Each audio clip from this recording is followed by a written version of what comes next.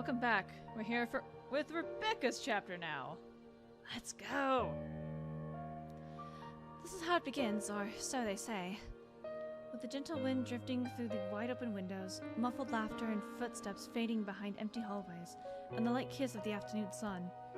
Soon, there will be a call, a crossing of thresholds into the unknown. Maybe we are off to some grand adventure? Or diving into another gripping mystery? One can't really tell. For all I know, a hero might even come sweep me off my feet, if I'm lucky. That's not exactly a bad thing when you think about it. But this is far from one, isn't it? A riveting tale, that is. The mild breeze, the faint murmurs, and the warm rays painted every nook and cranny a fiery hue. They are all as real as they can get.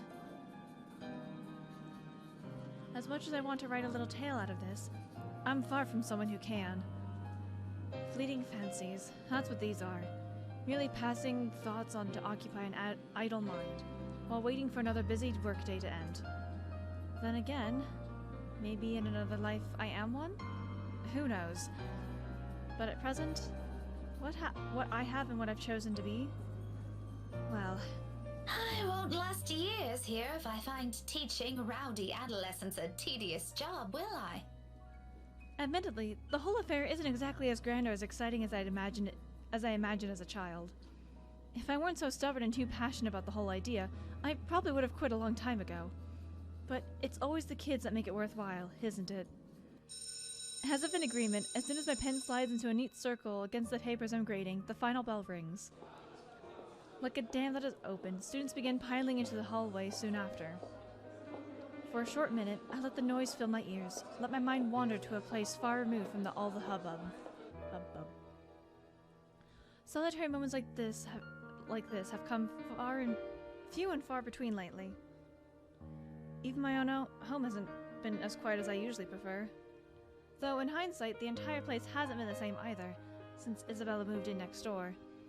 And if her fussing over a minor cold last week tells me anything, I might as well throw away any idea of solitude out the nearest balcony, so long as she lives nearby. At the memory, my eyes automatically shift over to the bottle sitting at the edge of my desk. A chuckle escapes me as I reach for it. A little ball of energy and enthusiasm. That big baby. Mother Hen, she calls me, and then says and does the same thing right after. It's not that I'm unused to being on the receiving end of other people's worries, or I feel any sort of apprehension over her fretting. If I'm to be completely honest, it's actually amusing how someone can be childlike one minute and then act like a responsible adult the next. But there's a dissonance there, both in her actions and words. Although she may not look like it, may not say anything, may not lose her cheer, one way or another, I know these troubles have weighed down on her lately. Her face says it all. That big nupty! If she thinks I won't notice, she's got another thing coming for her. That's how she's always been. I do understand that part, loud and clear. It's just that I'd really rather not pass another burden onto her. Or become one myself. Aren't I supposed to be the one taking care of them? Though I guess that's simply one of the things that people eventually grow away from, once you've all started leading different lives. Not completely different, I hope. Somehow, that thought makes me feel uneasy. Thankfully, before stranger ideas can take root in my head, a faint buzzing comes from my bag, cutting through the rest of my thoughts. A small frown forms on my lips when the screen lights up and an unknown number flashes. For a long second, my thumb hovers over the answer button. Even the voice that responds, once I do accept the call, is wholly unfamiliar. Hello? Oh, goodness. Finally, it connects. Hello? Is this Miss Gales? Rebecca Gales? Yes, speaking. Who is this? Oh, sorry. Rose Cooper. Briar Realty Corporation. Oh shit. Briar Realty? My frown deepens as I straighten from my chair. Something in her tone, despite sounding remarkably friendly and light, doesn't quite sit well with me. The rigid pause that follows doesn't help ease the tension that has suddenly descended either. Miss Cooper? Yes. Things are a bit busy on my end. I apologize. Hang on, I have to know something. Okay. I'm not certain if Isabella has mentioned anything before, but we're working together on a property at the moment. The Armengard Mansion, yes. She said something about that earlier. Is there a problem? This is about Isabella, actually. She wastes no time relaying everything. The details she provided are, admittedly, a bit vague, but enough for me to get at the gist of what happened. It isn't the bad sort I'm expecting, though still worrying. Especially with words panic attack and pale looking a bit sickly woven together in one foreboding sentence. But as quickly as it surfaces, I stomp down the urge to demand answers, right then and there. Now isn't the proper time for useless questions. I'll find out soon regardless. To Miss Cooper's credit, she neither hesitates nor falters all throughout. There's some sort of comfort in knowing Isabella has someone like her to guide her, though not as much as I would have liked. After all, this is Isabella we're talking about. What are the chances that she said a bunch of excuses so she won't get sent home? High. Very high. Oh, she is so going to hear it this time. You were listed as one of her emergency contacts, so I thought it'd be best you know about this. How is she? Is she doing okay? I had her take a break for now, but honestly, I'd feel better if someone were to pick her up and take her home for some rest. Anthem's a fair distance from Luxbourne. I really don't want her going off on her own. I'd do it myself, but you know how it is today. Big day. People everywhere until the open house ends. I'm really sorry to ask this of you, Miss Gales. I know you're busy. Oh, no, it's all good. I was just about to leave from work. I hope to leave early today anyway. A few minutes ahead wouldn't hurt. I can be there in a few, 30, 40 minutes tops. Is that all right? More than fine, Miss Gales, thank you. We're supposed to be here until... Oh, excuse me. One moment, please. Yes, ma'am. The faint hum of conversation echoes from her end. It sounds as though the place is buzzing with more people than you'll expect from a regular open house. I was skeptical at first. The house is old, not to mention its inconvenient location in Luxbourne's outskirts. Who wants to live in a place almost half an hour's drive away from any comforts of the city? But from what little I can hear, it appears Isabella has every right to be optimistic about this sale. If I didn't understand why she was so adamant refusing my offer of help before, I think I do now. To some degree. We'll be resuming the tour soon. Yes, thank you. Sorry about that. I really need to get this thing going. Lord knows how I'll salvage the situation here. It shouldn't be anything complicated, but still, clients. They can be difficult when they want to be. Anyway, just look for me when you get here, alright? I shouldn't be too hard to miss. No problem. Thanks for letting me know about this. Just make sure Isabella stays put, please. Heaven knows how stubborn that girl can be. Oh, believe me, I know. Don't worry about it. I'll have a few of our staff keep an eye on her for me until you get here. Except Ashton comes. That's all I'm asking. I appreciate it. Or he's already there. The whole thing ends on a surprisingly pleasant note. If only the same can be said for the news she brought. I allow a brief moment to pass, to ease whatever tension has latched itself firmly into my nerves. But no matter how much I wish for it, my mind stubbornly refuses to do so. My hands are unsteady against the papers I pretend to arrange after. Lucid thoughts, every single one of it grimmer than the other, goes with each passing second I linger. Something about this whole thing, along with a sudden ease and nagging worry, screams... off. Wrong. This isn't the riveting tale I was hoping to step into today. Even on a rush, getting everything in order before leaving takes nearly a good quarter hour. By the time I make it out of the classroom, the commotion has already died down, dwindling to mere echoes and distant laughters. From the nearby room, melodies from a rehearsing band drifts freely into the air, filling the almost empty hallway with their warm, lively tunes. Any other day, I'll stop, bask in the music, and enjoy what little peace it brings. Not today, however. My steps are brisk and sure as I march through Edward Hull's exit. The sooner I confirm Isabella's okay, the sooner I can shake off this niggling feeling. For one reason or another, that single call of all possible things has thrown everything off kilter. I'd rather this be over with as quickly as possible. So much so that I nearly barrel over a student in my haste. Though perhaps it's really the other way around. When I look down, a set of blue... When I look down, a set of eyes, bright and hopeful, stare back at me. Her arms are wrapped around my waist like a vice, and at my attention, a grin spreads over her face. Buenas tardes, Miss Pink. Hello, Kylie. You know, you aren't supposed to run into people like that. Sorry, Miss Pink. She loosens her hold on me, but not a hint of guilt or regret appears on her. If anything, it seems the remark only amused her. A smile appears on my face before I can help it, matching the one on her own. Just remember not to do it again, all right? You could get hurt. You sound like my mama when she's scolding Rowan, Miss Pink. I'm sure your mama only means well. I know she'll be worried sick if one of you were to get hurt. Where's your brother anyway? Aren't you two supposed to be heading home now? Rowan said he's got some stuff he needs to do before we go. I think he's taking too long. But he promised to buy me jelly babies today if I keep what he's doing a secret from Mama and Papa. Any chance you'll tell Miss Pink about it? She shakes her head, both hands going to her mouth as if to keep her precious secret from spilling out. I made a promise. She said it's for Tia Luke. Oh, something like a gift? Like a deal. Tia promised to take him somewhere cool when he's old enough. Rowan's gonna prove he's a grown-up. Laughter slips free from my lips. The teacher in me wants to give whoever this Tio is a reprimand for bringing about this kind of behavior in children. But if both swearers' kids are so fond of him, then there shouldn't be anything to worry about, yes? At any rate, they're nothing but well-behaved, both Kylie and her brother. Rowan, the eldest, may have an occasional odd streak in and out of class, but their parents taught him well. I see no reason to cast any suspicious behavior on them. As long as it isn't anything dangerous, all right? It's not. Cross my heart. My drawings are a lot prettier than what he's doing anyway.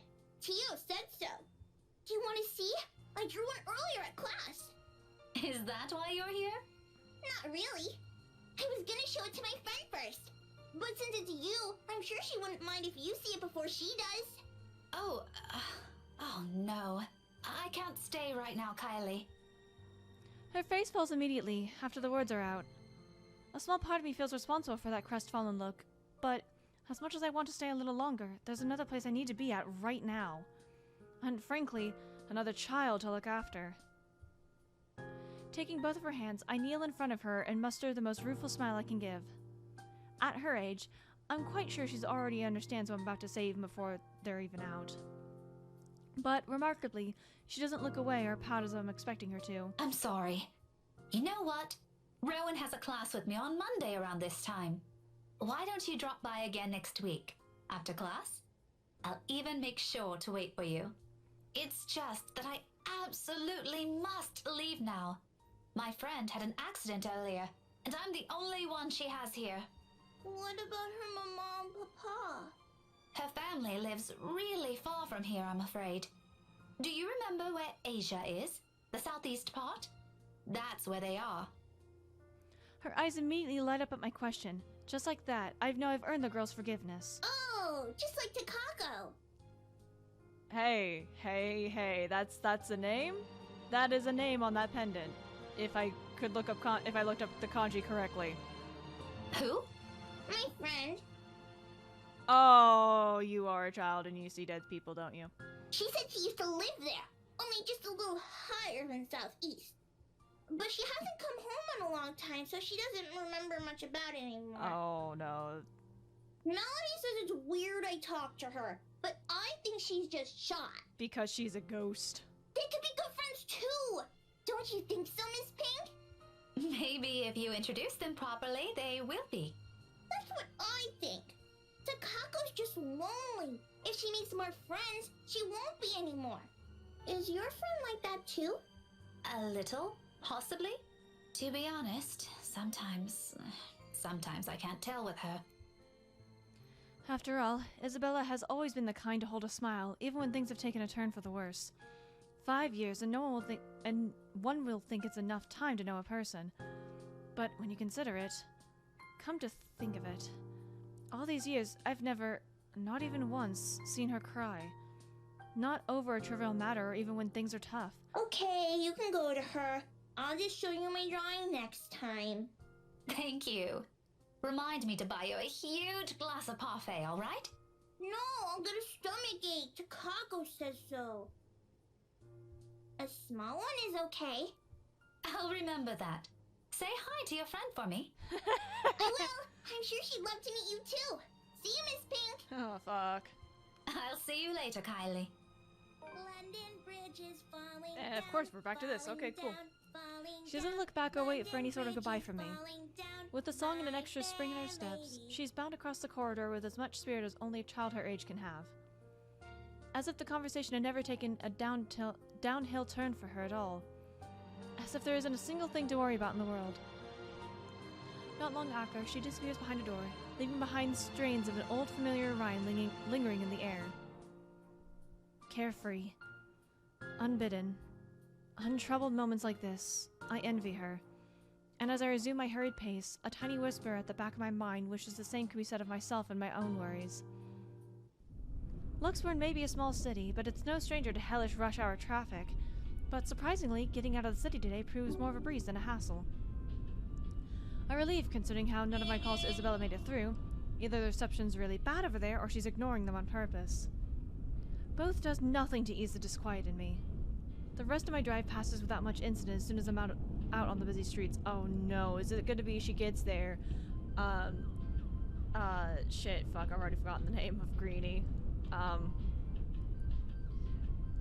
Where Cooper is just like, hey, actually she got taken home by this man named Ashton, and Rebecca's like, oh fuck. And that's why she's so pissy at the movie? Aw. In less than 30 minutes, the mansion looms ahead of me. For all the fuss Isabella made about the house, it remains a thing of beauty. Unlike Luxburn, the estate and the nearby Ansem village stand as its complete opposite, living and breathing the songs of the old whispers of a once moving haven lingering in the air. Contemporary conveniences aside, it's a place I'm glad modernization hasn't wholly touched. It's just a shame the locals know more of the silly hearsay than the history itself. If I could only knock some sense into these people!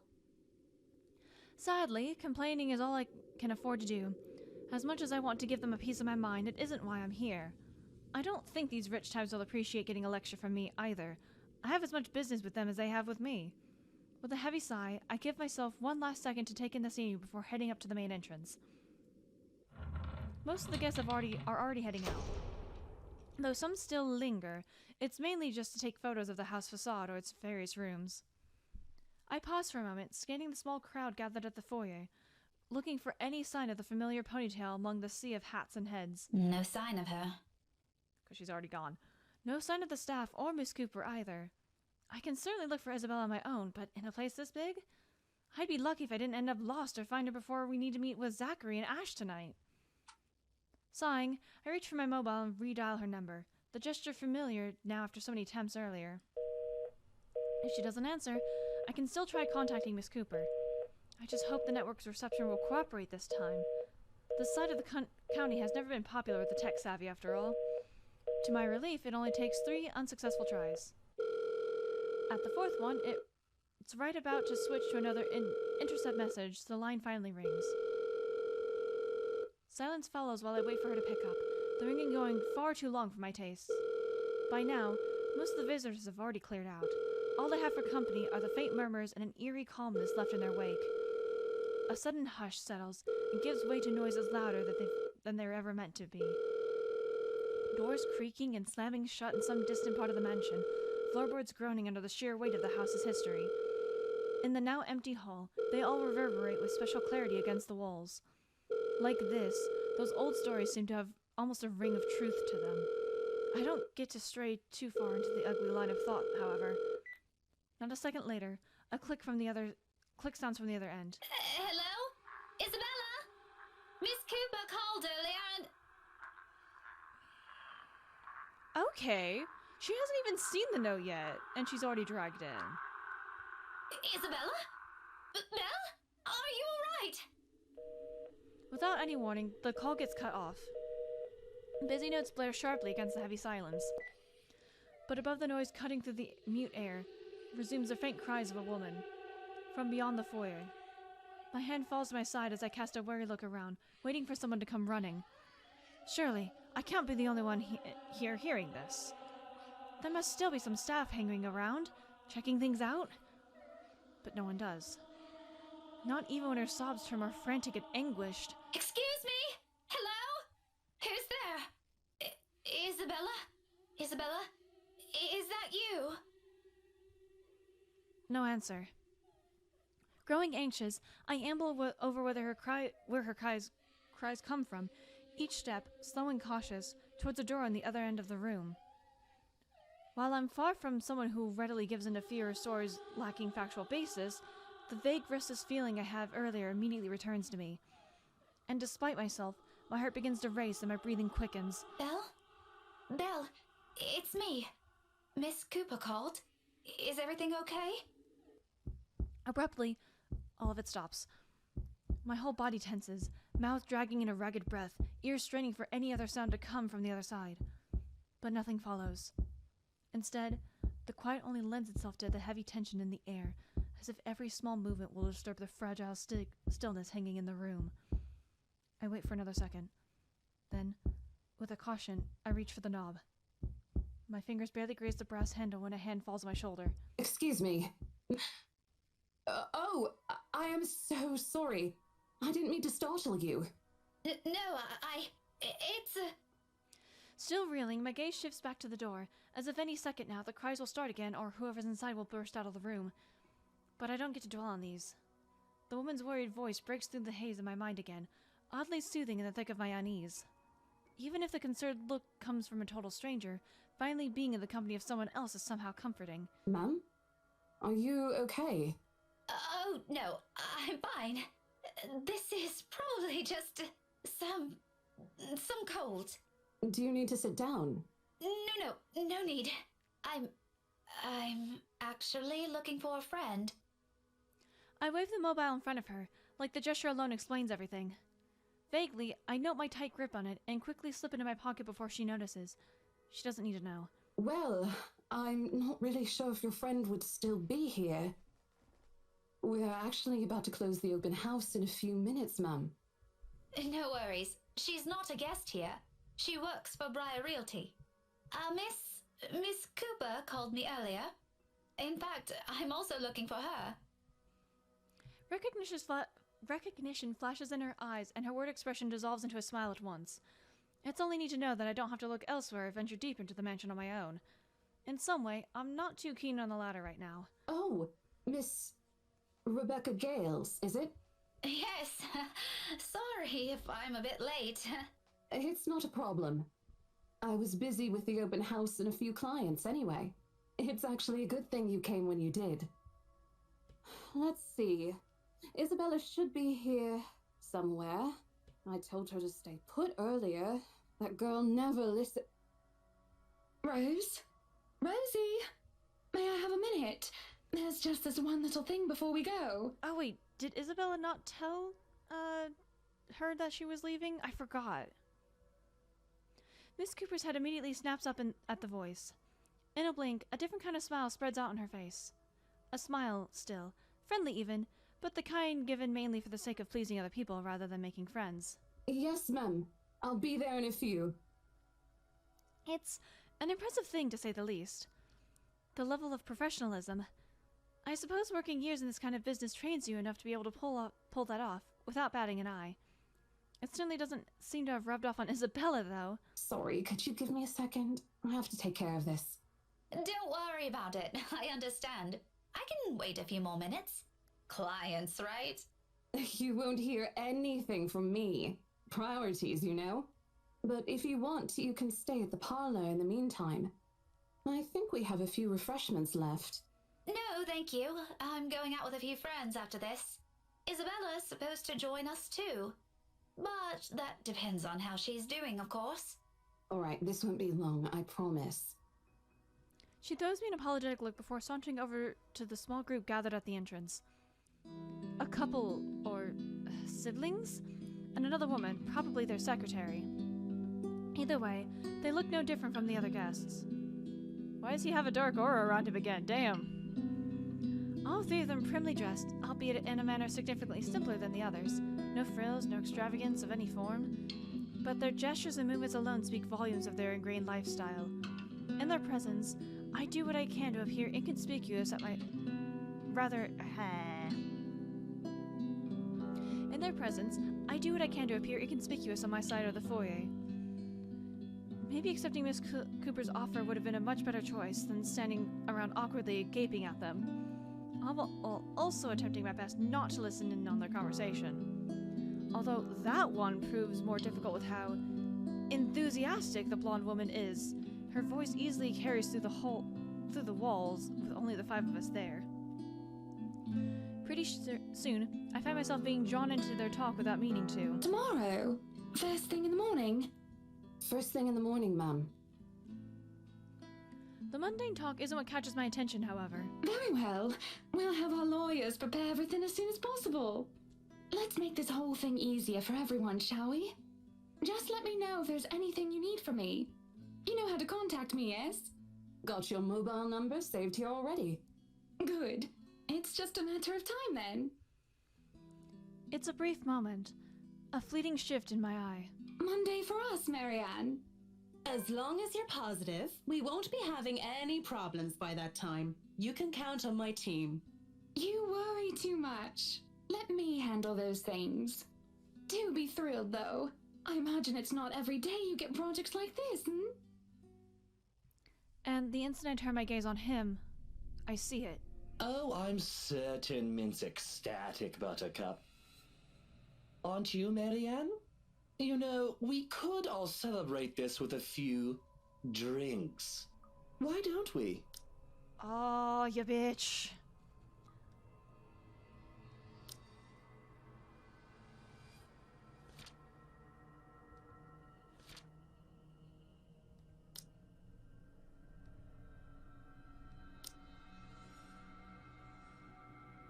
For some reason I thought it was on the 18th, but I guess not, because the drinks have already happened. When was the open house again? Damn it, I don't remember. 21st. In fact, there's this really excellent Irish pub I visited a few days ago. Oh, this is awkward.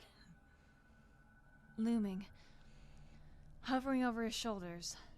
Drawn to him like a moth to a flame. A dark blur. No. A shadow. I think I'll pass on that, sir. I have more important matters to attend to. Darling, your liver. You already had a glass today, and apparently a few days ago as well. How many times do we have to remind you? Doctor's orders, remember? What a shame. You never let me do anything fun. But as I try to make sense of it, a heavy feeling descends over my whole body.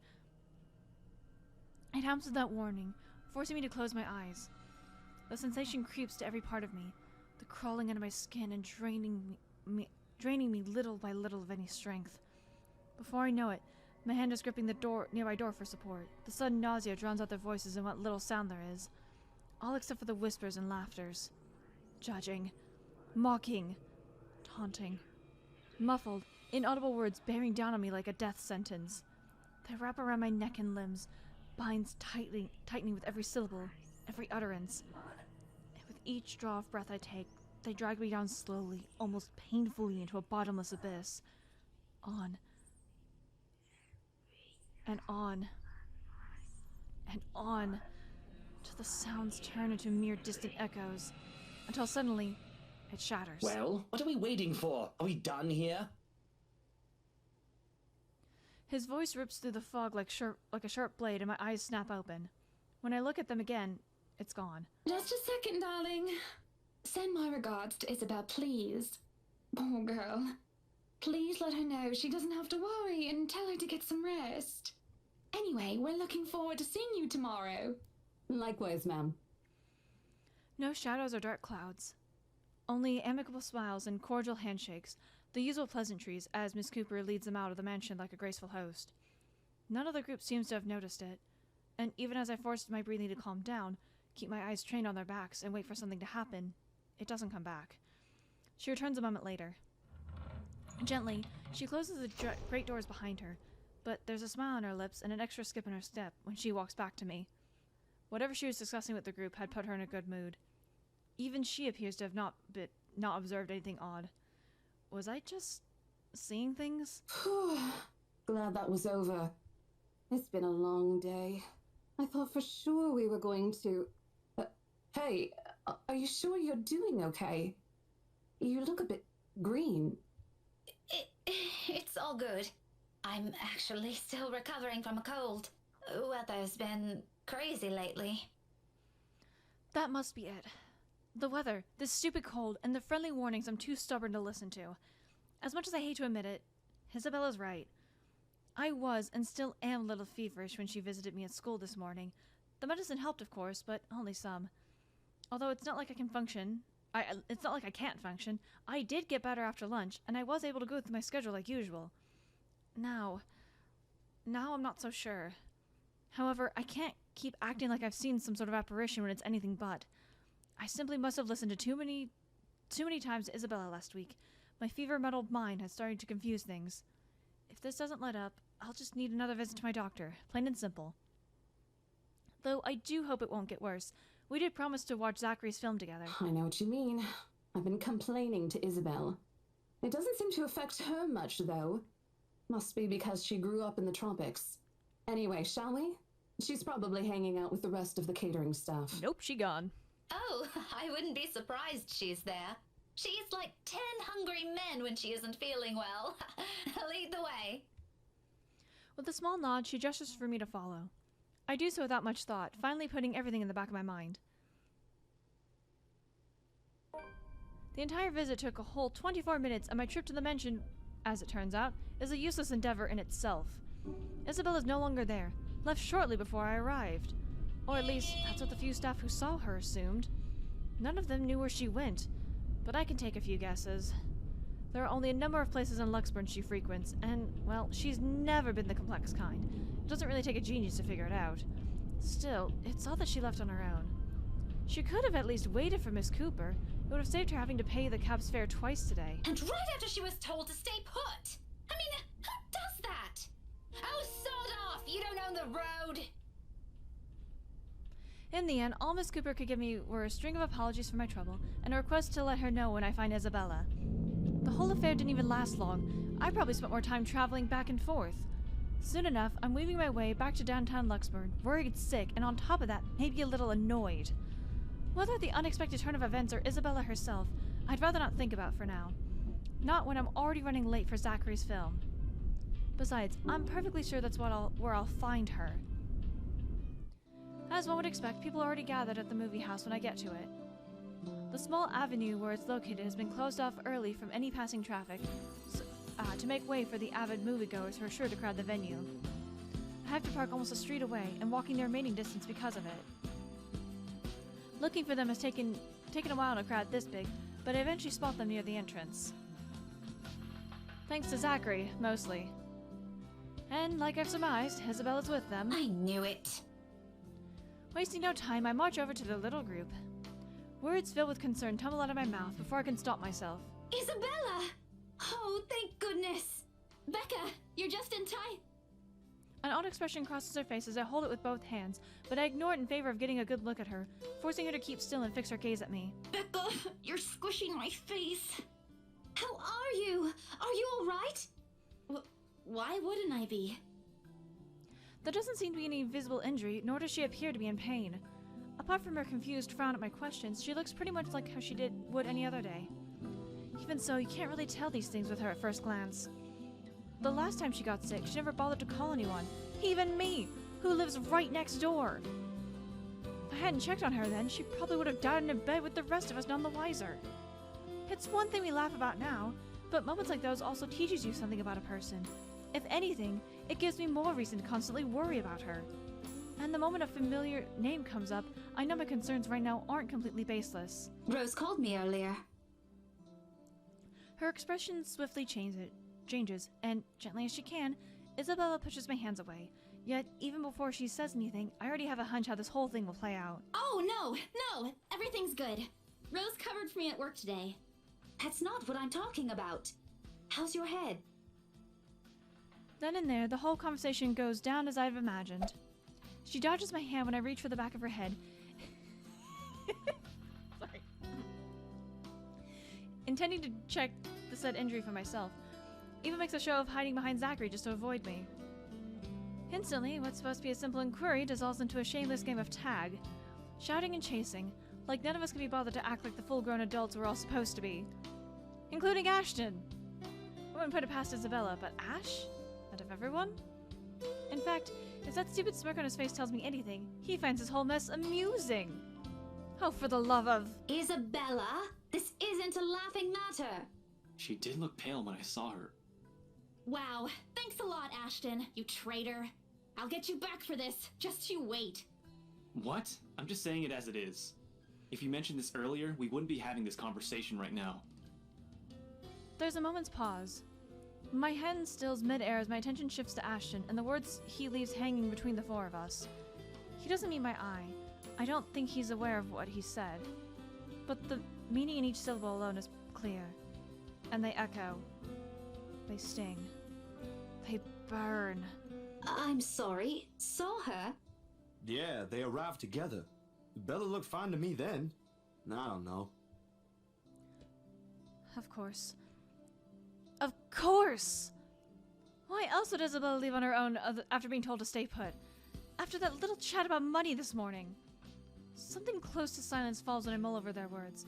Both of what's already been said and what's left unspoken.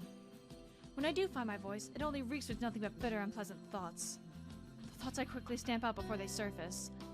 Thoughts I hide the best I can in the deepest part of my mind, locking it away for no one to see. Oh, that's good. At least she didn't have to travel alone, right? At least. Good. Yet, try as I might, the green-eyed monster easily rears its ugly head. Like always, it does every time I meet his... Like it always does every time his gaze lingers a second longer. Every time he smiles in a manner far too gentle, far too sincere, whenever he thinks no one can see. Every time my mind suggests his words mean more than they should. Every small, little thing. Despite what he says, despite his tone. Look, you guys. For all I know, it might just be some kind of fondness born from friendship. Maybe I'm simply overthinking, like he often tells me, or maybe there really is something there. But in his short display of impatience, I know the whole thing is just for show. After all, growing up together with him didn't teach me nothing about him. For whose sake is it this time, though? For him? For Zachary? For her? Or for me? That I can't tell. If she says she's okay, then there's nothing we can do about it. It's not like we can stop her either. Besides, she's still acting like the same old Isabella to me, if she can still run around like that. Why are you taking her side? I'm not. But if she wants to watch Zach's movie with us, I'm not going to stop her. She's probably the one looking forward to it the most. Ash, that's... You, of all people, should know... Tell you what, if I notice something amiss with her, I'll take her to the nearest hospital myself. Is that good enough for you? My mouth opens and snaps shut almost as quickly, forming a thin, hard line instead. I can't respond. Not because there's nothing to say. On the contrary, there's plenty. So many things I could use as a reason to get him to agree. But because he speaks with much certainty, with much reassurance, it feels like there isn't even a choice. All I can give is a long deep breath and a reluctant nod at the face of it. Before I can get a grip of myself and my own weakness, the mood immediately shifts and I'm being tackled into a hug. Thanks, Becca. It's always been you with him, isn't it? Did you say something? Me? Nothing. Don't mind me. A lie, obviously. What else can it be? Each and every smile, a tiny effort to keep things as they are, or so I tell myself. Little do I know, this is merely a preamble.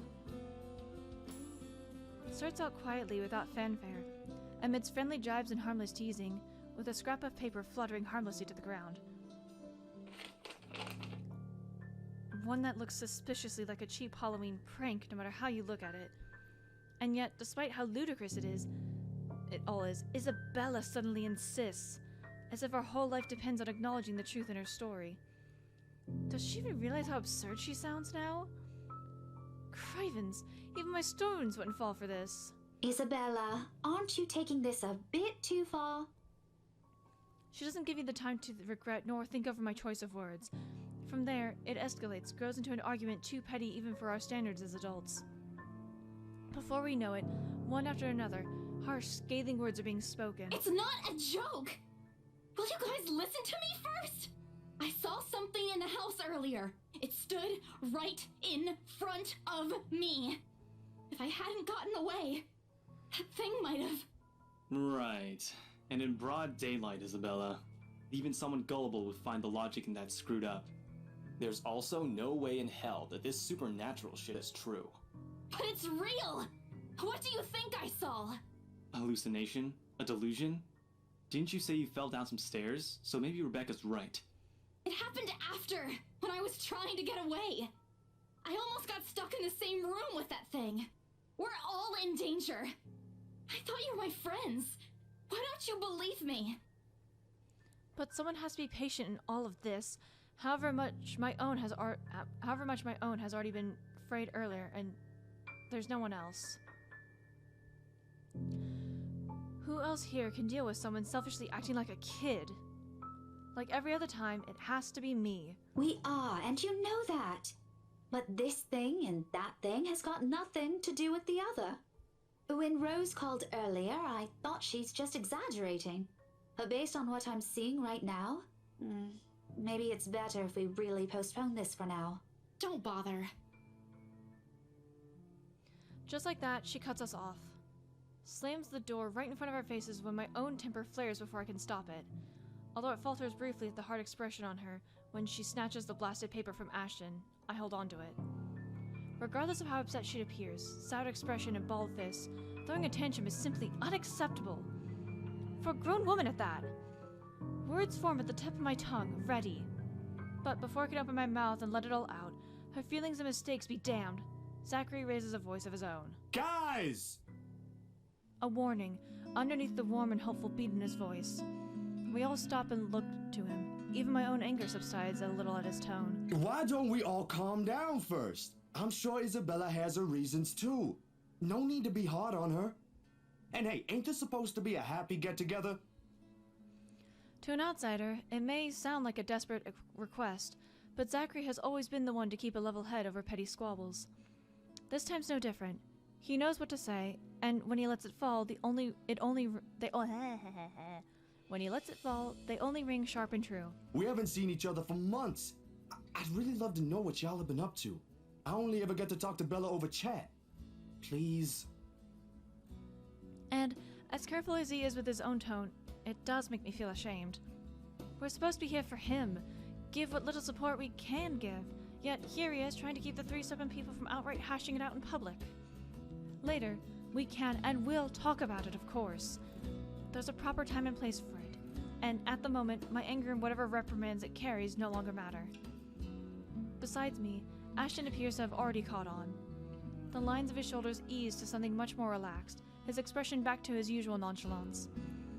Isabella, however, she stands perfectly still, her hands clasping at the straps of her bag like a lifeline, eyes trained at some point near her shoes.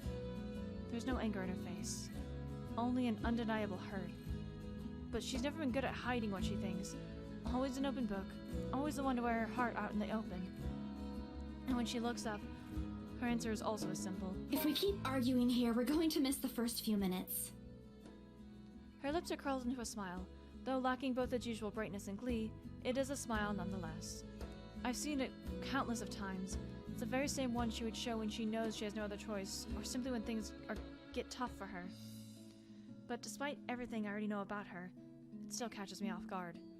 In all honesty, I expected her to run, to balk at the first sign of losing this time. I wouldn't even be surprised. At 26, she is the youngest among the rest of us, less experienced, less accustomed to dealing with the trivial quarrels like this.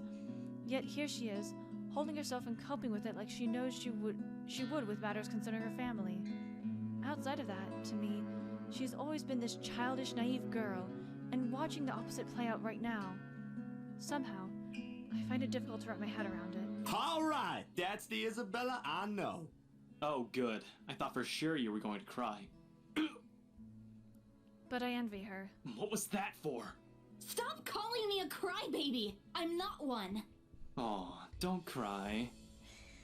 Stop it!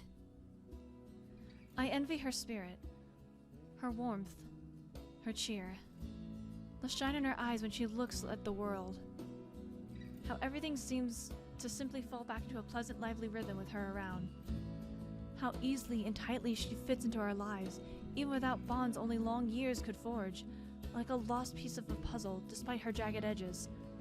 How she draws people to her with ease. How Ashton, of all people, can be drawn to her. Okay, scaredy cat then. That too! If you repeat that, I swear I'll... Let's just go. I make no effort keeping the bitterness from my tone. I let it seep, linger stiffly in the air, as I avert my gaze from them. From their playful banter, their friendly teasing remarks, and Ashton's tender, affectionate smiles. All before the stabbing ache in my heart changes into something more painful to bear. It's all in my head, is what I'd often tell myself. Yet, the way my heart rends at the sight of them hurts.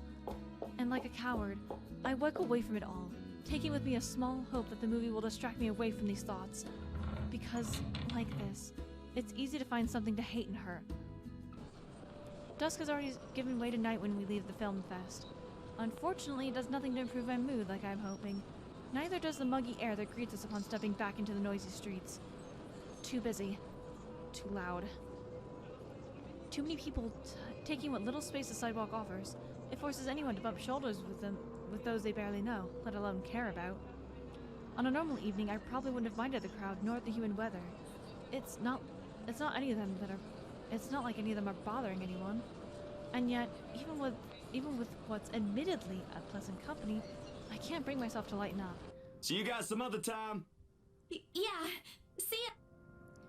Not even to return the smiles Ashton and Zachary give us when we go our separate ways. Perhaps this started with Miss Cooper's call, or earlier than that. Maybe even the moment I left bed this morning. Bloody hell. It could have been because of that sodding letter for all I know. I couldn't care less at this point. All I wanted was to get a warm bath, sleep, and wait for this dreadful day to end. Now, if only Isabella would stop babbling, then maybe this dull throbbing at the side of my head wouldn't turn into a full-blown headache, too. Zach did a pretty good job with his movie, didn't he? Even though Ash said he ran into some trouble late into filming.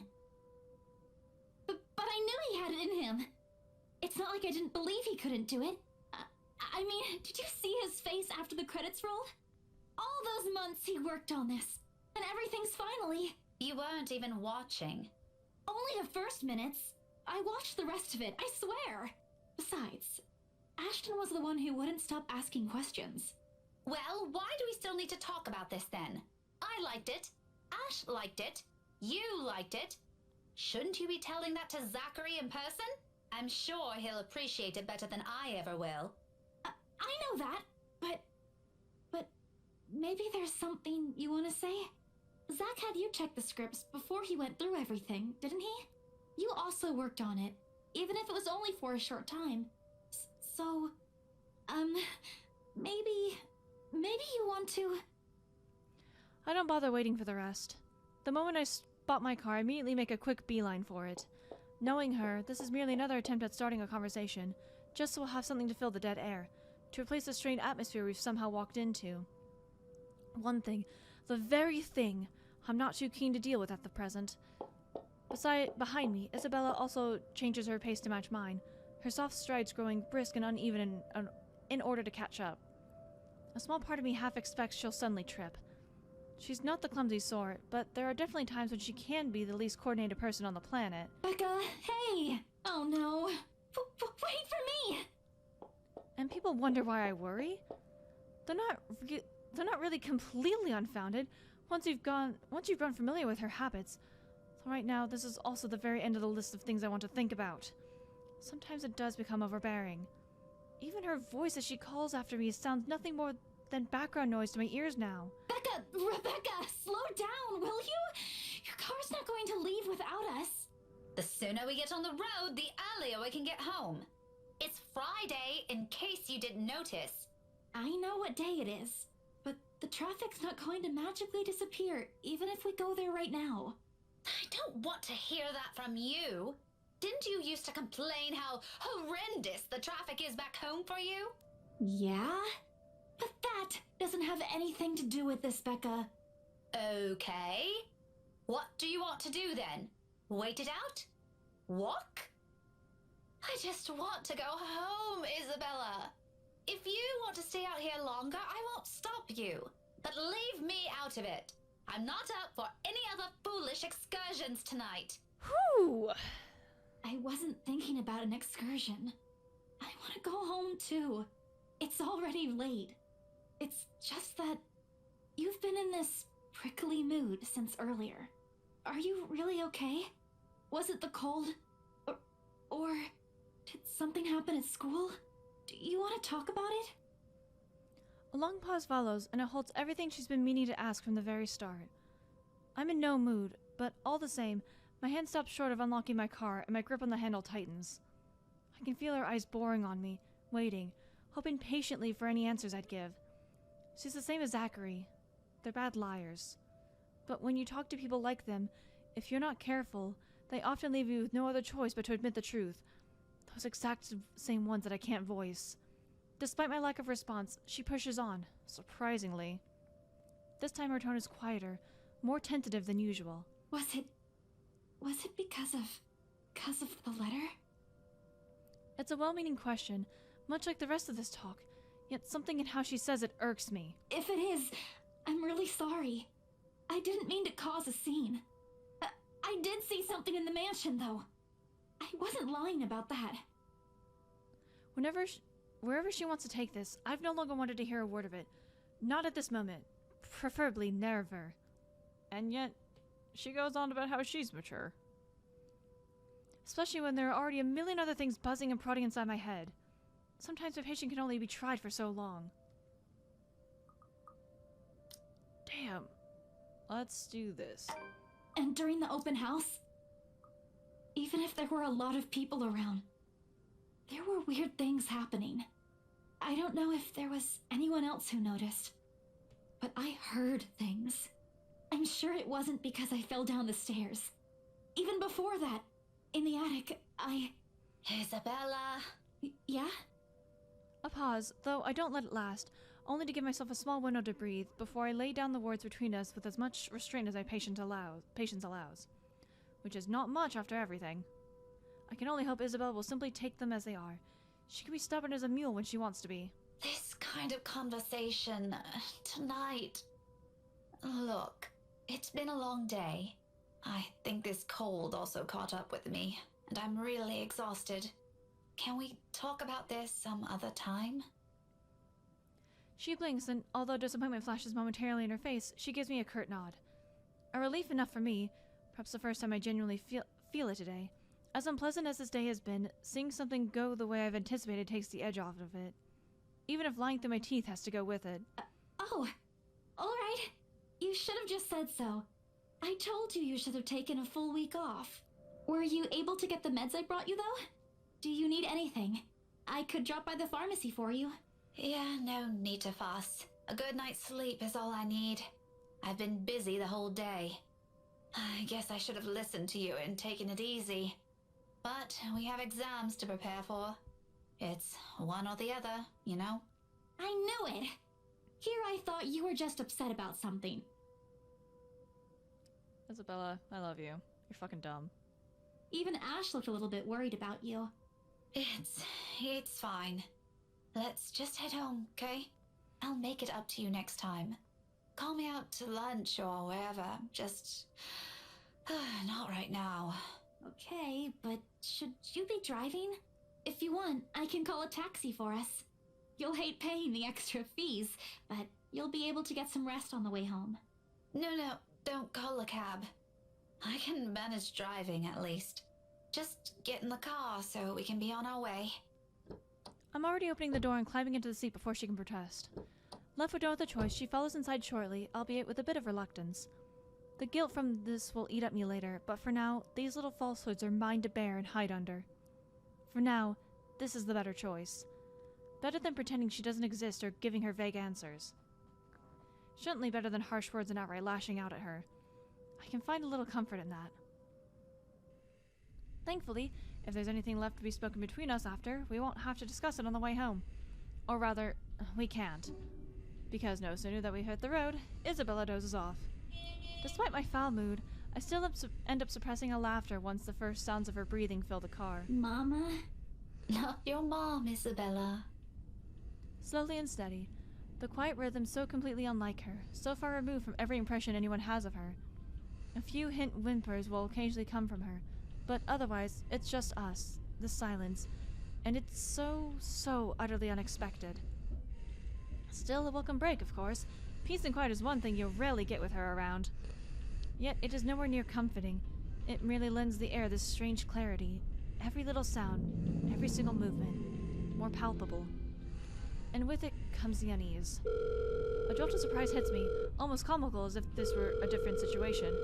In my haste, I accidentally dislodge my mobile from its seat on the dashboard where I swipe on the screen. Soon, I'm scrambling blindly for it with my other hand while keeping a steady eye on the road ahead. A voice cracks from the loudspeakers before I can put it back. Although muffled heavily by the surface, I recognize the person on the other line from her chipper tone alone. Hello? Miss Cooper? Oh, you're still awake. Evening. I hope I didn't disturb you or anything. I know it's a bit late. Sorry about that. I just want to check on you and Isabella. That girl's still not answering her mobile. Why didn't you text her? Were you able to meet up with her? Yes. She's with me. We're on our way home. Hello? What was that again? I can't hear you properly. Sorry. Let me just fix this dumb phone. Ha ha ha ha! My hand stops dead for a moment. I spare the device a brief glance, waiting. Seconds pass. Nothing happens, though. Frankly, I'm not sure what I'm expecting, but the lines of my mouth forms into a frown regardless. Miss Cooper? Yes, still here. Did you say something? Just that I didn't get the last part. What were you saying again? No, I thought you... Never mind. Must be the signal acting up.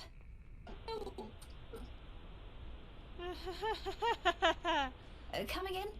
What? Is everything all right over there? Certainly. Is something wrong? What wouldn't? Okay, you seem to be busy. If this is a good time, I can just call you back some,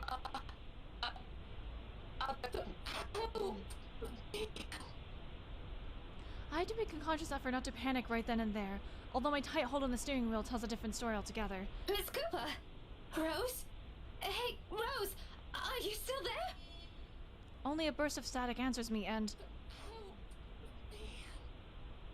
Maybe this lapse is entirely because of my exhaustion. It has been a long day, and I haven't fully recovered from last week's bout of flu, contrary to what I've been telling people.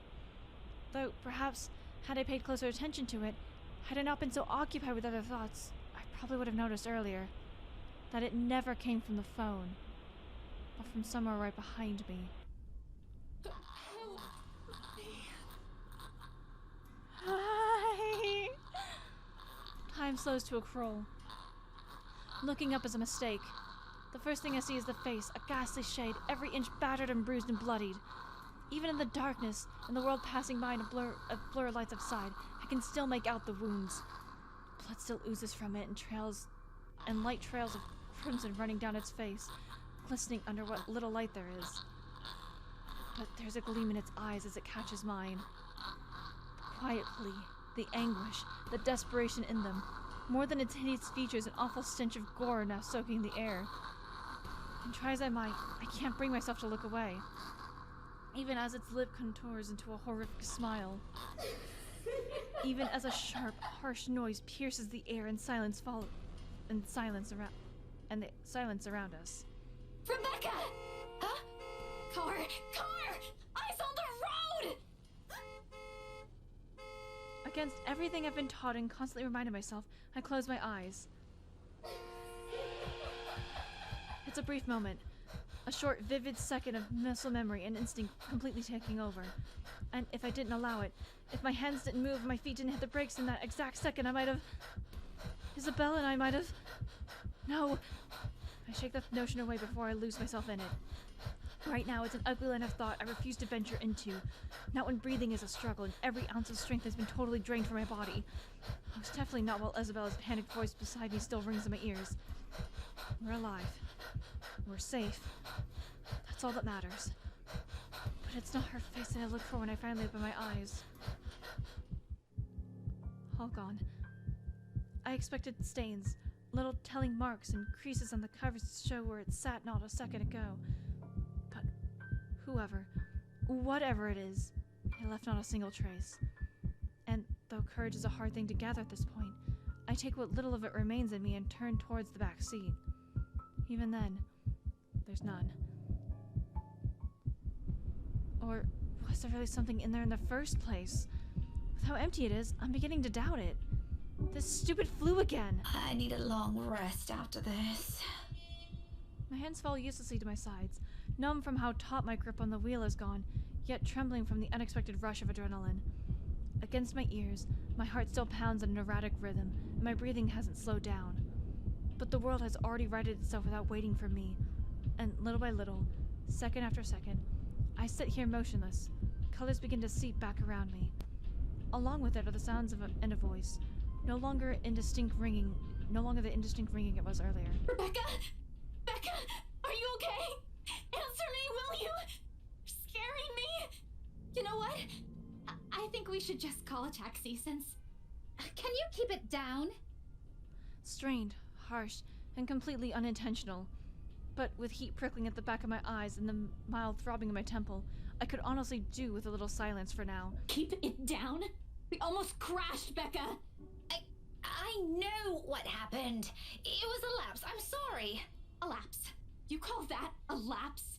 Becca, I really don't want to end up a mangled mess on the side of the road, or a mangled mess anywhere.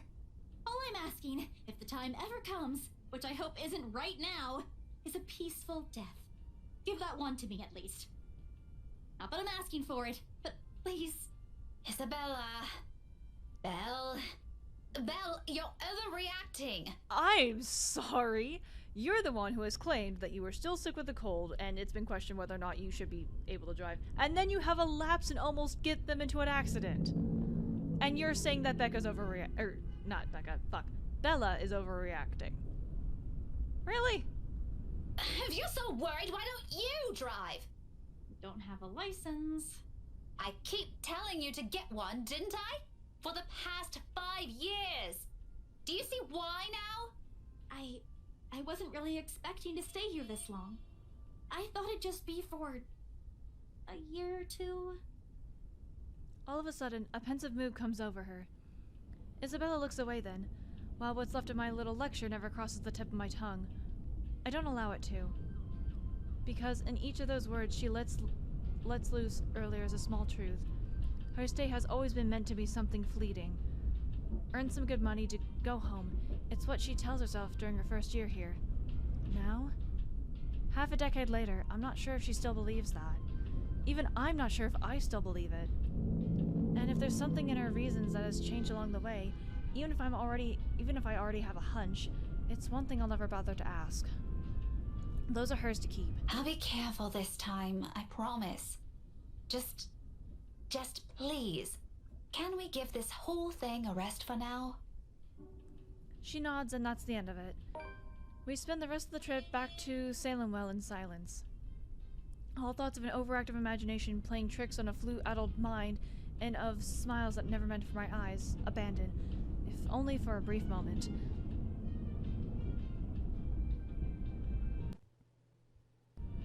No. Streamlabs, please, stop being mean.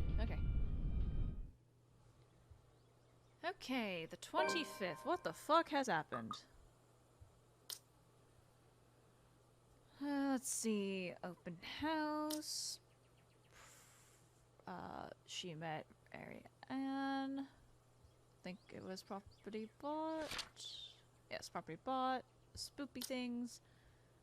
Cat goodness. Isabella's fun. And now we're on this one. Okay. It begins innocently enough. Tuesday morning arrives like any other day before it, bright and clear. Even though it comes with an extra helping of unusual October weather, I appreciate being able to catch a glimpse of the clear skies lately. After going through a bout of sickness last week, it does something to lift the mood of what would otherwise be a dreary morning. And despite being mostly a creature of habit, I wind up waking earlier than usual because of it. Still no earlier than Isabel, it appears. I've assumed she's taken a day or two off because of what happened to Miss Cooper, but that doesn't seem to be the case. The sound of the morning news drips from her unit when I walk past on my way to the mailbox. Chances are, around this hour, she's already dressed and ready to go, probably just waiting for the next bus to arrive. I've tried following her example before, but I don't think I'll be repeating that. Really? How can anyone be up before the sun is up? Quite easily. It's a habit she got from home, she said, instilled to her by the kind of life she grew up in. Like clockwork, it's always at 4 a.m., either to help with the chores or prepare her little siblings for school. It surprised me the first time. She just didn't look like someone who could. In the end, I've simply passed it off as one of the many things anyone will get used to around her. Not that I've ever fully understand. I'm my parents' only child. We aren't well off, but so far I've lived a relatively easy life. I didn't have to think about bills or food for the next day, or paying for any siblings' tuition on top of my own, or supporting a sick father's medication. All I have to worry about were my grades, if it gained Mom and Dad's approval, or what we'd be having for dinner. When put next to hers, they pale in comparison. They look less like problems and more like petty issues this way. Petty issues? But as unimportant as it all sounds, sometimes it rears its ugly head at the most inappropriate moments. And sometimes they come through your mailbox in the form of a fancy-looking letter, pretty ribbons and all. Whoever sent this has spent silly money on the envelope alone. Verging on ridiculous, really. I can already imagine Isabella wrinkling her nose when she sees this. Then she'll complain about unnecessary expenses and rich people problems. I'm almost afraid to touch it myself. As if simply brushing a hand against its crisp surface will be enough to put a crease on it, and it'll be a terrible slight to the sender. But, as extravagant as I find this, it isn't really the first time I've received one. Most of the time it's not even for me, so who am I to complain? Either way, no look of surprise crosses my face once I flip the envelope over to see my parents' names written in a neat script. Nothing new, then. Their years at the academy naturally brought it with various connections, people from other fields, art, science, business, politics, you name it. This one, though, gives off a much more personal vibe. Letters like this only usually come from old students, people who've grown fond of my parents, and they in turn treat like children of their own. I've only met a few of them. Most have moved on to become successful in their chosen careers, and little letters like this are their way of expressing gratitude. It's one thing Ma and Dad are proud of, rightly so, and I'm happy for them. But there are times I wish they'll remember they have a daughter here. The real one. Not that it's of any importance now. It's not like they didn't raise me well and provided for me. They did. I wouldn't be where I am now if it weren't for their hard work. And like a dutiful child, I do everything I can to give back. Even if it's as a small thing as letting them know they've got another mail waiting for them. The phone rings for a good minute before someone answers. Mum. Her voice is warm as I remember. Becca? Hi, Mum. How's the conference going? Well enough. Until your dad sprained his ankle. Oh no, is it bad? I'm alright. In case anyone in this family cares to listen, I'm alright. Very much alive, darling. And there you have it. He'll be up and walking in a few weeks, don't worry. We're going to have to extend our stay here until it heals, though. Is something the matter? Nothing big. Just that this mail arrived for you this morning. A lie.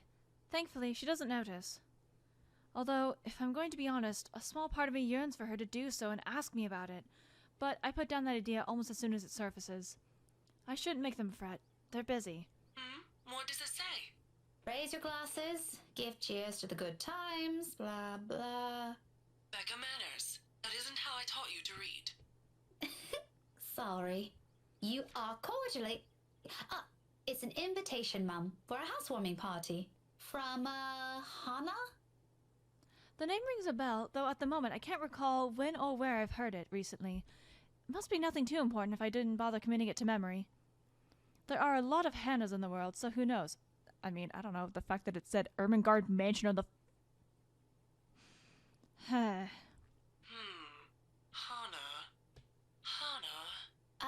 She also wrote you a note, Mum. It says you used to be her private tutor at the Evans mansion, and that she misses you and would love to see you two again. It makes my heart clench to read another openly say those words to them, the same ones I want to tell them. I want to see you too. It's been years since we've been all together as a family, and if there's one thing that hasn't changed from childhood, it's that Mum and Dad are still busy with their respective careers. Out of the country, away on some meeting or symposium? Sometimes for months on end. It's only grew more frequent with the years until I'm old enough to live on my own. I'd like to think that's how I came to become independent at such an early age. They've always praised me for that.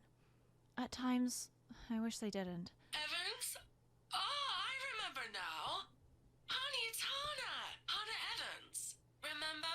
Bright girl, 2 years older than Becca?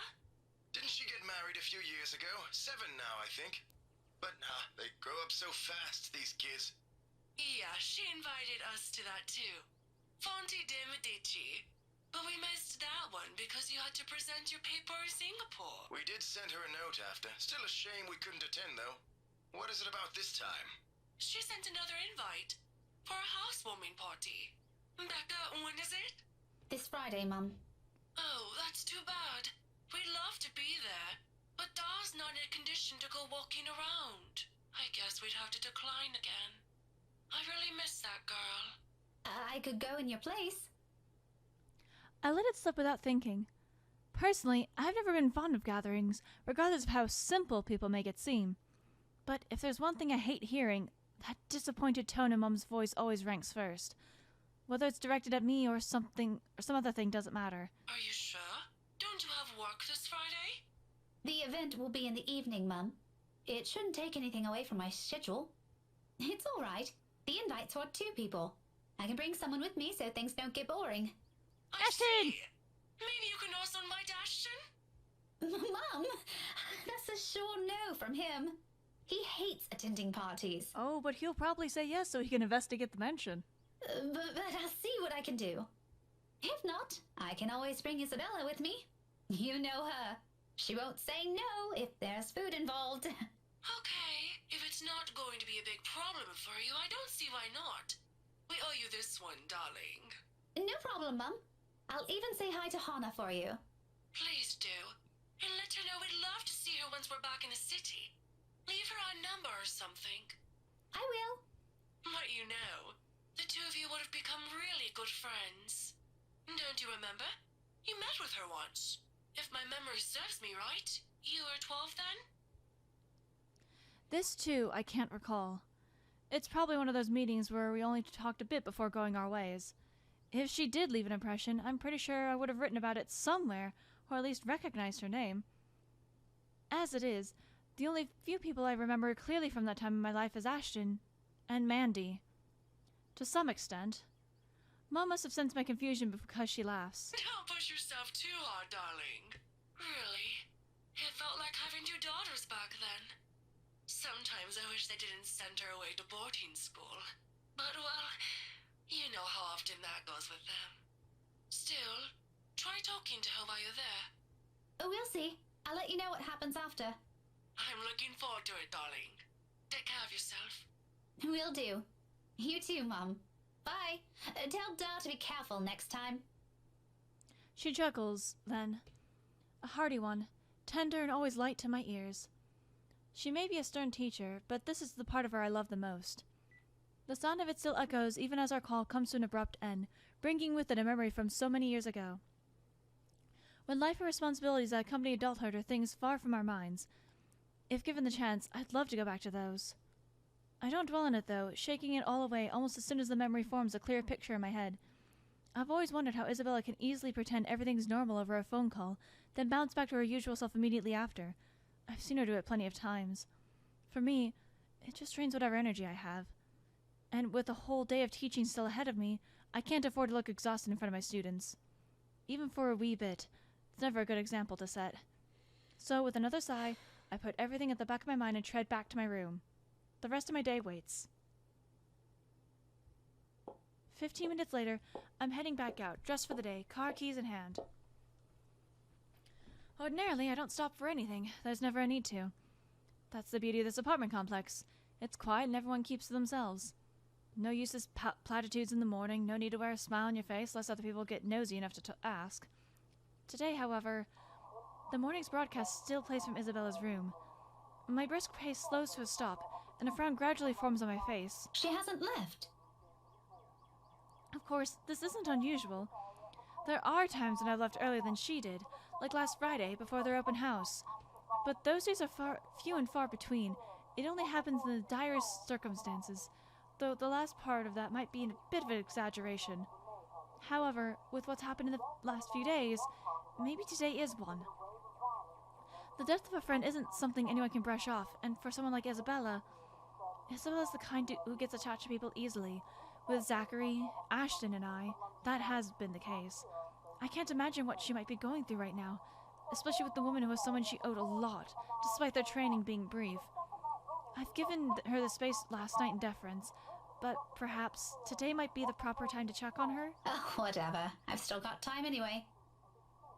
With light steps, I move closer to her door, hand already poised to knock. Still, I don't do so until I hear her answer me. Isabella? Belle? Are you in there? No answer. After a second, I finally knock, lightly so as not to disturb her in case she's sleeping and has merely left the telly running last night. Never mind how she falls asleep. Lets that happen, ever. Waste of electricity and all. I just want to check on you before I leave. Is that okay? Please tell me you have a spare key. Are you going to work today? Belle? Still nothing. I'm about to leave. If you want, I can drop you off. Another round of knocking. Then, I'm fishing out a copy of her key from my bag and unlocking the door. She lent it years ago, and after I complained about the mess and offered my help in cleaning up. I thought the gesture was completely unnecessary back then. After all, I could always knock. But she never did bother taking them from me, always returning it or turning away from the conversation whenever I insist. At one point, I've simply stopped trying to hand it back to her. Isabella?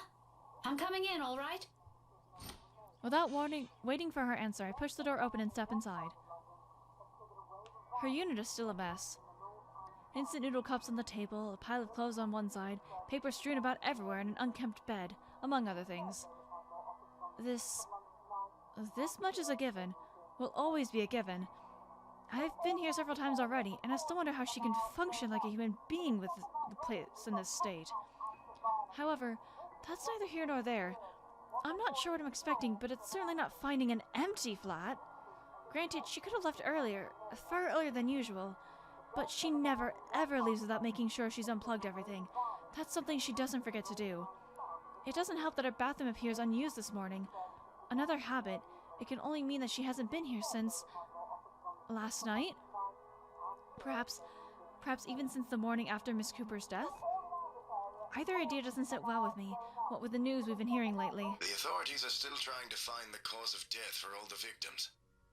Early investigation revealed most of them were employed under Briar Realty Corporation at the time of death. Oh. Meanwhile, BRC has refused to comment on this.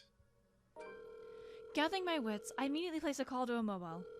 It rings for a good moment, and the sound of comfort in itself, but when another minute rolls by without her answering... Well, I'm not a woman prone to panicking. Sudden bouts of temper maybe, but never panic, despite how I may sound when speaking. And when it ultimately goes straight to her voicemail, a sigh is the only thing I let out. The pause doesn't last long, though. In the next moment, my fingers are already moving across the screen in search of two people who might be able to help. It's Ashton's number I find first and dial. Call it a habit, but even Isabella thinks he's dependable when the situation calls for it, despite how much they give each other grief. That already says a lot about him. There's Zachary, but around this hour he's probably still sleeping. If he has freelance work, it's very likely he's gotten himself in bed. He's the last person I want to bother, if anything. The wait doesn't take long. Soon, a click. Then Ashton's voice echoes through the receiver, rough and still heavy with sleep. He never did grow fond of mornings. Becca? Christ, what time is it? What's up? Not you, apparently. Good one. Did you call us early just to make that joke? I'm going back to sleep. No, Ash, hold on. This is important. Becca, stakeout last night. Make this quick.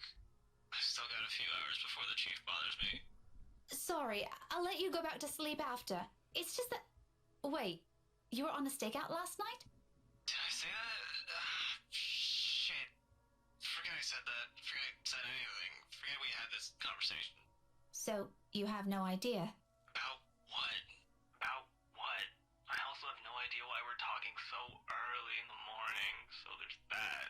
No, will you stop sleep talking or whatever for a second? Belle didn't come home last night. She's gone. Who? Isabella! Instead of an answer, a brief pause comes after, followed by something blunt and heavy hitting a hard surface and a string of rather colorful curses from him. The moment might have been one of the many things I'll keep to myself and remember fondly in the next few days, if things aren't the way they are. When he picks up again, there's no trace of sleep left in his voice. Say that again, from the top. Isabella's gone, Ash. She didn't come home last night. Her flat's empty. She left her telly running. You know she doesn't do that at... Okay, Becca, stop. Calm down first. You're starting to panic. I'm not! You are. Breathe. One person's not going to simply disappear like that. This is Isabella we're talking about. Did you try calling her? What did you think is the first thing I did? She's not picking up. It went to her voicemail. How about Zach? Did you check with him? Not yet. I didn't want to bother him. You know he has trouble sleeping and all that. All right, I'll go ask Zach. I'll call you back. No, wait! He ends the call before I can utter a single word of protest. But for the first time ever since entering this room, tension has gone from my shoulders and my breathing has eased. The bed creaks as I sink down onto it with a sigh. The telly still blares from the same uninteresting news, and I'm surrounded by clutter. All the same, it feels strangely calm to be here without worrying nagging at me. I'll have to apologize to Zachary later for sending Ashton his way this early, but for now, relying on the latter for this isn't the wrong choice. It never will be. That's something I won't ever doubt in him, much like his promises. And true to his words, he calls back only a few minutes after the last one has ended. She's with Zach. Oh, I'm so glad to hear that. She could have at least sent a message last night. What are you, her mother? It's one thing to hear that from Isabella, but from Ashton? I don't want to hear anything like that from you. I'm serious. You've got to stop treating her like she's one of your students, Becca. You don't have to keep tabs on her every time. Last I checked, she's only 3 years younger than the two of us. That's almost a decade gap from those kids you're teaching, you know. Says the person who keeps calling her Scaredy Cat. That's not related at all. Anyway, I'll go check how she's doing. Don't stress yourself out. You go ahead to work. Wait, you? Don't you have a precinct to be at? Whatever happened to not treating her like one of my students? Because if anyone's going to ask me, I think you're doing the same thing. Zach said it's an emergency. Something happened last night. Emergency? He didn't put in those exact same words, but it sounded like it. Ash, what really happened? Is Isabella fine? She's alright. She's safe. Zach let her stay the night after she... Look, okay. Z-Man wasn't clear about it, but let me handle this. I'll check on her. I'll bring her home. It sounds like a lie if I've ever heard one. The sort where he omits things so people won't fret, and I'm not sure whether I should be happy he cares that much to do it. There shouldn't be a need for this between us, is there? We grew up together, didn't we? He knows I'm capable of at least hearing out the truth without it gnawing at me for the rest of the day. He knows me better than that. I know him better than that. Frankly, there's plenty of other things to say about this. But despite, and after all the trouble he went through with how things are moving and at the moment, only one thought occurs to me. What should I say?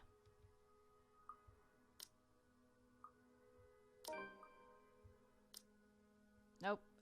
Nope. Nope, nope, nope, nope, nope. I'm sorry, Ashton. Please don't hate me. Yay. Plus points. I don't know what it was before here. Was it below? Why was it below? Oh wait, I could have just checked on her fucking full thing from earlier on here. Damn. Anyway.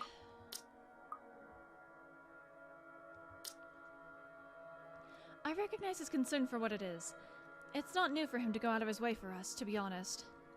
This is what I love about him. As much as I would have loved to take this off his hands, it would only be selfish of me to insist, considering he knows of my other commitments. To do so feels like I'd be trampling over the kindness he seldom offers to anyone. Sorry for putting you up to this. Nah, don't mention it. You've got other things you need to worry about. Take care of those first. This is a small thing. I still owe you one. Oh, I can name a few things you can do about that. You know, there's this ice cream shop that opened near the movie house. I could use...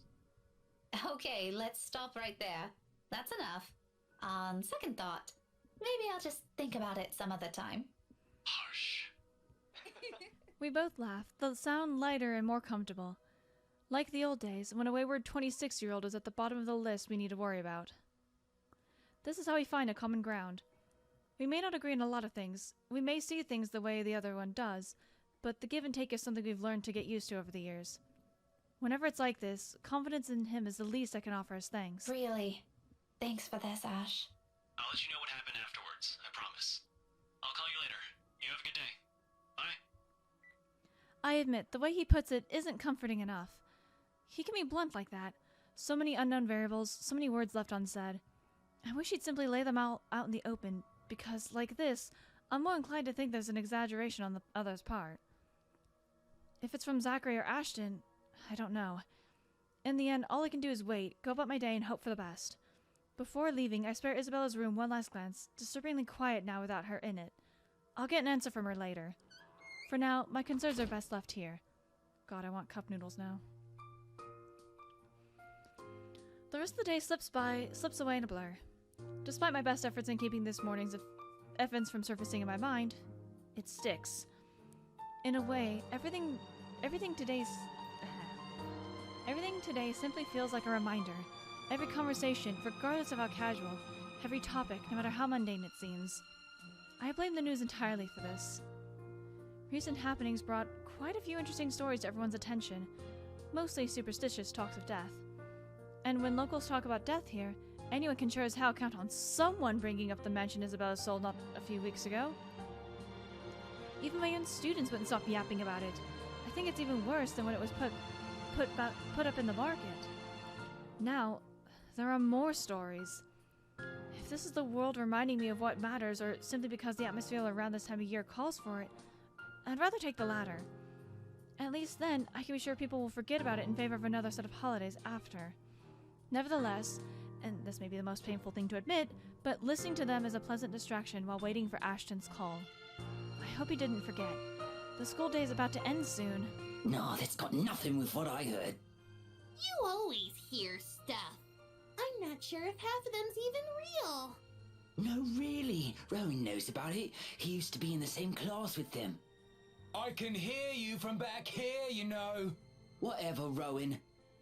Anyway, the story goes like this. There were 3 of them. Oh, shit. They entered the mansion on a dare, and they were all never seen again. Oh shit, that's the fucking students on the fucking thing! No one knows what happened to them, up to this day. Scary shit, man. Cock and bull story. Calling it now. No, you don't get it. Why don't you ask Miss Gales then? Better yet, why don't you go inside the place? I'm betting my allowance you can't do it. While entering at any point is still trespassing, there are people living there now. I would not recommend doing it. The talk immediately halts when I look up, all of them suddenly pretending to be engrossed in their current activity. Still, a word to put a stopper in this nonsense is needed. Creativity and imagination fostered by these stories is one thing, but reckless ideas should be corrected before anything potentially tragic comes from it. Back to your worksheets, everyone. And I don't want to hear any talk of dares or going inside that mansion. It's private property now. I mean, it always has been private property. Even if no one had lived in it, someone did own it, but yeah. You'd all better stay away from it before... At the noise, the whole lot of them goes silent. You can almost hear a pin drop. The look on their faces would have made for a funny picture, but that's irrelevant in the moment. If that is a student loitering around, someone's going to be in trouble. I'll be back. If you're done, you can leave your worksheets on my desk. Keep the noise to a minimum while I'm gone, okay? I can sense their eyes on me as I walk out the door. A muted kind of anticipation. A bit unnerving, but it's far more agreeable than the feeling of being watched as I've been enduring these past few days. Oh, shit. Class is still in session for most of the rooms. In a few hours, once the final bell rings, however, this place will once again be filled with busy chatter and footfalls, an everyday cycle in itself. But for the moment, I let the silence guide me, my ears focusing on whatever sounds there are, or there will be, searching for that distinct clanging of metal. A good minute passes, and for the portion of it, only my steps echo through the halls. And another. I'm about to turn around when the sound of it halts my footsteps. It's a little muffled and infrequent, but grows louder after each interval. With the hallway devoid of people, if I don't put a stop to it soon, it'll start to disturb the other classes still going on. Looking for it doesn't take long. All I do is follow the racket, and shortly I'm standing in front of a nondescript row of unoccupied lockers.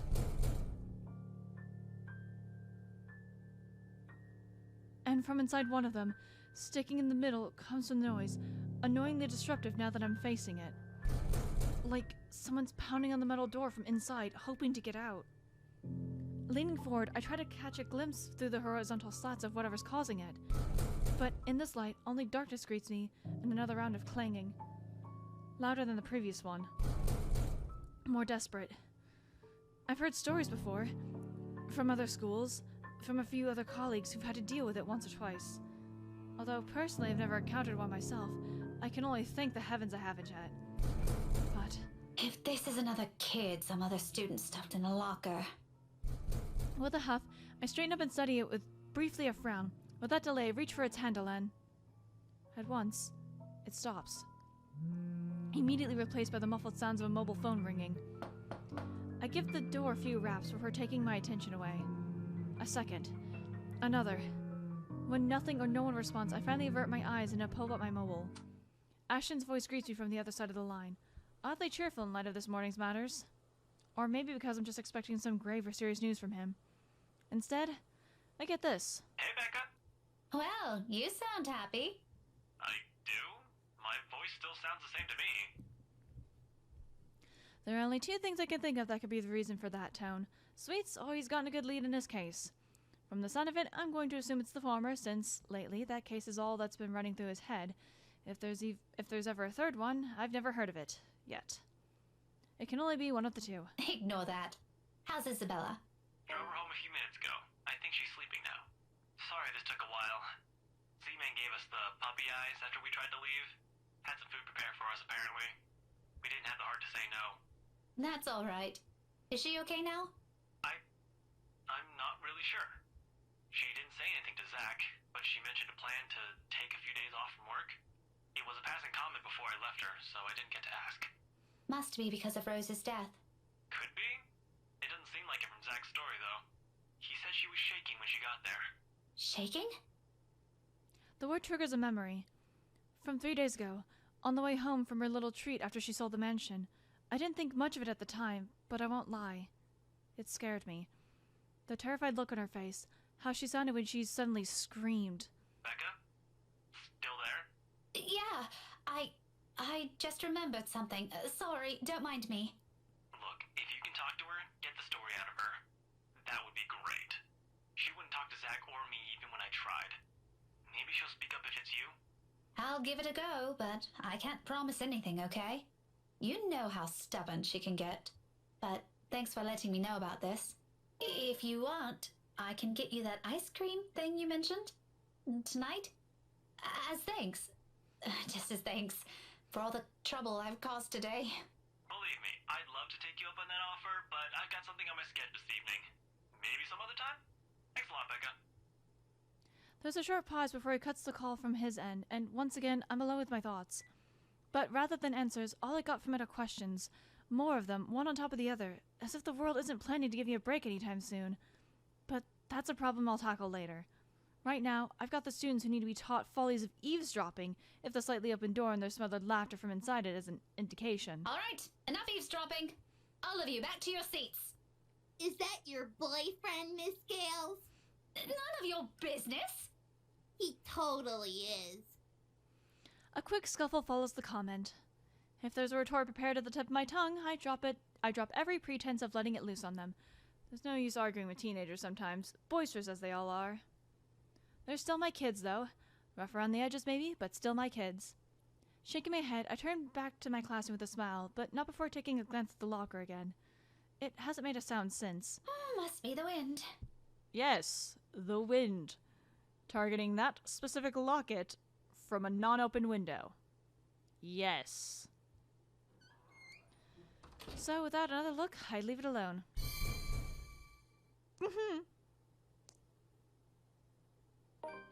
Cool. Fantastic. Great. Love it. Thank you, game. All in all, the entire school day ends without a hitch. It could have gone better, mind you, but with the exams nearing, keying out of work before the sun has set looks as though it's a far-off dream from now. At least until they're over. Then we have the holidays to look forward to. There really are times when you simply take what you can get for the time being. Nothing wrong with that.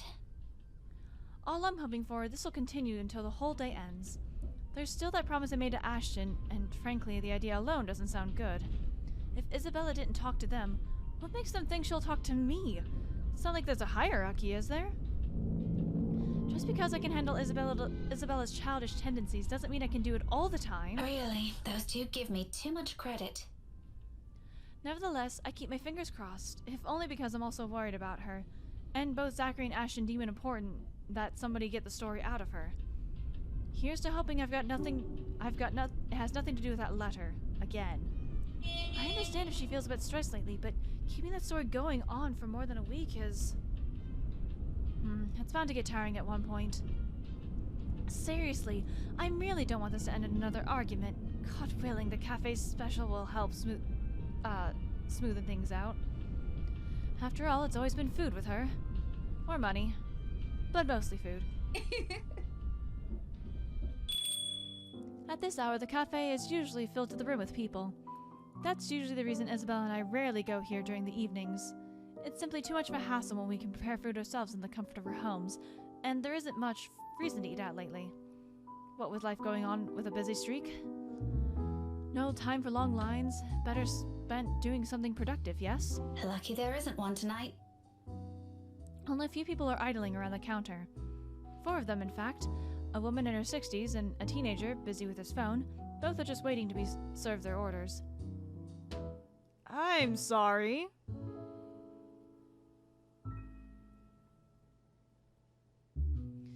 The other 2, a posh-looking man and a child, who I immediately recognize as Kylie, appear to have not yet picked anything they want. Wait, Kylie. Wait, hold on. Is that the goddaughter?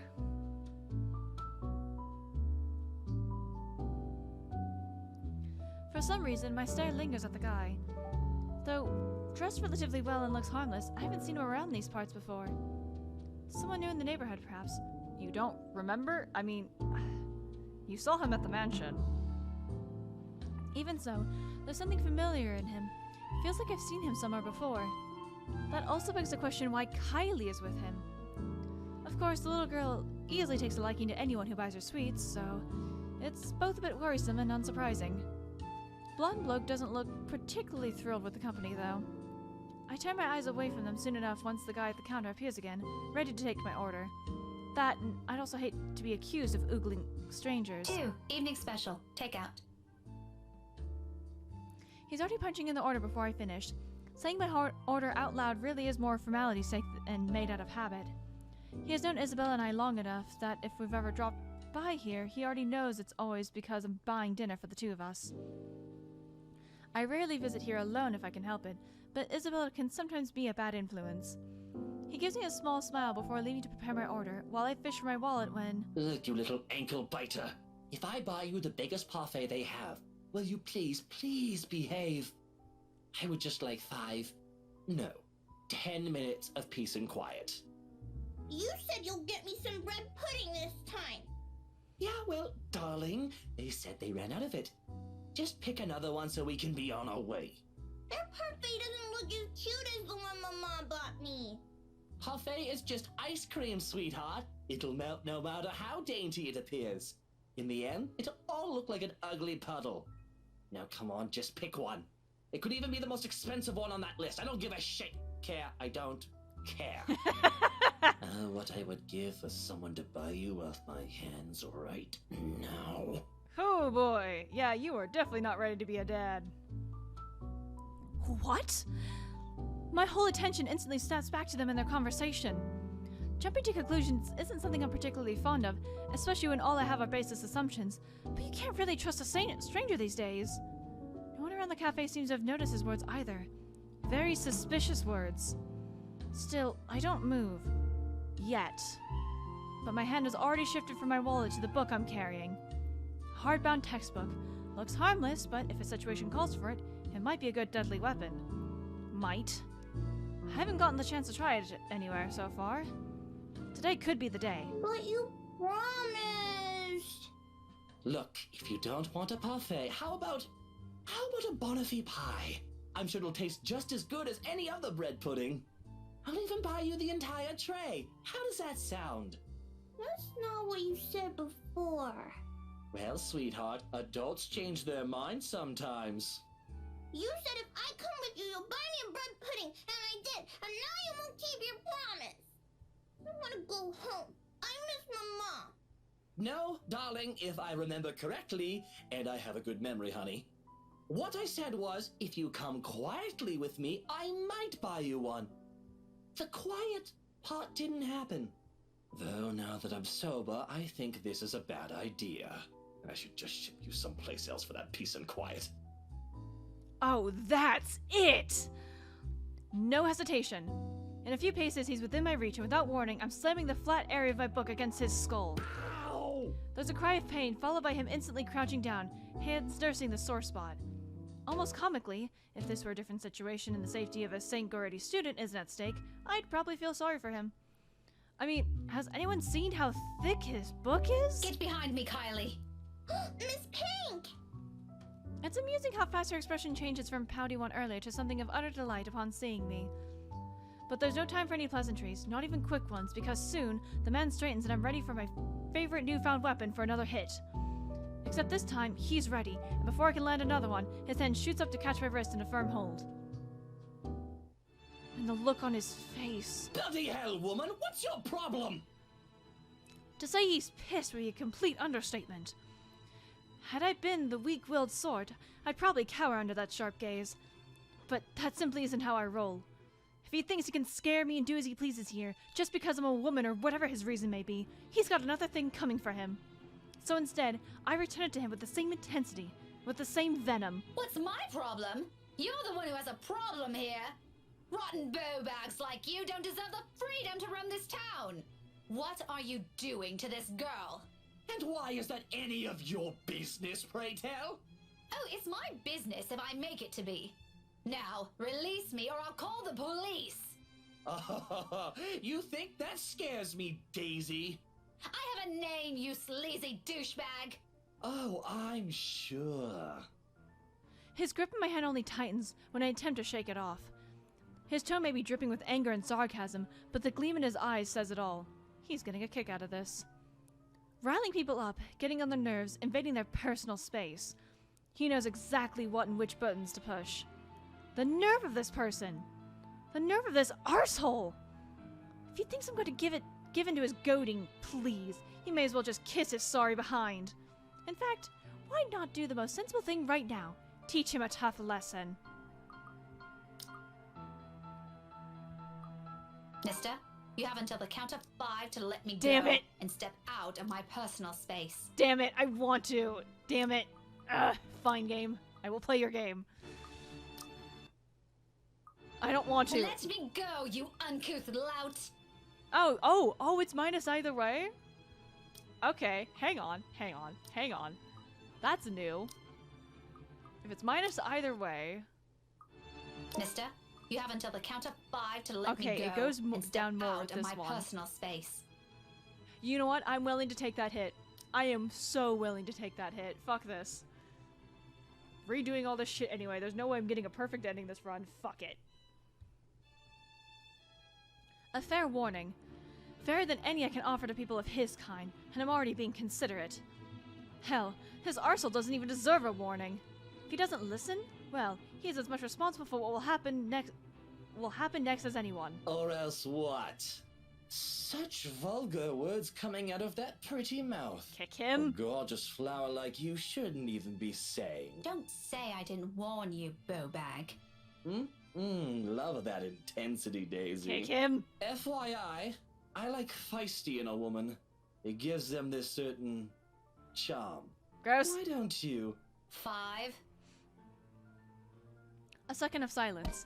Then, without any preamble, my leg moves and one fluid motion delivers a swift, powerful, well-placed kick to his nether regions. Needless to say, the effect is instantaneous. He yelps, abruptly drops his hold on me, and kneels over, howling from the pain. I can see tears forming at the corner of his eyes, too, although the mere sight of it prompts not an ounce of remorse from me. I probably should have picked the other one. I've kind of forgot temporarily that there is a small child here. Shit. I would have been gentler if he wasn't such a dirty little prick with an ego too big for his head.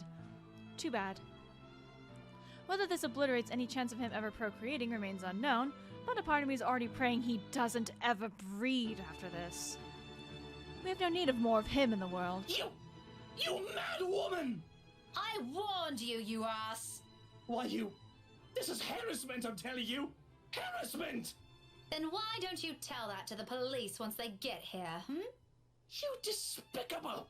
Whatever you're assuming I am, I'll have you know it's all in your head. None of it's true. You best have that pretty brain of yours checked before that gets worse. What is wrong with you? Is this the face of someone who'd do anything suspicious? Yes. Oh? You don't think a stranger, luring an innocent child with promises of sweets before whisking them away from their parents doesn't warrant any suspicion? You have a very funny definition of suspicious, asshole. Maybe you're the one who should have that head of yours checked. The kid asked me to buy her sweets. You're the one who's suspicious here. I'll have you know, I have a wife. Okay. That much at least appears to have a sliver of truth to it. He even makes a show of brandishing his left hand in my face with much flourish.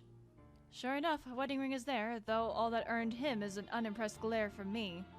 Immediately, a small part of me starts to feel sorry for whatever poor woman married this sod. I don't understand why he has to bring her up either, as if the mention of her alone will magically present a solution to his problem. She must truly be a remarkable woman if she can handle a dirtbag like him. And even my wife of all people in this bloody city, has never, I'm telling you, accused me of such a scandalous thing! You crazy woman! Married or not, you're still a sleaze. Honestly, I feel... Miss Pink, why are you fighting with my tail? Oh. Whatever words left to be said here dies on my tongue. The same thing goes for the sleaze. Oh, shit, fuck. Besides us stands Kylie, gawking at us with the same curious stare she often brings with her. I know that look all too well. A precocious child through and through. She doesn't say anything further. Her gaze simply moves between us, eyeing us both carefully, clearly anticipating an answer.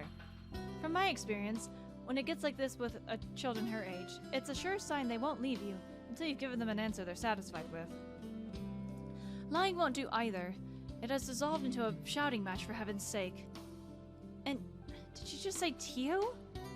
Something falls straight into the pit of my stomach at that. But my tone is gentle when I finally address her, void of any apprehension in what might be the first hint of embarrassment. I pointedly ignore the latter. It can very well be just the hunger speaking. Kylie, sweetie, do you know this oaf? Yeah, he's Tio Lou. Right at that moment, my brain stops. Every line of thought, every argument I still have against the man beside me dissipates in a haze. Amidst all of it, one memory gets triggered, from a few days ago. Tio? The one you mentioned before? The uncle? The guy Rowan wanted to impress? Or was that a dare? I'm sorry, I can't recall. Is it the one who promised he'll take Big Brother someplace cool? Yeah, the one in the same. Don't you know who he is? I sure as hell don't, darling. Because if I do, I wouldn't have let everything I've said earlier come out of my mouth. He's my Tio Luke, gazillionaire extraordinaire, and the fairy godfather. He's your godfather. That's nice. The one and only. Did I get that right, Tio? More than right, sweetheart. I'm sure Miss Pink here understood everything you said quite perfectly. Bitch. Whatever it is that landed at the bottom of my stomach prior has shot straight up to my face and stayed there. The heat from it slowly spreading to my cheeks, coloring my face in almost the same shade as my hair. If only the earth would swallow me whole here and now. His eyes are on me. I can feel them, jeering, mocking. I can't even bring myself to look at him. What's in there? Amusement? I doubt it. He's probably having the time of his life right now. But I know. I can hear the sneer in his tone alone when he talks. He has that smug grin on him, which I may or may not want to punch off his face at present, just for the hell of it. But damage control. I need to do some damage control before this whole thing goes south. I don't want to. I don't want to. Okay, so just for funsies, so that goes that. And if I apologize to Kylie. Oh, it goes down even further. Okay, fine. Okay, fine. I hate it, but we're doing it. Amazing that it put me so far above the thing. I mean, it probably would be a little bit further if I had chosen the non-violent option, but, you know, whatever. Though it pains me to apologize to a sleazebag like him, this is my mistake. With Kylie watching us close by, I don't want to set a bad example for her, do I? I'm surprised she grew up the child she is. If anything, I want to be the role model this man couldn't possibly become. I want to be the role model this man couldn't possibly become from her. Even if it meant taking a few blows to my ego and stoking his insufferable one. A deep gulp of air, a short moment to swallow my self-respect, and then I'm facing him. The words out of my mouth in a single breath. I'm really, really sorry, sir. I had no idea. His smirk is impossible to miss. He's not making an effort to hide it, and even the smile is so irritatingly present in his tone. If I could slap it off him, I'd do it in a heartbeat. Now, it's an honest mistake, Daisy. No, I really mean it. I actually thought you were, and then... It's fine now. It probably happens quite a lot to a few people who look suspicious to you. Fuck off. Seems I'm one of them now. But don't lose sleep over it. Dick. Do be careful with that book, though. A little more and you would have dislodged my poor brain off my head. Kinda have to have one for one to be dislodged, dickhead. What would I ever do if that happens? Oh no! Did it leave a mark or anything? If you want, we can have it checked. I'll handle the expenses if there's a need for it. Now, what kind of man would I be if I let an attractive woman such as yourself do that? Why don't we just look at it this way? My forgiveness is coming from the utter goodness of my heart. I'm surprised you even know how to string those words into a single sentence. So full of himself. Exactly the kind of person I'll happily leave to die in a ditch somewhere. Of course, sir. Why didn't I think of it that way? I know, right? But even someone as capable as you is bound to have a few lapses. No harm done, Daisy. Let's move on from this. Well, if you're going to put it like that, then I guess there's nothing left for us to talk about. I figured as much. Awkward. This whole exchange is nothing but an awkward display of fake pleasantries.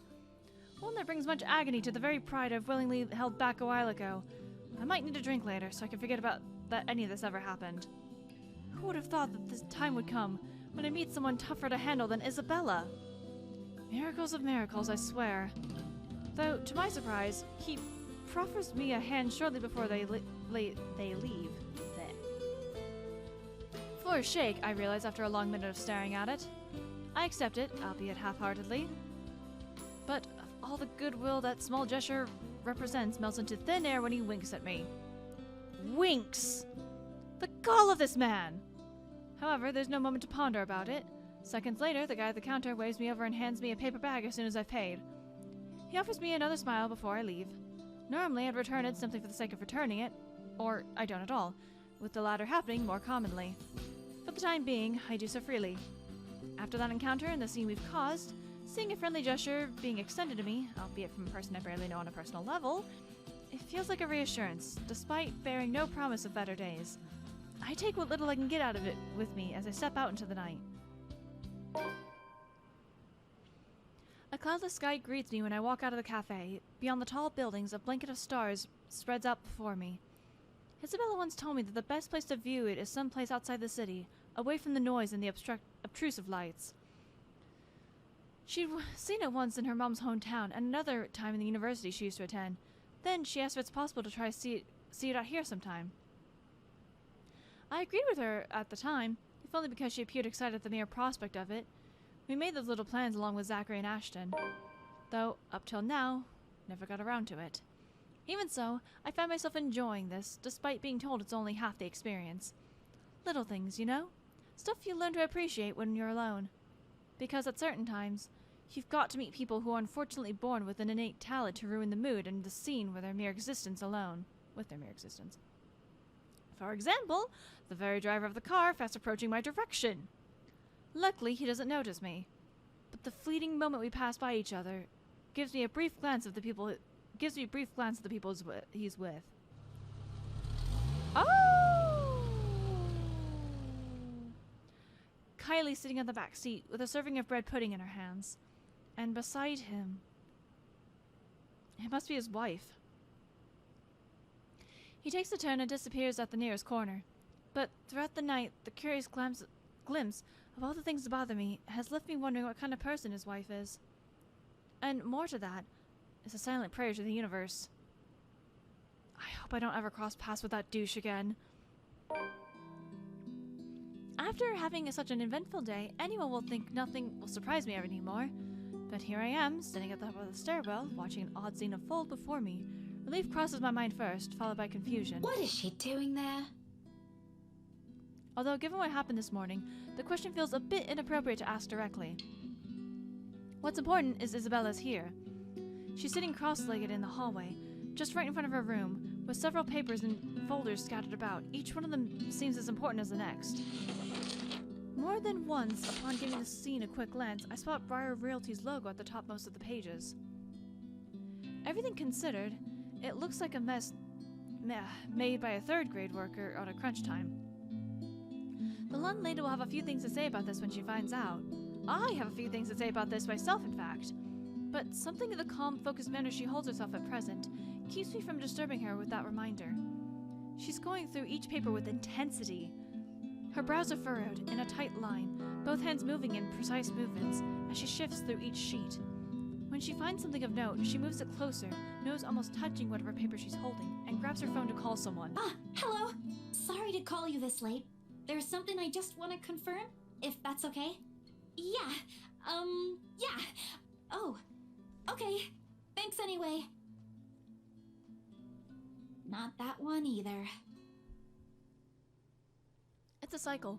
She's going through call after call, and then after the last one ends, she shuffles through the pile again and dials another number. Why is she not doing this in her apartment? Is it work? I've never seen her this engrossed with her own work before. Otherwise, she would have noticed my presence the moment I've reached our floor. After the 9th call, she still appears as oblivious to it as when I've arrived. She lets out a long sigh this time, and I immediately take this as an opportunity to interrupt. Isabella, you know the house rules here. At once, her head jerks back and hits the concrete wall behind her with a thump. There's the Isabella I know.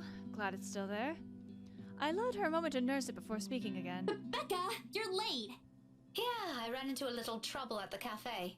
But I brought food for the two of us, if you haven't eaten anything yet. As anticipated, she grins once I raise the bag of food I'm holding.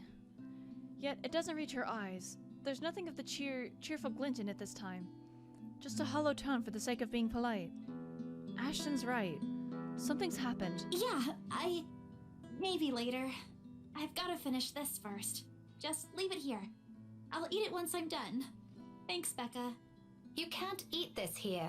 You know how the landlady would react. Why are you even working outside? Your room's right there. I know. Sorry. It just feels stuffy in my apartment right now. I'll go back inside once everything's been aired out. I promise. That has never bothered you before. Well, it bothers me now. Oh, really? Just now? I find that hard to believe. Yeah? Shouldn't you be happy? I mean, you've been complaining even if it's not your room. Now I know how you're feeling when it's messy, so I'm going to clean.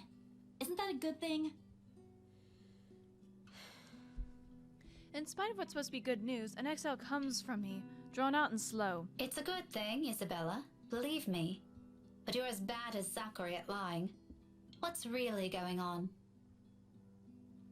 She hastily averts her eyes, a surefire indicator that this is going to be one of those lengthy conversations that can possibly end with the other person angry. Again. It's one thing I'd like to avoid tonight at all costs. Still, I've made a promise to Ashton and Zachary. If she doesn't talk to them, who else is she going to talk to? If she keeps this all to herself, who knows what might happen? Isabella, you can tell me. Is it about your family? A slight movement of her lips. Although a frown, it's a reaction at least. I'm getting there. Rose? She merely shakes her head. Just a little more. Come on, I know something happened. I don't know if it's because of Rose, but I know it's related to her somehow. You weren't here when I visited this morning, and both Zachary and Ashton are worried about you. If you don't want to tell them, you can tell me. Does it have something to do with work? Office? If I didn't know her, I might have missed it. She shifts then, her fists clenching tight and teeth biting her lower lip. And there's fear. The look of terror in her face is the last thing I expected to see out of everything. Her mouth trembles briefly before she opens them. When she finally voices it out, the words simply spill out of her mouth. One after another. All of it. True to what I've promised her, I listen. Because this is something she's been keeping to herself, even from the two most dependable people I know. The fact that she chose to tell me this speaks a lot to me. Becca, she was there again. Last night? In the office? Boss passed me all of Rose's workload yesterday. For the Ermengarde mansion. I had to stay late to finish them all. And then... when I was about to go home, I saw her. I saw her again. She was standing in front of me again last night, Becca. I couldn't get away. She was blocking the door. If I hadn't hidden myself, even if I made the tiniest noise, if she found me, Becca, she almost did. If she saw me under my table, I think that would have been the end of it. I'm scared. I'm so scared I won't be able to do anything. By the end, her hands are trembling and her breathing comes out in rasping intervals. For a long moment, I let the silence stretch out between us, let her sobs fill it instead. But even as her soft whimpers died down minutes later, there's a heaviness hanging in the air. Not just from her, but also from me. From my exasperation over this whole matter, from my own frustrations over her stupid superstitions. When she could do us all a favor and grow a backbone. She may be young, but she's no longer that young. It's about time to put an end to all this. She can't keep going on like this. She's still got plenty of years to live out. And what if she goes home? What if we're no longer there to keep her fears in line with what's real? What would she do then? I'm more afraid for her, what that kind of imagination will do to her, than of what some imaginary monster could. But with the manner she's looking at me right now, there's an expectation of it. A hope and a plea, sewn together. She wants me to believe her this time. If it's like that, then what am I supposed to say now? What she wants to hear, what she needs to hear.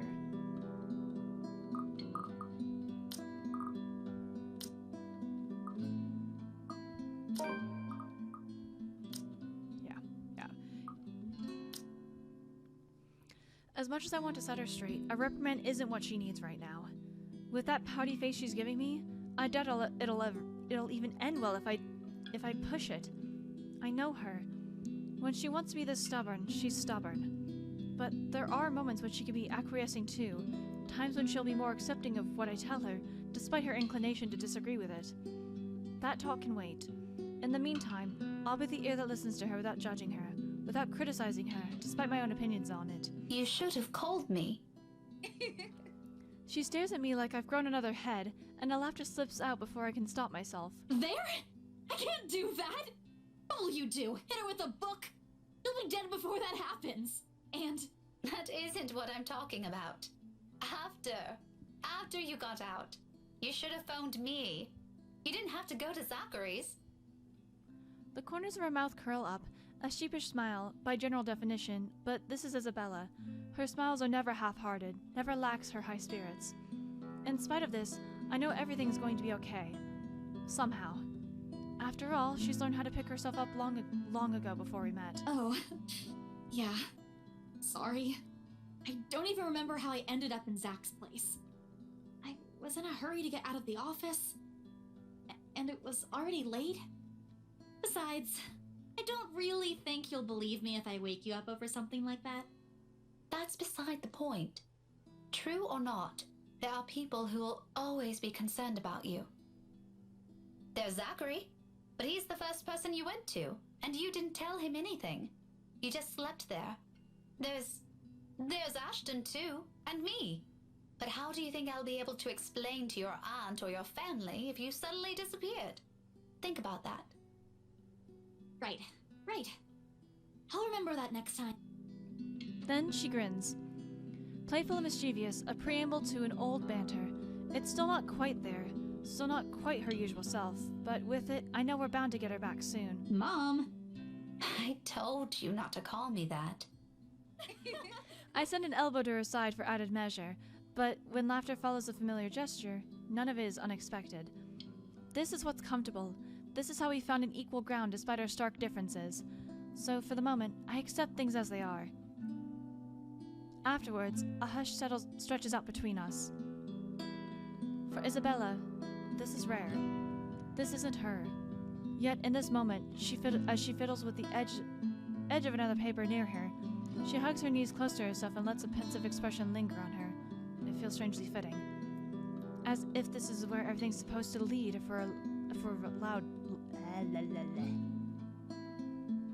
As if this is where everything's supposed to lead to if we allowed it long ago. God, I still can't do it. Seconds later, the moment is broken by the sound of a door easing open and a voice begging some little piece. How many times have I told you girls not to loiter around the hallway?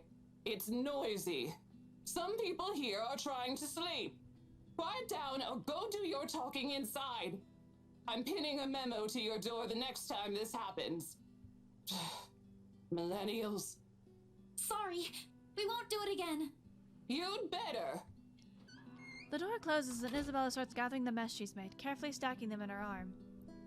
At a loss for what to do, I help her pick them, and for the first time I get a closer look at it. Completely unintentional, of course, but it catches my attention nevertheless, and a confused frown makes its way to my face. Why is she looking through this? I look to her for an explanation, but she merely ignores the question in my eyes and takes the paper off my hands and finishes cleaning up. The last paper she puts on top of it is a letter. The last one she supposedly found in the mansion and what probably is the root cause of this odd behavior. I shoot her a questioning look for that too, but all she gives me is a smile. And in a halting tone, so completely unlike her. Becca, I'll find a way out of this. You guys don't have to worry about me. Anyways, I should go. I'll see you later. Where are you going? Getting myself some food. Don't wait for me. Isabella walks away before I can stop her. Before I can remind her I've bought food enough for the two of us. She quickly disappears down the stairwell, while I'm left standing in an empty hallway, holding 2 bags of takeout. One of them will go uneaten tonight. Just an innocent passing thought. One that I don't dwell on much as I head back to my room. I ignore all of it, the same way I've assumed I won't ever encounter that douche again.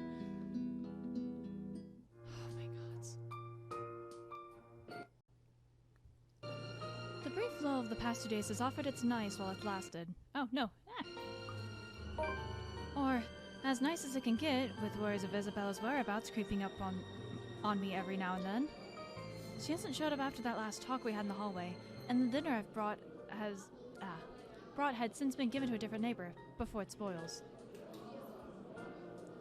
By all means, this shouldn't be anything to lose sleep over. She's gone on work trips before, usually for a day or two. This might simply be one of those. Although, it's often with a message saying exactly where. Because her and Ashton have gone off somewhere, and I'm assuming in Ashton's point of view we'll find out what. But it's the dour note that she has ended our last chat with that gnaws. Like an ugly premonition. And as expected, as things start to settle and a steady rhythm finally worms its way back to my routine, Thursday morning brings further disturbance to the now calm waters. With little ceremony, though still enough to ripple through everything.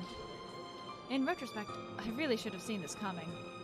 Luxbourne is a small city, relatively speaking. Compared to, say, London or Glasgow, it's nothing but a tiny mass of land boasting a mere population of 68,000. But those numbers alone are nothing to scoff at when standing in a busy street. And if you pay close enough attention, faces taking the crosswalk or riding the subway will soon grow familiar. How unfortunate that out of that number, it has to be Tio fucking Luke I encounter more than once. Oh, you know, a few problems popping up here and there that the agents failed to tell us somehow. Nothing a few hired hands can't fix, of course. I would have preferred a place near the city and something that's new to save us all the trouble, but darling wife insisted.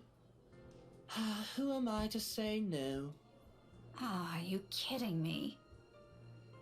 His smug head is the first thing I see upon turning into the hall. In spite of the small crowd of parents and students gathered at the corner for the primary career day.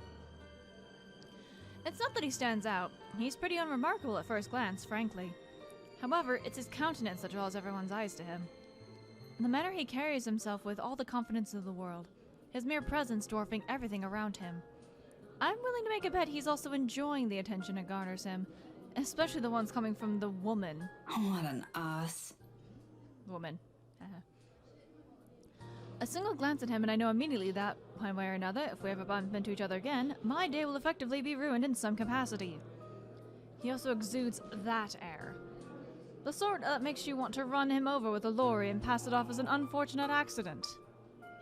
With him, it's either you want to punch him or let yourself be charmed. There is no in-between. I'll gladly do the honor of the former myself, but, alas, there are people around us. Now I'm stuck with having to face one of the two. I shouldn't have volunteered. At the time, helping out sounded like a good idea. I've no classes left today until after lunch. I could have opted to stay at in the teacher's lounge and work on my lesson plans, but that meant being left alone with our deputy head and his chatter. He's a good man, but crivens he can talk anyone's ears off. So at the moment, an opportunity rose and I jumped on it. It's a simple task to boot. Just deliver a whole box of materials and a few posters for the event, maybe stay around to assist if time will allow it. I just wasn't expecting him to show up here. Out of the frying pan and into the fire. Had I known, I would have stayed and suffered through our deputy's impromptu speeches about his life crisis instead. But what's done is done. Going back is also out of the question. With how unexpectedly heavy the load I'm carrying is, I'd hate to lug this for a trip back just because my pride can't take another second of interaction with the guy. He's insufferable, alright, but I've had my fair share of dealings with teens of more or less the same temperament, all considerably younger than him, and they listened. If he wants to be difficult like last time, so be it, but he can bet his sorry English ass I'm not standing down. Left with no other choice, I brace myself and suck in a breath, mustering every bit of patience I have as I step into the hall. My grip on the box tightens when I pull it closer to me, and attempt to assume a low-key air as I amble towards the room. The box is not big enough to hide my face, even with the stuff piled on top, but if all else fails, I can just hit him with it. Still, a small prayer forms in my head. If there's even one listening out there, please grant me enough restraint. Better yet, I hope he doesn't notice me at all. That would definitely make my life easier. Seriously, how hard can it be? He's standing a few ways from the door, and there are plenty of people between us to use as cover. If I'm careful, I can just go in, hand the stupid box to whoever's in charge, forget every plan of staying longer than necessary, and step out as soon as I can. Easy as pie. But as luck would have it, the exact moment I reach the room's threshold, someone barrels towards me. She latches onto my waist before toppling the sudden commotion with a gleeful squeal. I knew it's you! The force of it nearly throws me off balance, sending the items stacked atop the box tilting dangerously to the sides. With the child's added weight at my waist, pinning me on the spot and both of my hands occupied, watching is the only thing I'm able to do. The short seconds in between slows everything as everything gradually slides off the box's small surface. Under different circumstances, this would have made for a funny story some other time. Comical even. Until another set of hands reaches out and steadies the posters, threatening to take a nosedive right to the floor. Oh, careful now, Daisy. Don't make a mess here. My entire body freezes. Upon hearing his voice alone, the irrational impulse to hit him immediately bubbles up. But before my limbs could catch what my brain was currently screaming at me, he moves to take the burden off my arms. Irritation gives way to surprise. Then, confusion. It is in that moment when instinct finally kicks in, and I tug the box closer to me before he can fully lift it off. What are you doing? What does it look like? You're surprisingly slow on the uptake for someone of your profession, aren't you? Bloody, doesn't this school have people for this kind of work? So much for being a center of academic excellence. I'm going to ignore that slight to my alma mater and my work, because that's not what I'm trying to get at. You know what? Why don't we just rephrase that to something you'll easily understand? Why exactly are you doing this? Well, you look like you could use a bit of help. Have you seen your face while you were heaving this around? Mister, I'm pretty sure if there's ever a look on my face, it's entirely because I saw something extremely unpleasant this morning. Aren't you a ball of sunshine today, Daisy? Having a bad day, aren't we? Oh, you have no idea. I'd put it away if I were you. You might scare the children. You don't have to worry about that. This isn't my department. I was just asked to bring these. Anyway, I can handle this myself, mister. The room's just right over there. Behind you, in fact. Now, if you could please move over and make way, it would do the whole world some good. Keeping my voice level throughout is a miracle in itself, but regardless of how polite my request is, he doesn't budge. Did what I've just said merely fly over his head? Were my choice of words really that difficult to comprehend? Surely, it shouldn't be that hard. I think he might be a little touched in the head. I'd like to ask him that, actually, but Kylie chooses this instant to pipe in. Don't worry, Miss Pink. Tio's strong. You can leave this to him. My papa does it lots of times, but I'm not allowed to talk about it to anyone. Tio says it's Confidential, Munchkin. That's right. Tio's smart, isn't he, Miss Pink? He's something. I'm still of the opinion that he's a piece of shite, but I must admit, his goddaughter's excitement is contagious as always. A smile makes its way to my lips. She has yet to budge from her place, though to be honest, I'm starting to lose some feeling on my stomach with how tightly she's wound her arms around it. I'm sure he is, Kylie. But I'm also sure he'll find better use for it elsewhere. Like helping you out. Oh, well, that's one thing, but... You heard the kid. No one's asking you. You wound me, woman. And I'm quite certain I can do more damage than that. Shall we give it a try?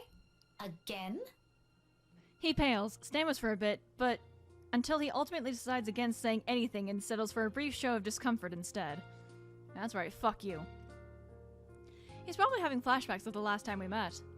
His composure, when he finally regains some of his bearings, says it all. It's nothing short of hilarious, if I do say so myself. I'll have you know that threats never work on me, Daisy. Not in a million years, not ever. You're assuming it's a threat. How cute. That too. I'm not scared of you. Just because you landed a hit. Uh-huh. Do go on. Keep telling yourself that. It was a fluke, you hear? I was caught off guard and your damn book left a dent. If I end up in a hospital because of what you did, I'm sending the chief of Luxburn Police after you, woman. You don't say. Just give me that bloody box. He snatches it out of my arms before a single word of protest exits my mouth and quickly disappears behind the classroom. Not like it matters who brings it in now. My prior irritation has already melted into amusement. He's not so bad once you figure out how his temperament works. It's almost similar to a child. Though, I still have to ask. Kylie, did your Tio eat something bad before coming here? He's unusually nice today. A far-fetched idea, I know, but it's the only reason I can think of why this arsehole is suddenly acting like a decent human he's, quite frankly, far from being. First and foremost, we didn't end our last meeting on a good note. If I were him, I'd avoid the very person who put a dent on his skull, as he so aptly put.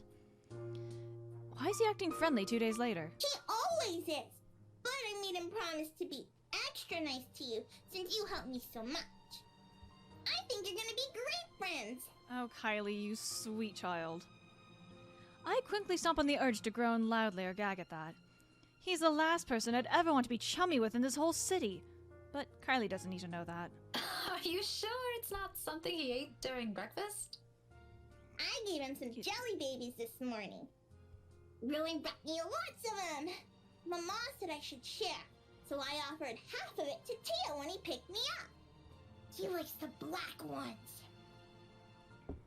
Oh, that's probably why he's weird. Jelly baby overdose. He could have done everyone a favor and choked on them while he was at it. Do you want some? I've got more. I couldn't find Melody or Takako this morning, but I'm sure they'll be fine sharing some of it with you. No, I'm not really very fond of them. I was just asking.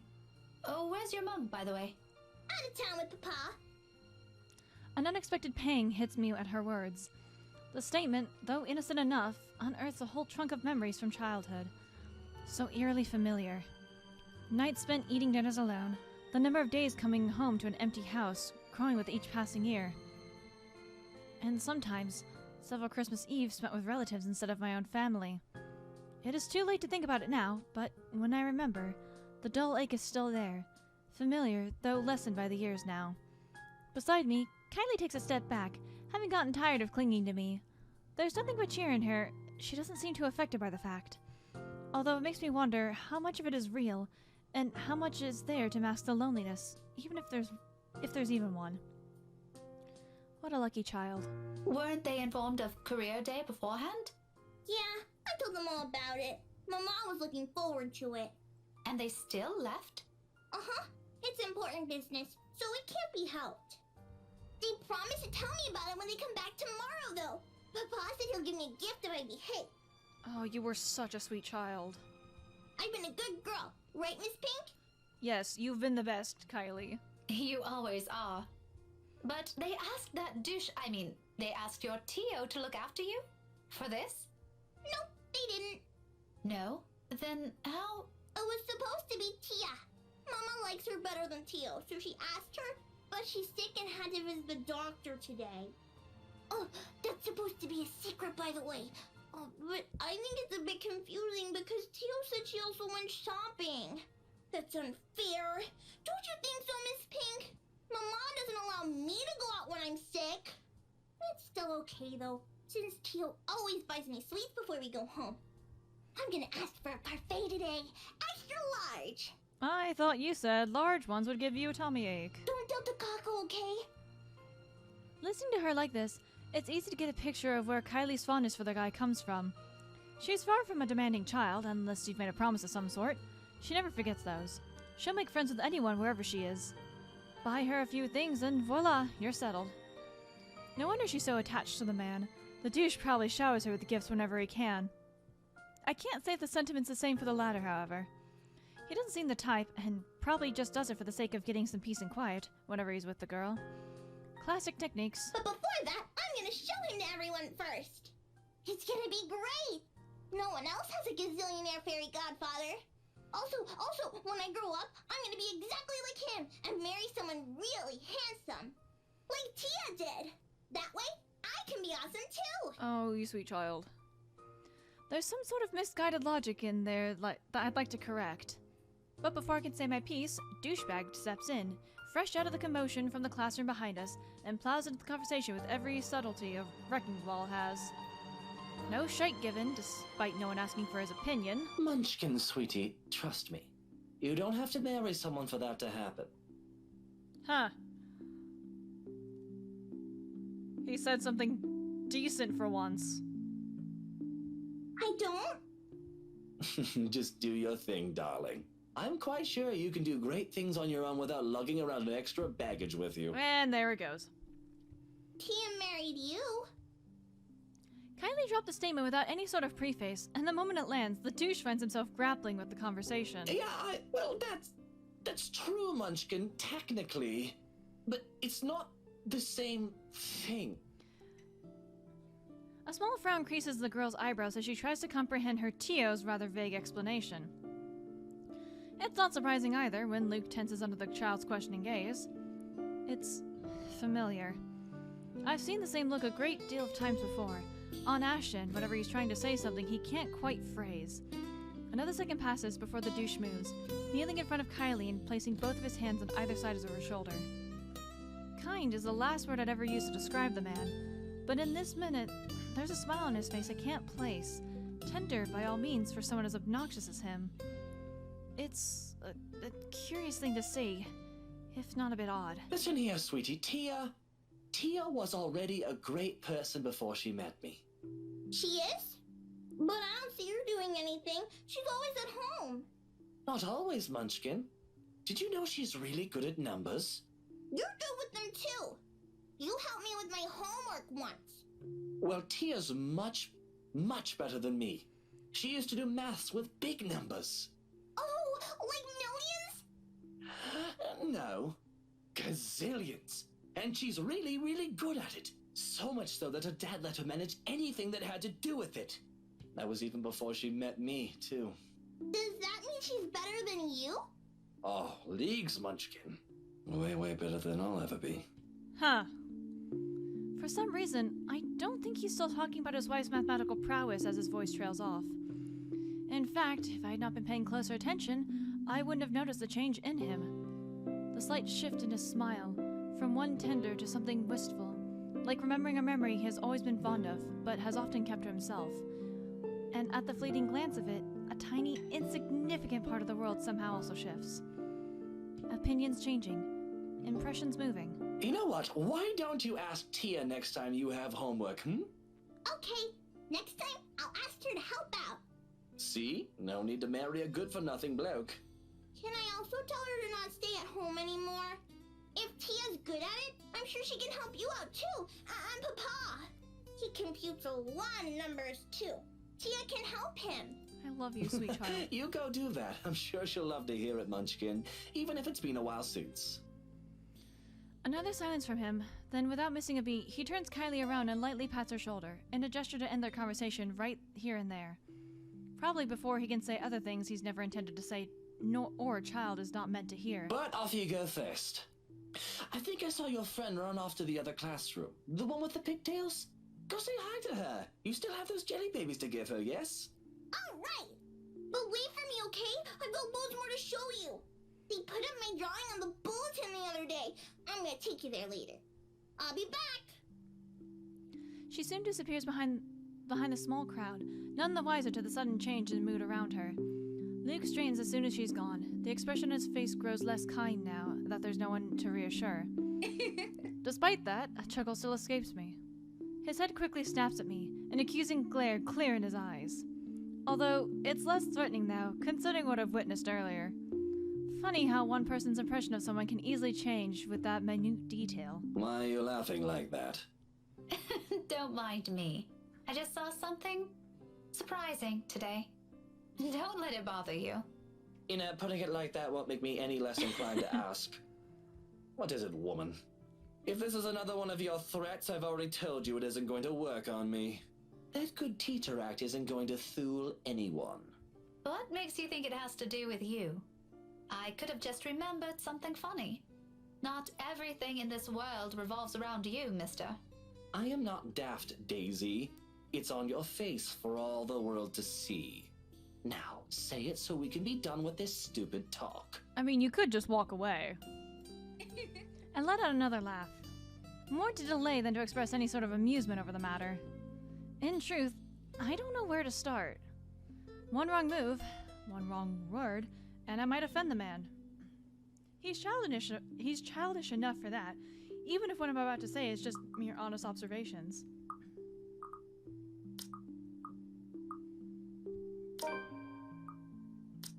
Yay, Luke points. Why am I cheering for that? Fuck. Ah, well, regardless of how he acts, it's not like it'll have an impact on anything between us. I have no plans of getting too friendly with the man, though he might have some good points. Emphasis on might. The best treatment I can hope myself to give him is to stop thinking of him as a sleazy douche. Besides, after seeing that look on him, I figure someone like him could use a little compliment here and there. He probably doesn't get it much considering how coarse his own language can get. Can't you act a wee bit polite for even a second of your life? It won't kill you. You'll easily get answers that way, you know? Instead of demanding things from people like a temperamental man-child. I'll be nice when I want to be, woman. Don't tell me what to do.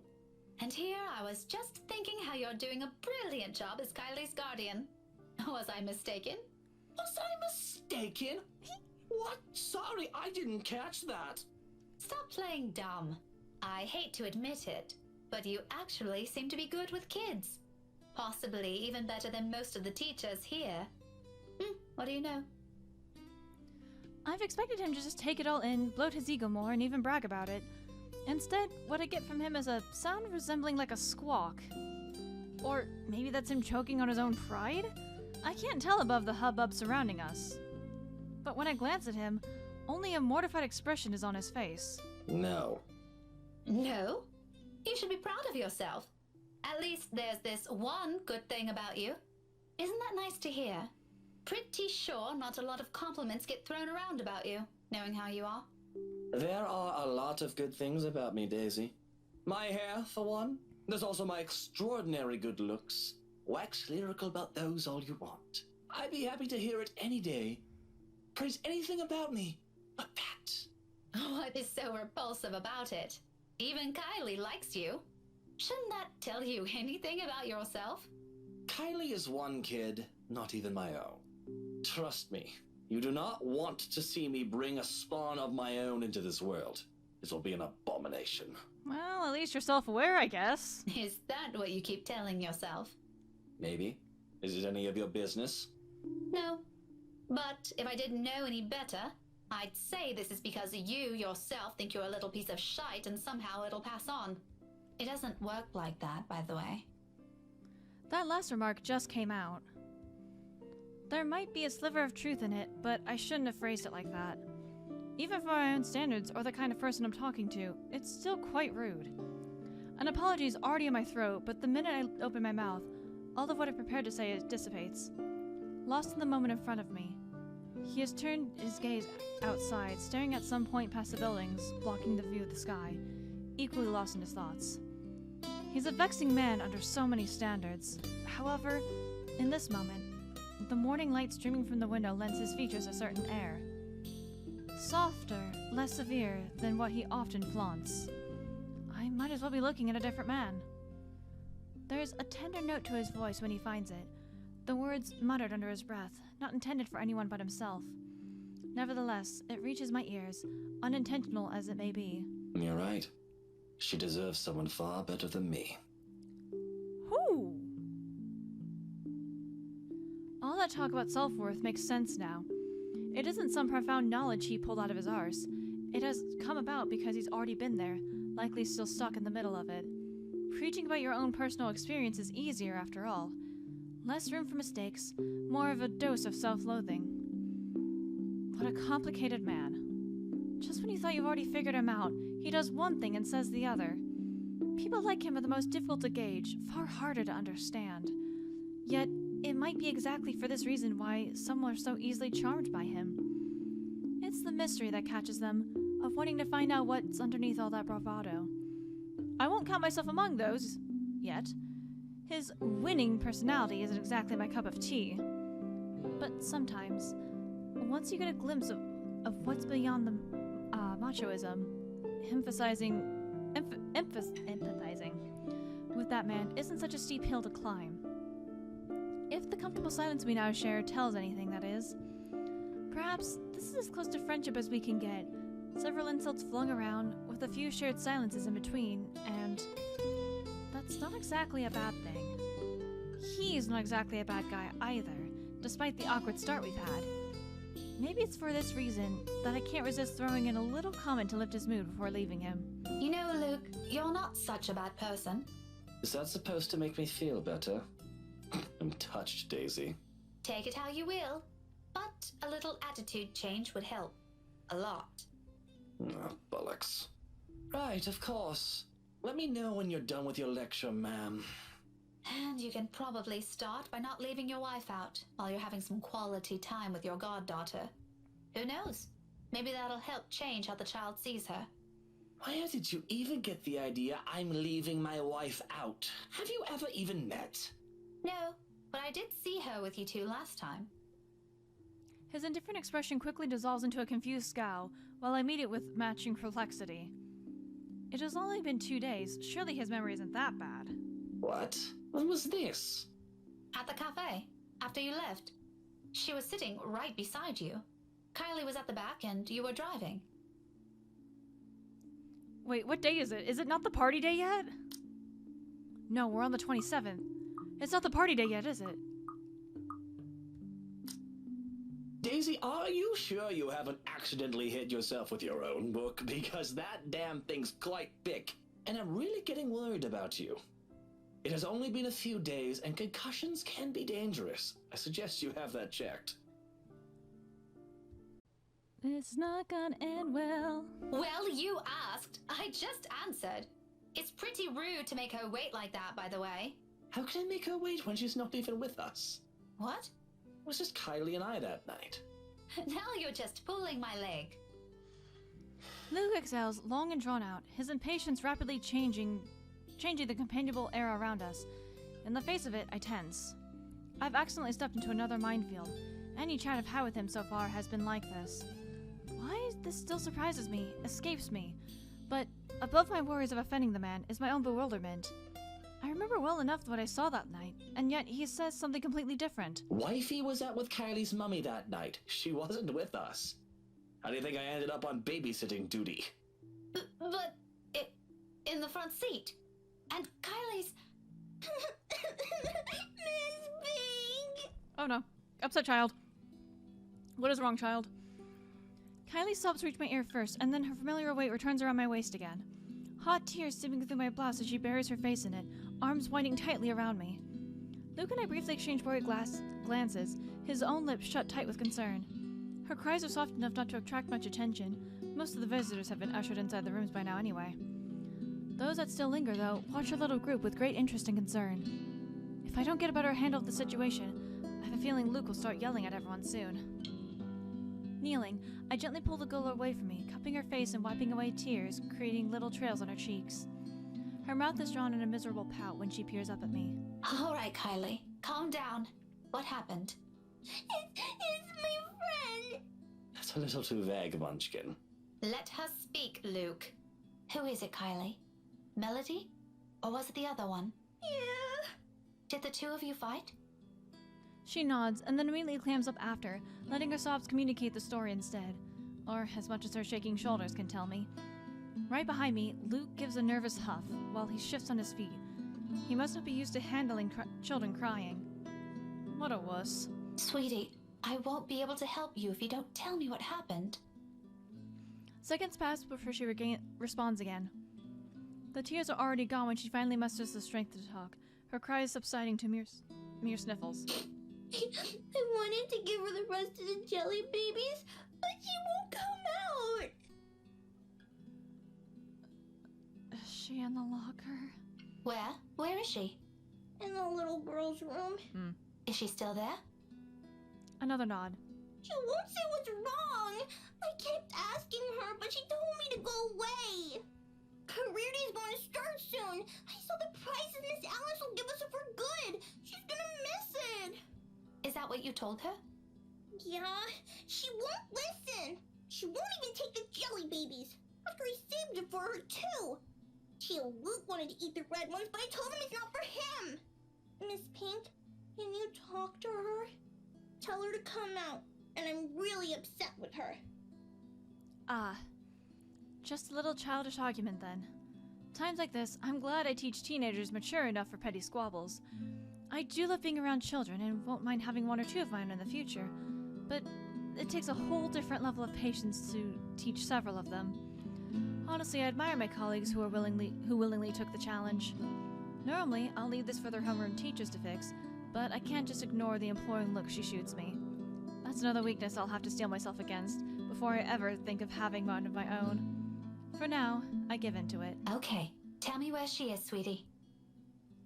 Sighing, I stand up and gesture for her to lead the way. Luke trails quietly behind us.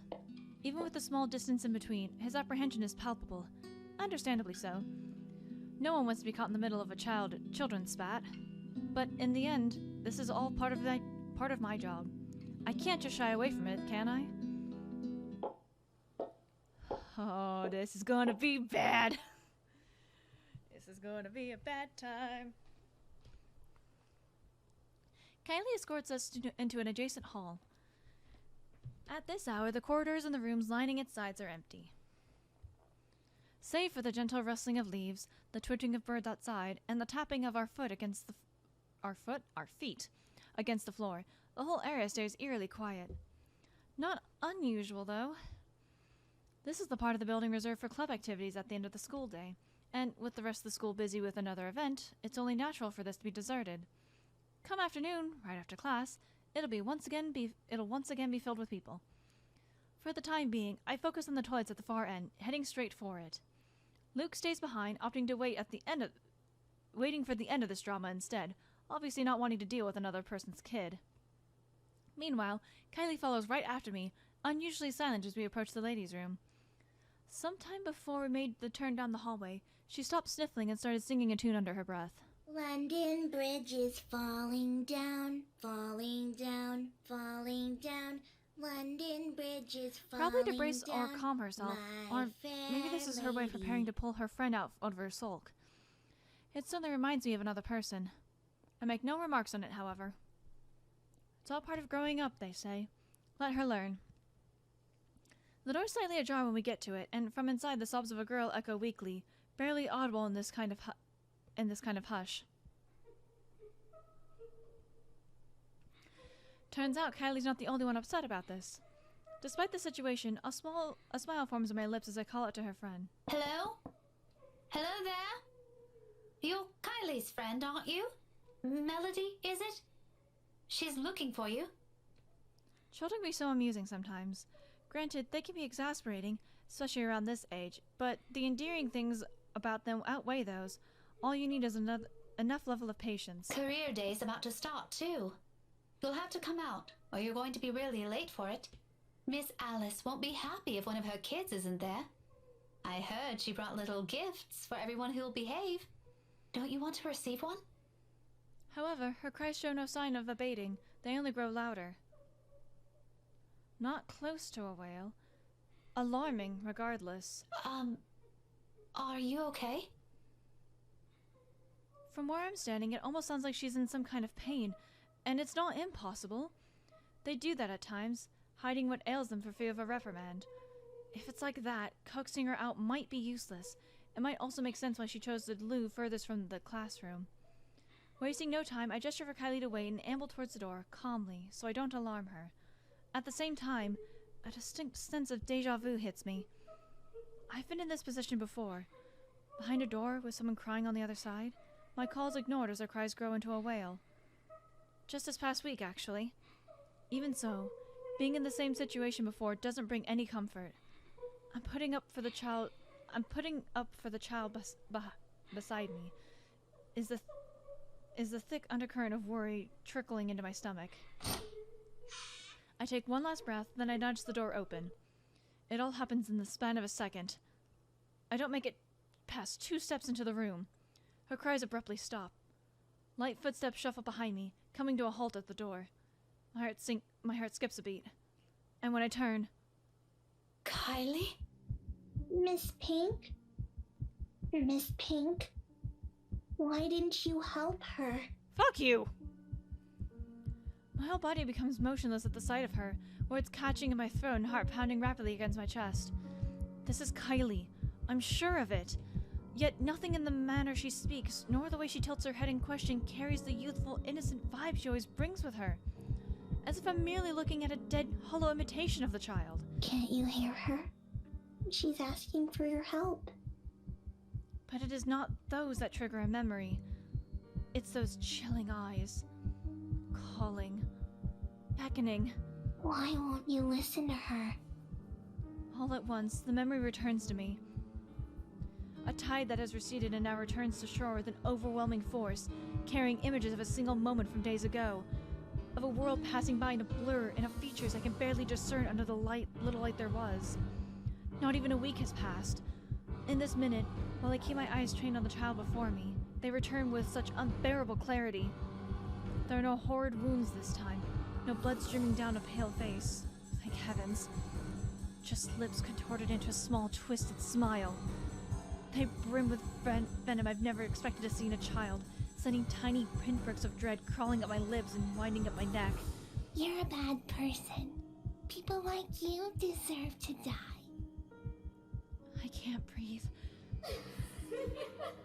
Those whispers and laughters again.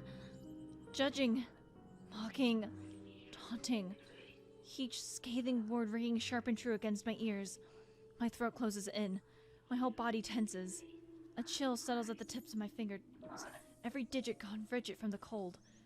With every single draw of breath, any struggle for air or freedom, the coils around my body tighten, dragging me down. A gradual, torturous descent into another bottomless abyss. On, and on, and on, till I lose touch with myself and the world. Help me! Until darkness claims me and... Unexpectedly, a note. In the distance, harsh and piercing, cutting through the thick stupor and shattering the haze without warning. Are you ladies done with your business here? I'll have all morning to wait for you two. My eyes snap open and the world shifts into place with a ragged gasp. When I glance up, a different set of eyes greet me. Are you okay, Miss Pink? No anger. No vile hatred in them. Just plain, sincere concern. Bit by bit, I become aware of my surroundings, and myself as warmth steadily slips back to me. I've reached out for the nearby counter to steady myself at some point, and my knuckles have gone from white to how rigid my grip is on it. It's over now, but the tension hasn't left my body. My heart still hammers hard against my chest in an erratic rhythm, and my breathing comes in short, shallow bursts. Before me, Kylie fumbles with her hands, utterly unsure of what to do with an adult in what's probably a laughable state. Did you get sick? I'll go to you, okay? Stay here and don't move. No need. Just leave me alone. Tio will know how to fix you. Oh wait, okay? I wish I could speak reassurances to her, but I can't shake it off. The dread is there, twisting at my insides in anticipation. Of what? I am no longer sure. Pushing myself off the counter, I break into a run, brushing off the anxious looks Kylie gives me when I gently push her away on my way out, or the furrow on Luke's brows when I stumble into him outside. Whatever they both saw on my face, I care not to know. Bloody hell, I don't even understand what's happening anymore. The tremors continue long after the last of my classes have ended.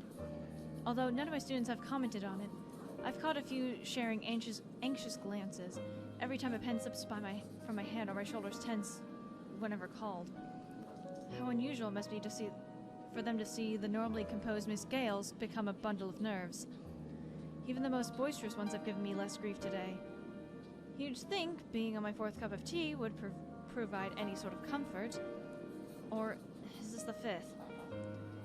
Gad, why does counting matter now? The fact that I can't easily shake it off this time should tell me something. The last time this happened, I passed it off as some lapse on my part, after having been sick the week before. And it is a natural conclusion. Those are just stories. A centuries-old lore passed by the locals to keep children in line. What place doesn't have those? One of my dad's books even went as far as to describe them as a strong part of Isabella's culture. Tree giants, women who feed on unborn children straight from a mother's womb, or hell, there's that one story about a demon baby. All folklore that have never had a smidgen of truth in it. Most probably to scare off the natives that there back in the old days. Much like every other one in every other place, the world is more universal than people care to think. But looking at it from where I'm standing now, after staring right into the eyes of that woman, after all the things I've been hearing and feeling, perhaps there really is more to that bloody letter than some awful Halloween prank. Perhaps Isabella's right all along. A terrible thing, if true. Though that doesn't linger long, thankfully. Soon, the ringing of my mobile takes my attention away from it. An unfamiliar name flashes, once before. Aha! Sorry, I got distracted by the name on the screen. Why? Oh, wait. Talking about the book. Right. An unfamiliar name flashes, before me once on the screen lights up and my brows knit together. Marianne McCullough. Staring hard at the screen, I try to remember where I've entered this person on my contacts list. It takes a moment, but when it clicks, my eyes zero on the book lying wide open on my table. Loaned out from the library almost a week ago. I met the woman there by sheer coincidence. A fellow history buff, apparently. We were after the same book, but in the end, she's given it to me under the condition that I call her once I'm done. To be honest, I've completely forgotten about it until now, and, well, I haven't really taken a peek at it until today. Normally, I'd be done with the whole volume of this size a few days after taking it out. About 1 or 2, depending how busy I am. But finding a chance to sit down and read through it has been more difficult lately than I anticipated. One moment, I'm busy simply grading worksheets, attending a movie premiere, and then the next, then someone suddenly inviting me out for one reason or another.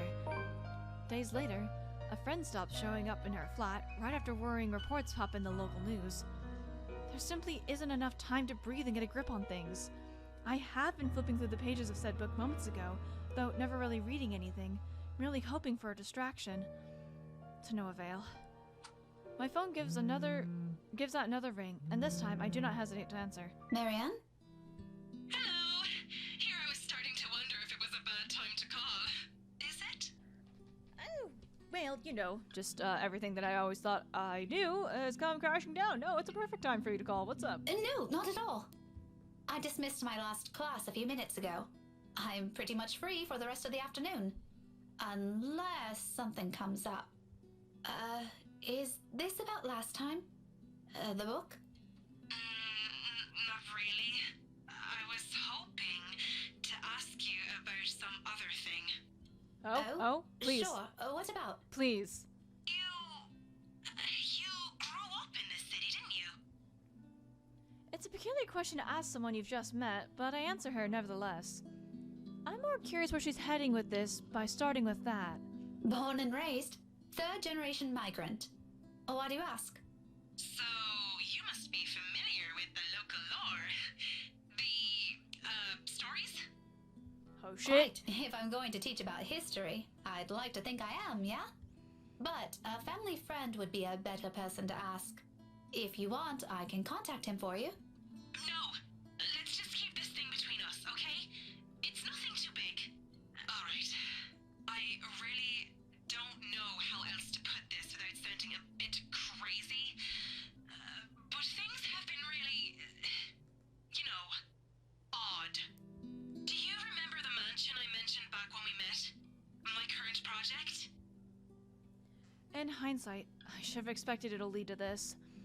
She must not have lived here long if she's asking about this now.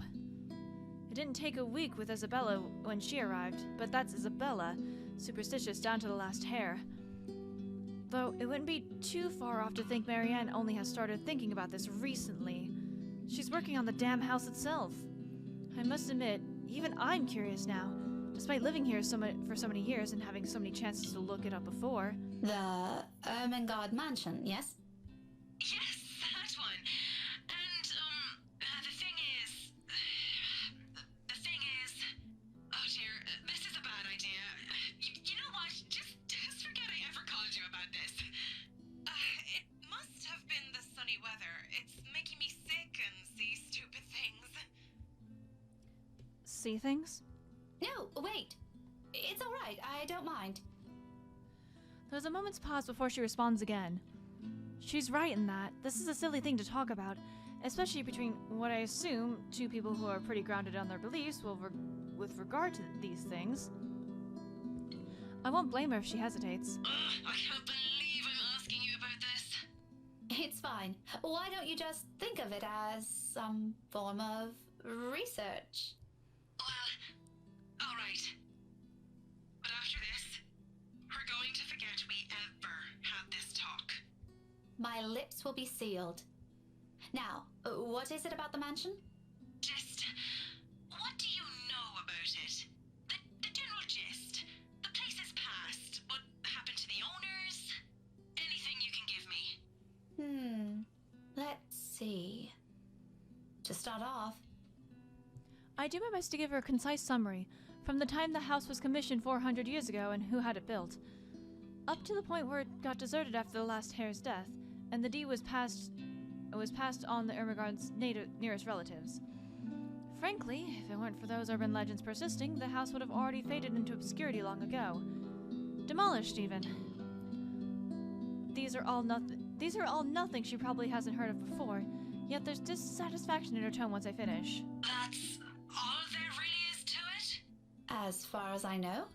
There's this little bit I forgot to mention about Lady Charlotte Ermengarde's death, but most of those are just theories.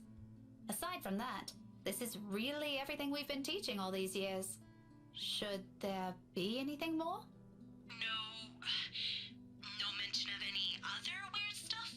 Other crazy stories? Or a letter of some sort? There we go. My blood runs cold.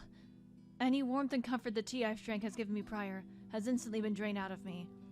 The phone creaks softly as my light hold on it turns into a firm grip. This whole letter bullshit is starting to turn into more than a coincidence. None that I've heard or read of. What does a letter have to do with this? Oh, no. It was just something I came across. Ignore it. Random thoughts, you know? By the way, I need to run. Thanks for answering my questions. She ends the call abruptly with only a clipped goodbye, leaving my mind heavy with even more thoughts. The mood around my classroom has gone considerably denser, in light of what little I've gleaned from that conversation. I don't think Marianne's lying about her intent. Her interest is genuine, I'd give her that, but she's left a lot of things out. I get the sense she only asked because there's something around her too, and if she hadn't mentioned the letter, I probably wouldn't have made the connection. Just what the hell did we get ourselves into? Of course, there's still a lot of confusing details in this. All of this are just assumptions. No concrete conclusion to be formed with what we have, and if we want to find out what we're really dealing with, I think Marianne's right. There might be something more to these stories. As absurd as it sounds, the very place that gave us the letter might tell us something beyond what we know. I get that she's a stranger, but like, why? Why not communicate something? And tomorrow night, I have a few hours of that chance at the housewarming party. Oh, the housewarming party hasn't happened yet, right. Totally not an exciting thought, since the place is privately owned now, and I can't just wander around. But it's enough reason to keep the dread at bay, as I step out of the room, ready to put an end to this day. However, all those good vibes disappeared to thin air when I ran headfirst into Luke. There's really something in this man. Regardless of how much my opinion of him has changed over the span of a few hours, he simply blasts through every good impression people have of him without care or thought. He doesn't even need to open his mouth. His mere presence does it. In all honesty, I think he's the kind of guy only a mother can love. You're still here? Obviously. Who do you think's standing in front of you? Somehow I wish Casper. An ass. Oh, come on, Daisy. You've done better than that. Losing your touch? Luke, I don't have time for this. I'm heading home, and your face is the last thing I want to see before I leave. What do you want? Belatedly, I notice his hand, partly raised, almost poised for a knock. As a slight lift of an eyebrow, he quickly drops it to his side and turns to Kylie. She's standing a few steps from him, holding her hands behind her back and toeing at something on the floor with the tip of her shoe. Then he proceeds to make vague gestures to me and the child. He resembles a fish flopping for air with the way he's moving his arms, though I think he's trying to urge her to speak up. Munchkin, I thought you wanted to tell her something. You do it, Teal. This wasn't my idea, darling. Don't worry. I won't tell Tia what you told me the other day. And this morning. What did you tell her? Luke exhales, rolling his eyes at the ceiling and maybe praying for the universe to grant him even more patience. He knows a losing battle when he sees one. He may act worse than a 5-year-old throwing a tantrum at times, but he's no match for an actual child. Nothing better than being served a dose of his own medicine, huh? Once his frustration has been promptly let out, he points a rude finger at me. I do my best to stare at the offending digit down, but I can already hear the demand before it's even out of his lips. You, come with us. What makes you think I will? Because little Rugrat here is upset and worried, and it's your bloody fault. I've no idea what happened this morning, but if you don't come with us, I won't be hearing the end of it from her. So do me a favor, Daisy, and just be glad I'm inviting you. You're asking for a favor, and you can't be bothered to be polite? I don't know. It's been a really busy day for me. I kind of miss my couch. Daisy, you just say yes. A pause follows, almost too dramatic. Afterwards, his face twists into something between a grimace and a smile.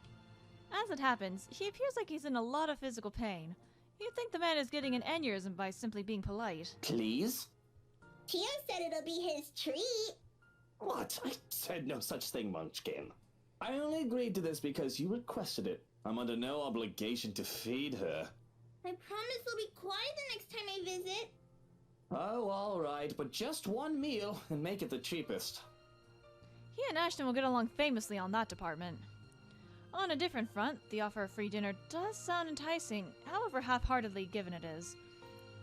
Mostly because Kylie has wisely put on her puppy eyes, and by the second, I find all my choices slipping away from me. See, Miss Pink?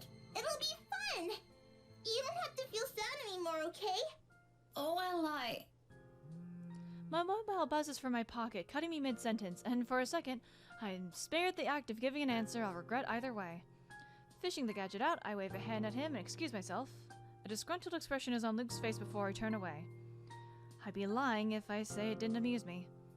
He's as eager to be done with this as I am, but what can I do? Checking, a message from Ashton shows up. Oh my god, these people know how to text. What the fuck? Hey Becca, I'll be around Samuel this evening. Need to meet someone in the area. I might have to drop by yours and Isabella's place after. See ya.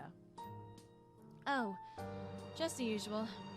Unlike what he does to Zachary, Ashton has the decency to let us know when he's dropping by or he's in the area for some business. From the way it's phrased, it sounds like the latter. Either way, I'm glad he's at least aware of that boundary. Not that Isabella's ever going to let him leave the building unscathed if he ever pulls the same stunt he does with the other man. I cringe to imagine what she'll do to him. Sighing, I slip the gadget into my pocket. But looking up to see Luke's utter impatience on his face, I now face a different dilemma. The two of them are still waiting, and knowing the kind of person Luke is, this is already a grand gesture of goodwill coming from him. All to please his godchild. His denials aside, it's easy to tell he's really fond of Kylie from his actions alone. I kind of hate to ruin that. Well, Daisy, we're waiting here. Please don't make me make a choice. On the other hand, there's Ash. His messages don't exactly imply he's going to wait, or he's expecting me to be there, but there are matters I hope to discuss with him in person, to put it simply. Housewarming party matters. With inviting Isabella out of the question, I only have Zachary and Ashton.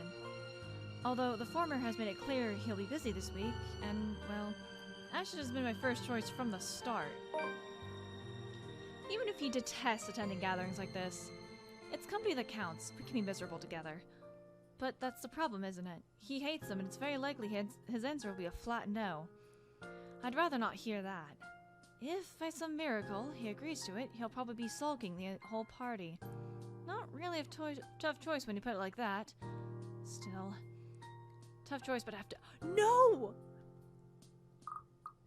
Oh, shit. Okay.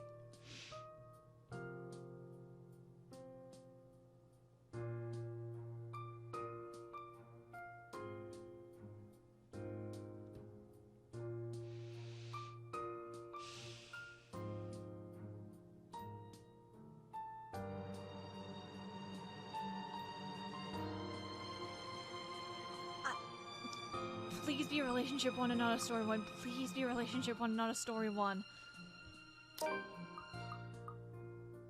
Okay, relationship choice, not a story one. Okay, whew. I was panicked.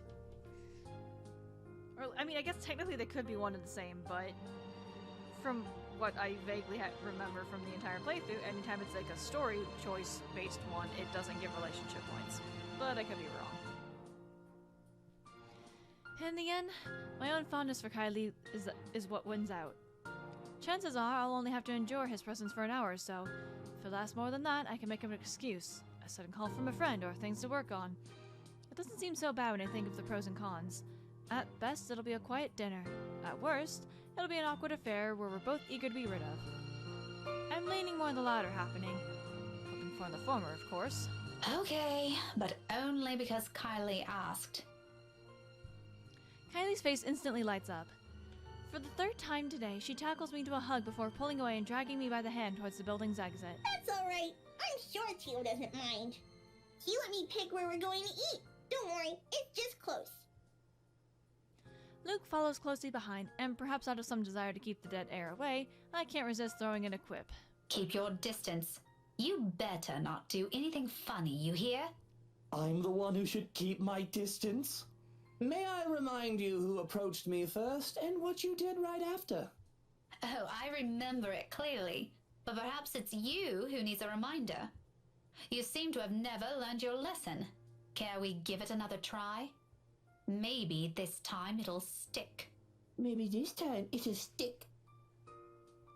You think you're scary? I'll show you what's scary. To my surprise, his tone lacks the usual sardonic note to it, and briefly, I pause to stare at him. He quickly shuts his mouth right after and walks ahead of us. All talk and no trousers like the usual, and for the better part of our walk, except for Kylie's excited chatter, we don't speak. Somehow, I have this strange feeling I'm already getting used to this kind of banter with him. I'm not sure if that's a good or a bad thing. And amidst this newfound friendship, dare I call it that, Ashton's message lays forgotten and abandoned in my pocket. Of all the places nearest to the school, Kylie picks this one, and waiting for food to be served is as awkward as I imagined it would be. Not the bad sort, though. The pleasant kind. Surprisingly, Luke is an okay bloke when he tries. When he tries. As long as you're willing to look past the tactless remarks, or we're not exchanging acerbic quips. It's clear he's making an effort for this to be as fun as possible for the 6-year-old by being chattier, even going so far as to laugh when Kylie's story calls for it. It's an interesting thing to hear from the man. More than once, I catch his frequent cheesed-off expression easing whenever he looks at the girl. And your friend? Did you make up with her? Yep. She said she just saw something she didn't like. She didn't accept the jellies, though. She told me to give it to you instead. She knows you like the red ones, too. Very well. Hand it to me later. I'll bring some of them home. I think your Tia would love to have some. What a terrible liar. He says he dislikes the idea of having children of his own, but it's easy to see some part of him genuinely wants them. What's stopping him? Once Kylie wanders to the nearby bookshelves, after having lost interest in the conversation, however, we both revert back to silence. On our own, we have very little to talk about, aside from a few questions about the other here and there. At one point, it does veer on local politics and history. He's surprisingly versed with it that he can hold a decent conversation without throwing a jibe. Nothing too personal's ever mentioned so far, though. It's too early for those, and besides, I don't like him enough to speak of every minute detail of my life. Thought I'd keep it strictly between the silence and the casual whatever. The whole thing already looks and feels wrong on so many levels. I'm quite sure he feels the same. So, when another bout of silence hits us and becomes too much, I've taken to finding something else to occupy myself. Toying with my mobile, turning it from hand to hand while we wait for our respective meals. But it'll be a complete lie if I say I'm not waiting for some intervention. Something to pull me away from this place. Someone. Ashton's probably at Samwell by this time, working on whatever business he has there. Maybe, if I just make up an excuse and leave now, I can still catch him? Cut that out, it's distracting. My hand stills, holding the gadget awkwardly between us, arrested mid-pass by his bored tone. He's been quiet for a long minute now, complaining about how appalling the tea they're serving here is. Before that, he's whined about how uncomfortable his chair and the tasteless decorations they have here. Previous to that, he's griped about how dull the place is, compared to the one he frequents from the upper class side of the city.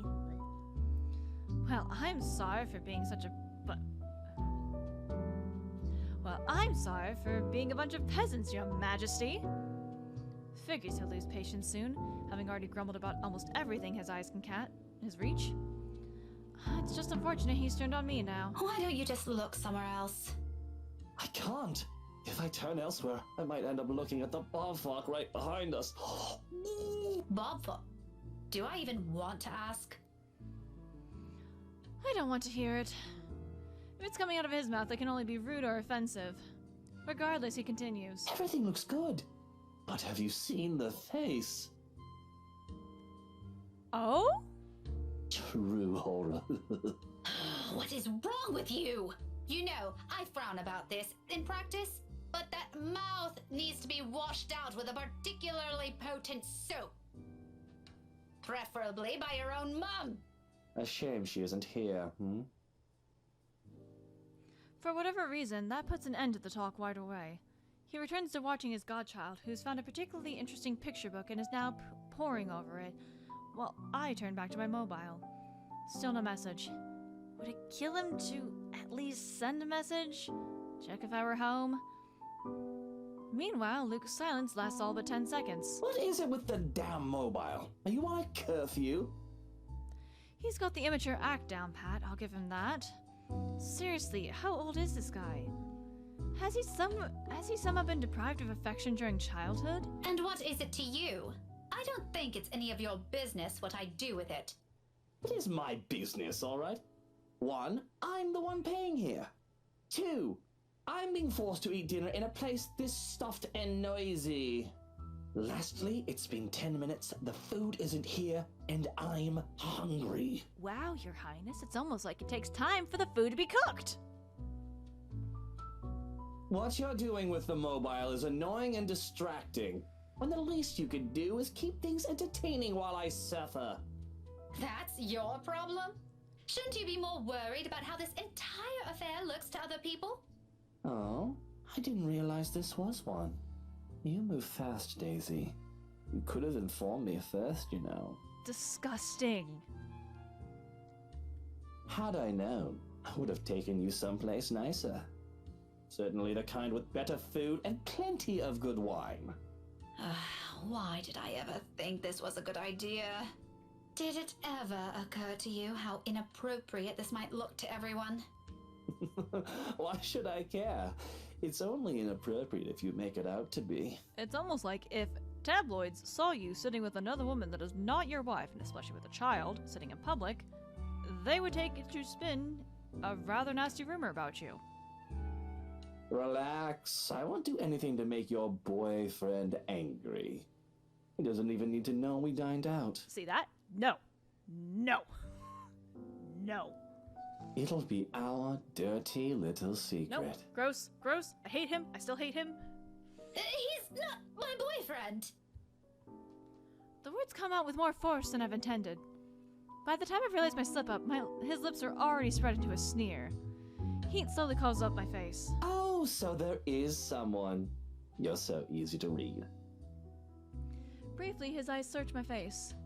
I have no idea what he sees, nor do I care to know, but in the next second, he barks out a laugh, displaying his amusement without reserve to everyone within earshot. In that moment, I know I flipped a switch in him somewhere and I've lost my chance to deny his assumptions. Do I even want to? Isn't that the same reason why I've been so focused on my mobile? Waiting for another message from him? For a reason to dump this awkward meeting to go after him? Look how mottled you are. Now the nickname makes more sense. Shy Miss Pink and her cute little crush. The color suits you, by the way. It matches the hair. It's not a crush. Classic denial.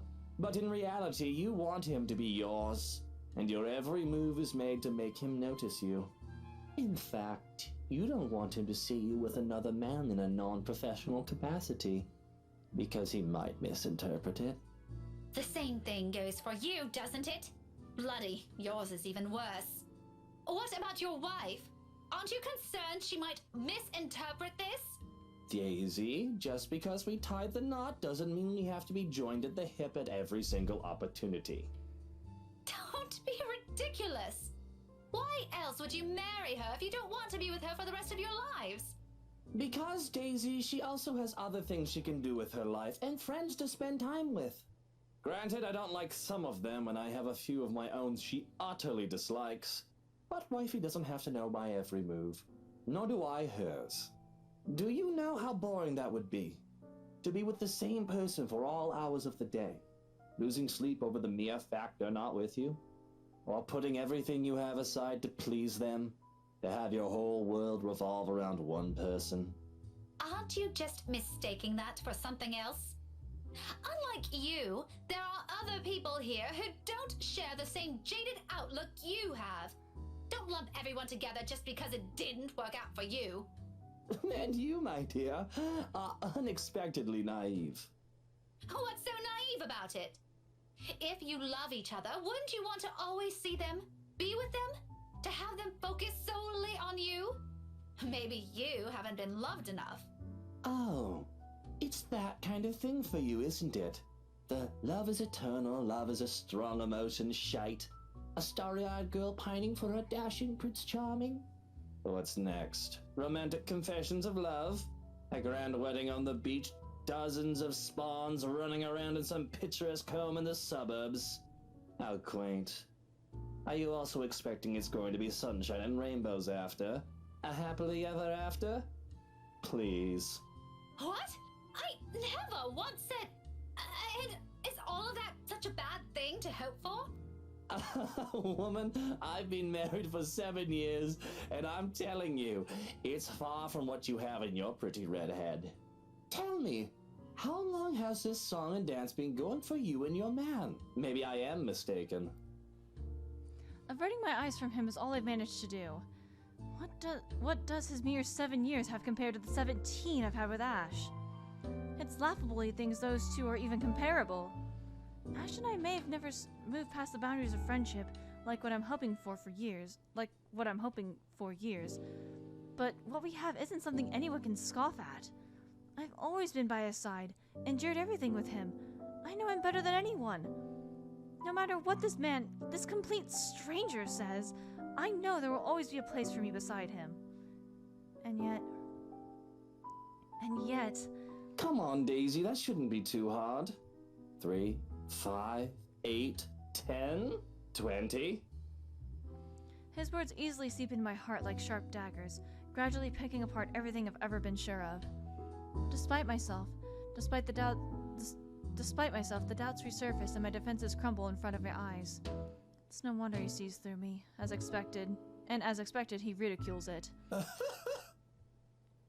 Restrained, low and rumbling, a sharp sound striking the air around us amidst the murmur of people and the soft notes of the music playing over our heads.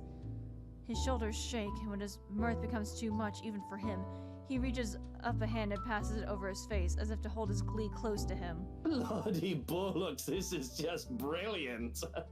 Oh, Mother, why do I always keep running into these things? This day couldn't get any better. I think I'm gonna need a stiff drink after this. He dissolves into another pearl of laughter, but when it subsides, what he has for me are more words. Scathing, each of them. The urge to run from here has never been this strong. Is everything you said how you plan to act, if that man of yours ever ends up with you? Cling to him? Put him on a bloody pedestal? Let him become the center of your universe? Although with how long this seems to be going on, I think you've already done so. Marriage will just be icing on the top. Like some sort of reward for you, isn't it? For being a good, patient, loyal little girl all this time, never looking at another man. You must have been having a grand time with someone pining over him this long. I'm a little envious, to be honest. Maybe also a little surprised he hasn't suffocated from all your attention yet. Laugh all about it if you want. It's not like you'll ever understand. Luke falls silent. The ridicule in him is gone in an instant, and his eyes meet mine, sharp and imposing. A challenge, but I hold it against him with the same intensity, because if there's something I won't let his opinion trample on, it's this. What does he know? However, he's the first one who looks away, focusing his eyes back to where Kylie is, and for a moment, I believe I've won, until he draws in a breath and turns back to me. The words he drops next, though hushed, hang heavily in the distance between us. You're right. I won't. But I do know not to mistake love for obsession, woman. They are not the same thing. It rattles. Out of everything he has said tonight, this is the one thing that twinges my heart. Maybe it's in the manner he delivers it, the lack of conceit in his posture, or an underlying insult in the tone he takes. The remark is not meant to cut, merely to express a simple truth. This time, it's him who holds his gaze against mine. Another unspoken challenge, and I realized that if this happened minutes before, I'd already have an equally searing retort at the tip of my tongue. There's none. But the anger is there, wringing at my insides, prodding at the uncertainties I've long kept. Isn't it enough? We have the long years we've been together. We have the memories. Whenever he needs me, until the other person came in between us, I've always been the one there. That dedication and loyalty meant something, shouldn't it? I've always been sure of it, and that one day, he'll see it for what it is. In spite of that, in this minute, under this man's scrutiny, my heart wavers. Now I struggle to find the words.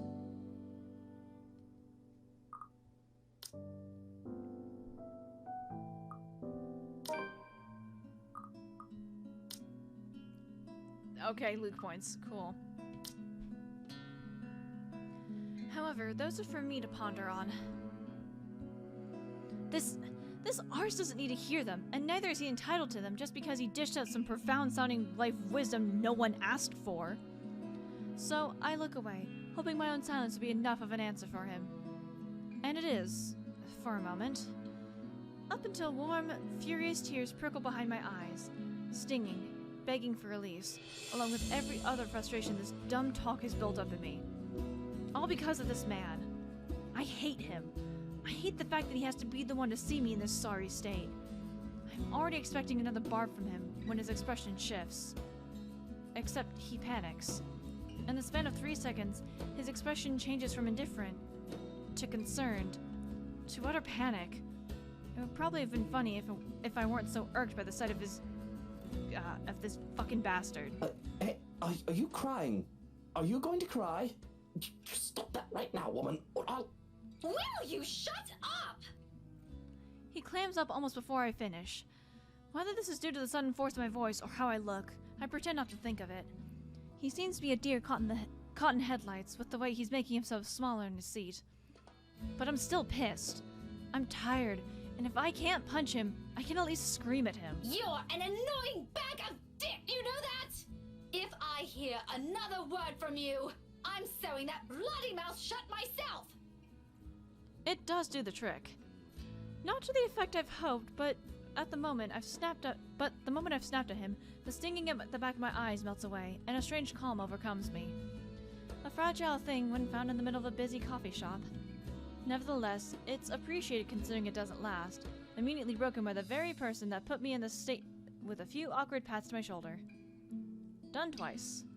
Thrice. And another. Up until my patience runs out and I'm pulling out the book from my bag, raising it threateningly over his head. It'll surely dent his skull if it slams down at this height. Part of me wants to see that, but I restrain myself. He has the good sense to recoil, though. Surely, he shrinks back to his seat and waves his hand in front of him as a gesture of surrender. Watch that book, woman! I already warned you about your little threats. You don't want to see my brand of angry! Then keep your hands to yourself! All right, that's it. People these days, I swear you treat them nicely and this is where it gets me. Oh, yes. Minutes spent of you glaring, mocking, and sending scathing remarks. Yeah, that's nice. You're the last person I'd ever want to comfort me, even if we're the only two remaining people on Earth. Don't flatter yourself. Okay, have it your way, Daisy. And stop calling me Daisy! I have a name, you know! That you haven't actually bothered to introduce with. He mutters something inaudible under his breath, although afterwards he doesn't say anything further. For the next minute, he simply contents himself with making a mess out of the paper napkins, folding them into clean shapes without any clear intent, before crumpling them in his hand when he loses interest and dumping them in a small pile in front of him. A waiter serves our meal soon enough and kindly makes her way back to our table. But before I can take a single bite, he mutters something. The words spoken in the same tone he's used since this morning, all under his breath, whenever the honest part of himself would show. Despite my rather confusing opinion of the man, I stop short of shoving my food in my mouth to look at him. His eyes are on his food as he speaks, busying himself with cutting a portion of the meat on his plate. But what comes out of his mouth only rings true against my ears, above the din of the coffee house. For what it's worth, Rebecca, I didn't ever think that's all there is to you. When did I don't remember her introducing herself. Why else would I leave my own goddaughter in your care if you're just some lovesick woman? He spears a piece of his food, pops it into his mouth, and that's it. One whole day with this man, and I still can't figure out what his deal is. But for what it's worth, as well, I don't think he's an entirely bad guy. The rest of our meal slips by in silence afterwards. Aside from Kylie's occasional chatter, the whole dinner goes by without another word exchanged between the two of us. Somehow, we managed to make it through the whole thing without triggering another tension-riddled conversation. A good thing, perhaps. One, because Kylie's sitting in front of us, and two, I probably won't be able to hold a proper conversation with my mind heavy with thoughts. We depart from the coffee house just as the evening crowd starts to thin out. The same wordless silence fills our short walk back to the school. Except for when Luke gestures at a nearby flower shop and enters it without waiting for Kylie and I. He emerges minutes after, carrying a bouquet of daffodils, with the same softened expression back on his face. Unlike the previous ones, he tucks this one away almost as soon as he looks up at us, a moment he's not willing to share. At my confusion, he merely answers with a shrug and continues walking. For someone important. I accept it for what it is, if only because he doesn't owe me an explanation. It does leave more questions about him, each one baffling as the previous ones. Those are the last words spoken this evening before we head our own ways. Up until I arrive home, I still can't understand him. Here, however... Okay, I was like, what the fuck is that noise? Okay. Here, however, a whole different set of questions await me. And much like everything today, it comes in the littlest of things. A low note greets me upon reaching my unit's door. Its edges flutter lightly against the faint, warm breeze passing through the small complex. My hand stops short of twisting the knob as I stare at it, though I don't make any moves to take it. Dropped by earlier, you went around. Any ideas where Scaredy Cat is? I can't contact her. Inspector Abigail has a few questions. LPD stuff, something about her dead coworker.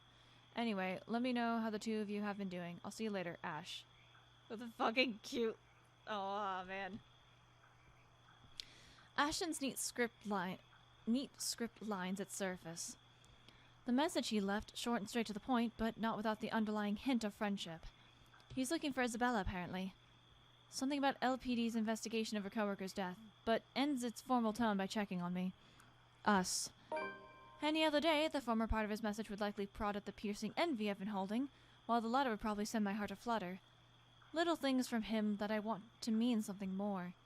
Yet this time, only guilt fills me and my eyes briefly shift towards Isabella's empty unit. Luke's words repeat inside my head as I do so. For what it's worth, Rebecca, I didn't ever think that's all there is to you. Why else would I leave my own goddaughter in your care if you're just some lovesick woman? Have I always been like this? This selfish? In truth, I'd have intended to call Ash after that dinner if I didn't catch him here, invite him to that little party like I've planned. There's time and he's still probably awake around this hour. But my hands won't move. And perhaps it's for the better. Until I've had time to think this through, it'll be best if I distance myself from those I've been clinging tightly to. Find a different perspective and see things for what they are. With a soft sigh, I reach for the note and crumple it under my hand. The knob twists open with much ease as I enter this time. Maybe after some introspection, it'll be easier. For tomorrow, I have that woman in the mansion to worry about.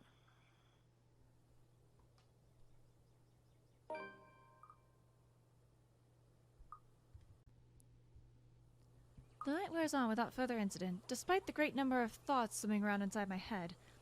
Come morning, there's only a hush, a strange sort of stillness, unlike the ones greeting me every morn. This one's uneasy, tight with anticipation, like a string stretched thin, merely waiting for the proper time to snap.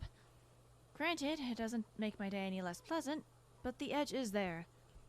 And, as expected, the second I step out of my flat, it comes apart, broken by the voices of two squabbling adults echoing from a floor below. The quiet was nice while it lasted. Shame. What the hell were you thinking? Hi, Ashton. I wasn't. Ow! Could you let go? Not a few seconds later, they both ascend the stairs, while with Ashton pulling Isabella by her wrist. She struggles, as she should, but his hold on her remains firm. Freeing herself means having to draw blood as she attempts to pry his hand off her with the other, or using unnecessary force to push herself away. Neither of which is better than the other. One could potentially end in an accident, while the other means having to hurt him physically.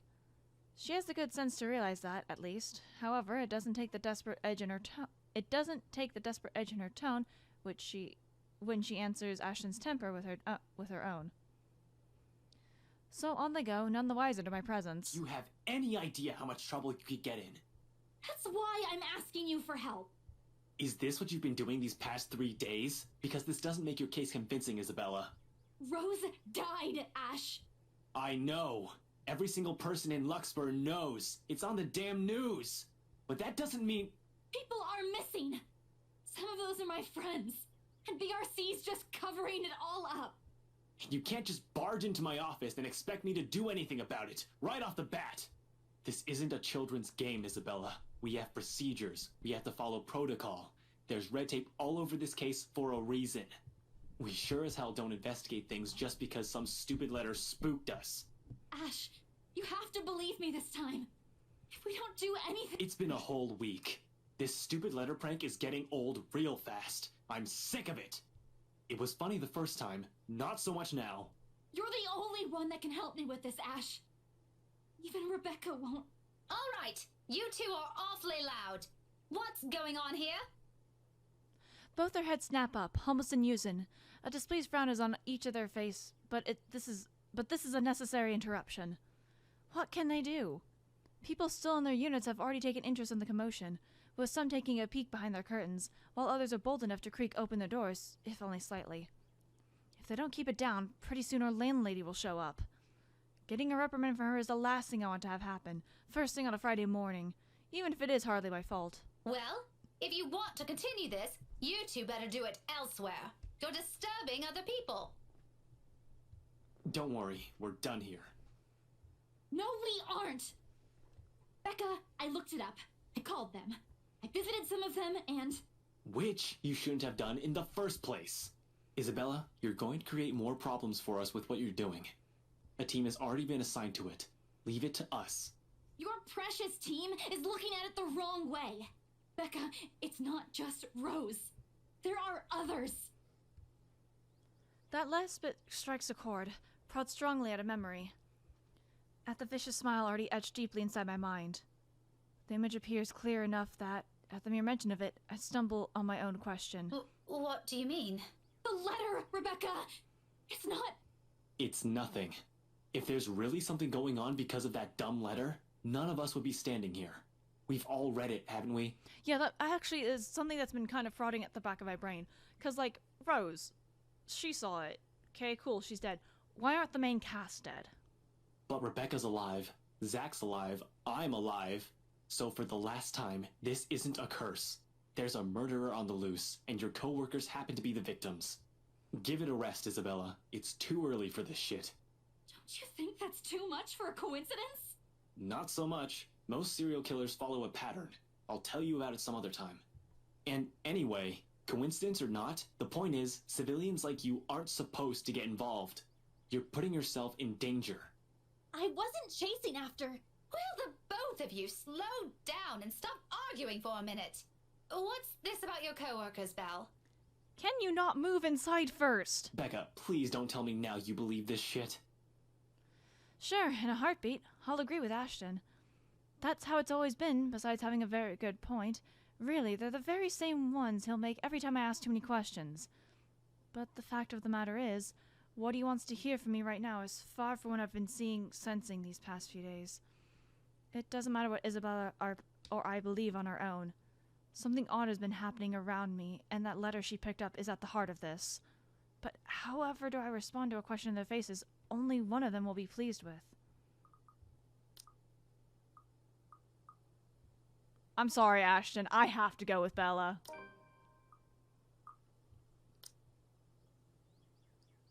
I am so sorry, Ashton. I hope I can make this up to you later, but I have to go with Bella.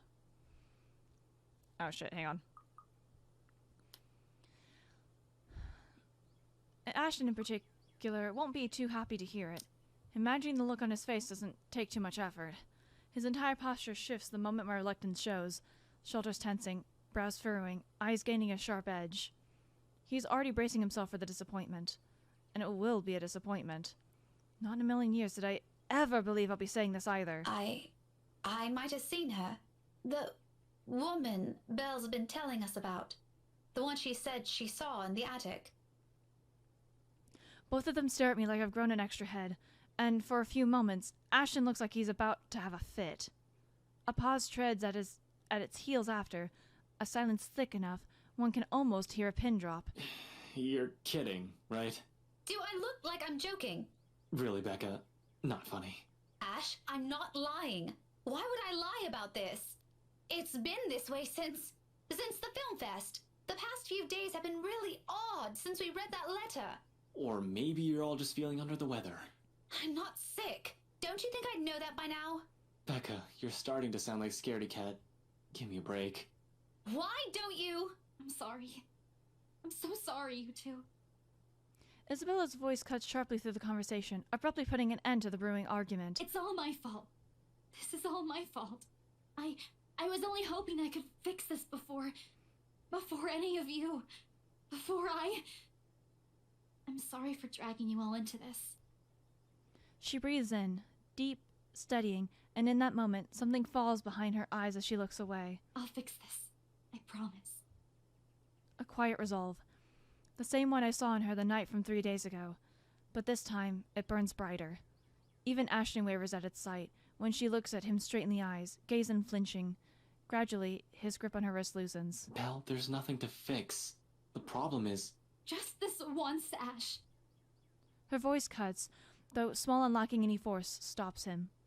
Along with it, every sound, every noise dies around us, a hush descending as if the world is waiting for her words. You don't have to come with me, but if I don't do anything, I am going to regret it. She lays a hand atop his, gentle, pleading, almost intimate, if one does not consider the circumstances we found ourselves in. Please. Ashton will never tell a soul, will never admit even to himself, but it is in that short second that his own resolve breaks. The moment the hard edge in his eyes softens and he relinquishes his hold on her, letting his hand fall limply to his side. Wordlessly, Isabella steps back and runs off, leaving only a muttered thanks and a small lackluster smile. Only after the last of her footsteps fade away does Ashton move, breaking the silence with one of his sharp exhales before reaching up to pinch the bridge of his nose, in a gesture of frustration and surrender. Did you really have to tell her that? What do you want to hear from me then? That everything's fine? No, I want all of you to stop putting these ideas in her head. None of it is helping. Never mind. Don't worry about her. I'll bring her back here. You know, I kind of miss Zach's thing when he was like, oh, there's something because, you know, Becca saw something. What happened to that? He's already poised to leave when my own instinct takes over. I reach for him, gripping his elbow with the same unyielding grip, the action prompted by voices whispering at the back of my mind. He's already made it clear he's not going to believe me, but he deserves a word of caution. Who knows where all of this will take us? How will all of this end? He shouldn't be caught off guard, beliefs notwithstanding. Ash, I know you don't believe in those things she's saying. And you know me. I'm less inclined to believe in those things as you do. But I've seen something. There's something strange going on here. You don't have to buy it. If you don't want to listen to me, fine. But please, try to hear her out. It's bad enough that Isabella goes off like this without telling anyone. I'm just worried something might happen to her if she keeps at it. Talk to her, okay? As if she trusts me enough for that. Doesn't the fact that she approached you first about this, instead of me, already say a lot? A different kind of trust, granted implicity and never spoken. Sometimes too big, too fragile to last. He falls silent for a long moment as he turns it over in his mind. In the end, all he manages to offer is a small nod before he departs, and a promise to, at least, listen to her, without the teasing or the jibes. A favor for me, and the least he could do for her. This is as much as I can do for him as well, until I've understood what's happening myself. Tonight, hopefully, where this all started will provide the answers I'm looking for. Except this whole thing's gone off to a bad start, and all of a sudden whatever Isabella claims dwindling this mansion becomes the least of my concerns. Of all the cabbies in Luxmore, I have to chance upon the superstitious one. Still not as bad as finding out your car's starter refuses to crank on when it was still working this morning, yes. But it's equally as frustrating when you're forced to walk the rest of the way. All because the driver got spooked. Isabella and him will get along so well. I do get his reasons.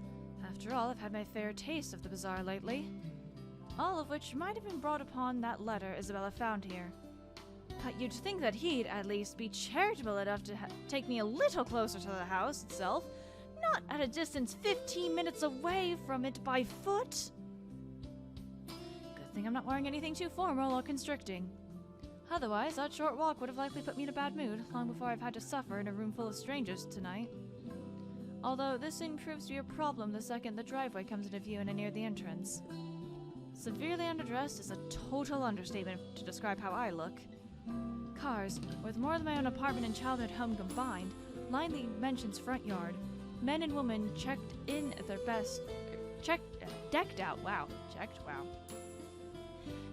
in their best, also flock near the entrance. Most are eager for the festivities to start, while some are simply idling about, enjoying the warm afternoon sun before it sets. But once the woman standing at the front porch speaks, their undivided attention immediately shifts to her. Presumably Miss Wright, from the confident manner she holds herself amongst the present company. This, despite keeping a fair, simpler appearance than the rest of her own guests, or not having her husband beside her. A trait worthy of utmost admiration, at best. At worst, she's the envy of every woman, the subject of every gossip, in Luxburn. Welcome everyone! So how does Ash end up here? Or does that get retconned?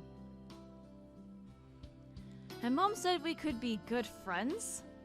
I can't even picture myself mingling with the kind of guests she has. Though I admit, she does seem familiar now that I've seen her this close. Memories of sitting in a vanity not mine, being dressed in clothes too fancy for my tastes. They flit briefly in my mind, until her cheerful tone rises above the buzz of her enraptured audience again. Please, make yourselves at home. I wish I could share her enthusiasm, really. But being surrounded by all this extravagance, for the lack of a better term, really makes me dread how the rest of the night might go. I shouldn't have let Luke's works affect me like that. I should have just gone on ahead and asked Ashton like I've planned. If he were here, then I wouldn't have to... Be careful with Shirley, alright? He's here anyway! The rest of that thought dies in my mind at once. A moment of astonishment overcomes me, before confusion sets in seconds later.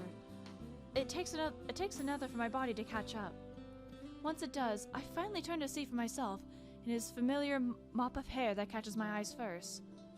And there he is, almost an arm's reach if it isn't for the guest standing between us.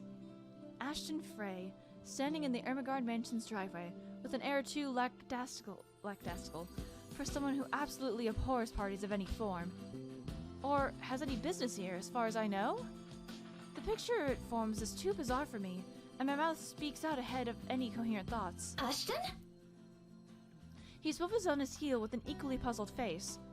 An odd expression flashes momentarily across it once he sees me, though he blinks it away before I can figure out what it is exactly. Becca? What are you doing here? I was invited. Really? I had no idea you were friends with the host. Well, it's my parents, actually. But that's beside the point. What are you doing here? You hate parties. I still do. I'm just here on behalf of a friend. That, in itself, is weird, coming from him. It doesn't help that he isn't even making any effort to spare a glance my way when he answers. Instead, they're focused on at some point in the crowd. His gaze, darting between people walking past us, until a small frown forms on his face. That's, rare. Do you have someone with you, then? Nope, just me. I won't be staying long. Oh, well, if that's the case, maybe you and I can... Chief? Ashton, what's... Unexpectedly, he places a hand on my shoulder, stopping me mid-sentence. He still has a distracted look on him, except this time his eyes are sharper, as if he has found out who or what he's been searching for among the throng of partygoers earlier. Sorry, Becca, I need to... There's something I need to check for a bit. I'll talk to you later. Do you have a ride home? No, I had to take a cab here. My car wouldn't start this afternoon. But what about... I told you to get that old thing checked before, didn't I? You can head back with me after this. Anyway, I gotta go. See ya. Be careful, okay? I meet the smile he hastily throws my way with a frown of my own. What does he mean by that? But before I can ask, he has turned his back from me and is walking away, without a single explanation whatsoever. In some desperate effort, I try to catch up to him, if only to know what warranted this sudden departure and his odd warning at the end. Hey, be careful! About what Only for my attempts to be interrupted by a muffled ringing in my pocket. Mom's cheerful voice greets me as soon as I answer. Yes, I'm at the party already, Mom. Yes, I'll say hi to her if I can. The conversation itself doesn't last long. Just a simple hello, a reminder to enjoy the party, and to send their regards to their old student. But when the call ends and I get to look up, Ashton's already nowhere in sight. With a sigh, and admittedly a little disappointment, I tuck my mobile back into my pocket and head inside. Even with the familiar company, however coincidental this meeting is, this is somehow shaping up to be a terrible evening. The party hits full swing an hour later. With the host's opening remarks given, still no sign of her husband, the poor woman, and the guests promptly fed, the band shifts the melody to a livelier tune. Soon, laughter and the rhythmic tapping of shoes fills the room, all in accordance to the lifting strains of music. Why is my reading comprehension so fucking bad? It seems fun, I'll admit. Fascinating at certain moments, the flurry of dancers making the music their own, almost with no care in the world. If I weren't so indisposed, I'd have joined the crowd for a song or two. There isn't a lack of invitations anyway. Plenty of them, in fact. Some with more asking more than once. It's only my stubborn refusal that prevents me from joining them. And I can. A single nod is all it'll take, and the evening would have been far more enjoyable for me. But pride in my own silly hopes, the thought of being seen with one of them by him, curbs that, as much as I hate to admit it. Because doing so, also means outright acknowledging the douche's claims. That he has to be the one to tell me that still sends my blood boiling. I would have preferred someone more agreeable, less of an arse. It's a hard truth to swallow, especially when the very person at the center of it makes denial difficult. Can't even spare me a minute of his attention or a single glance at me the whole evening. Hell, Zachary might have spoken more words to me. The big guy is busy covering the event to boot. But at least he manages to slip in a conversation or two in between takes, or a small wave of his hand when he passes by. What's Ashton's excuse? He's been flitting in and out of sight the whole time.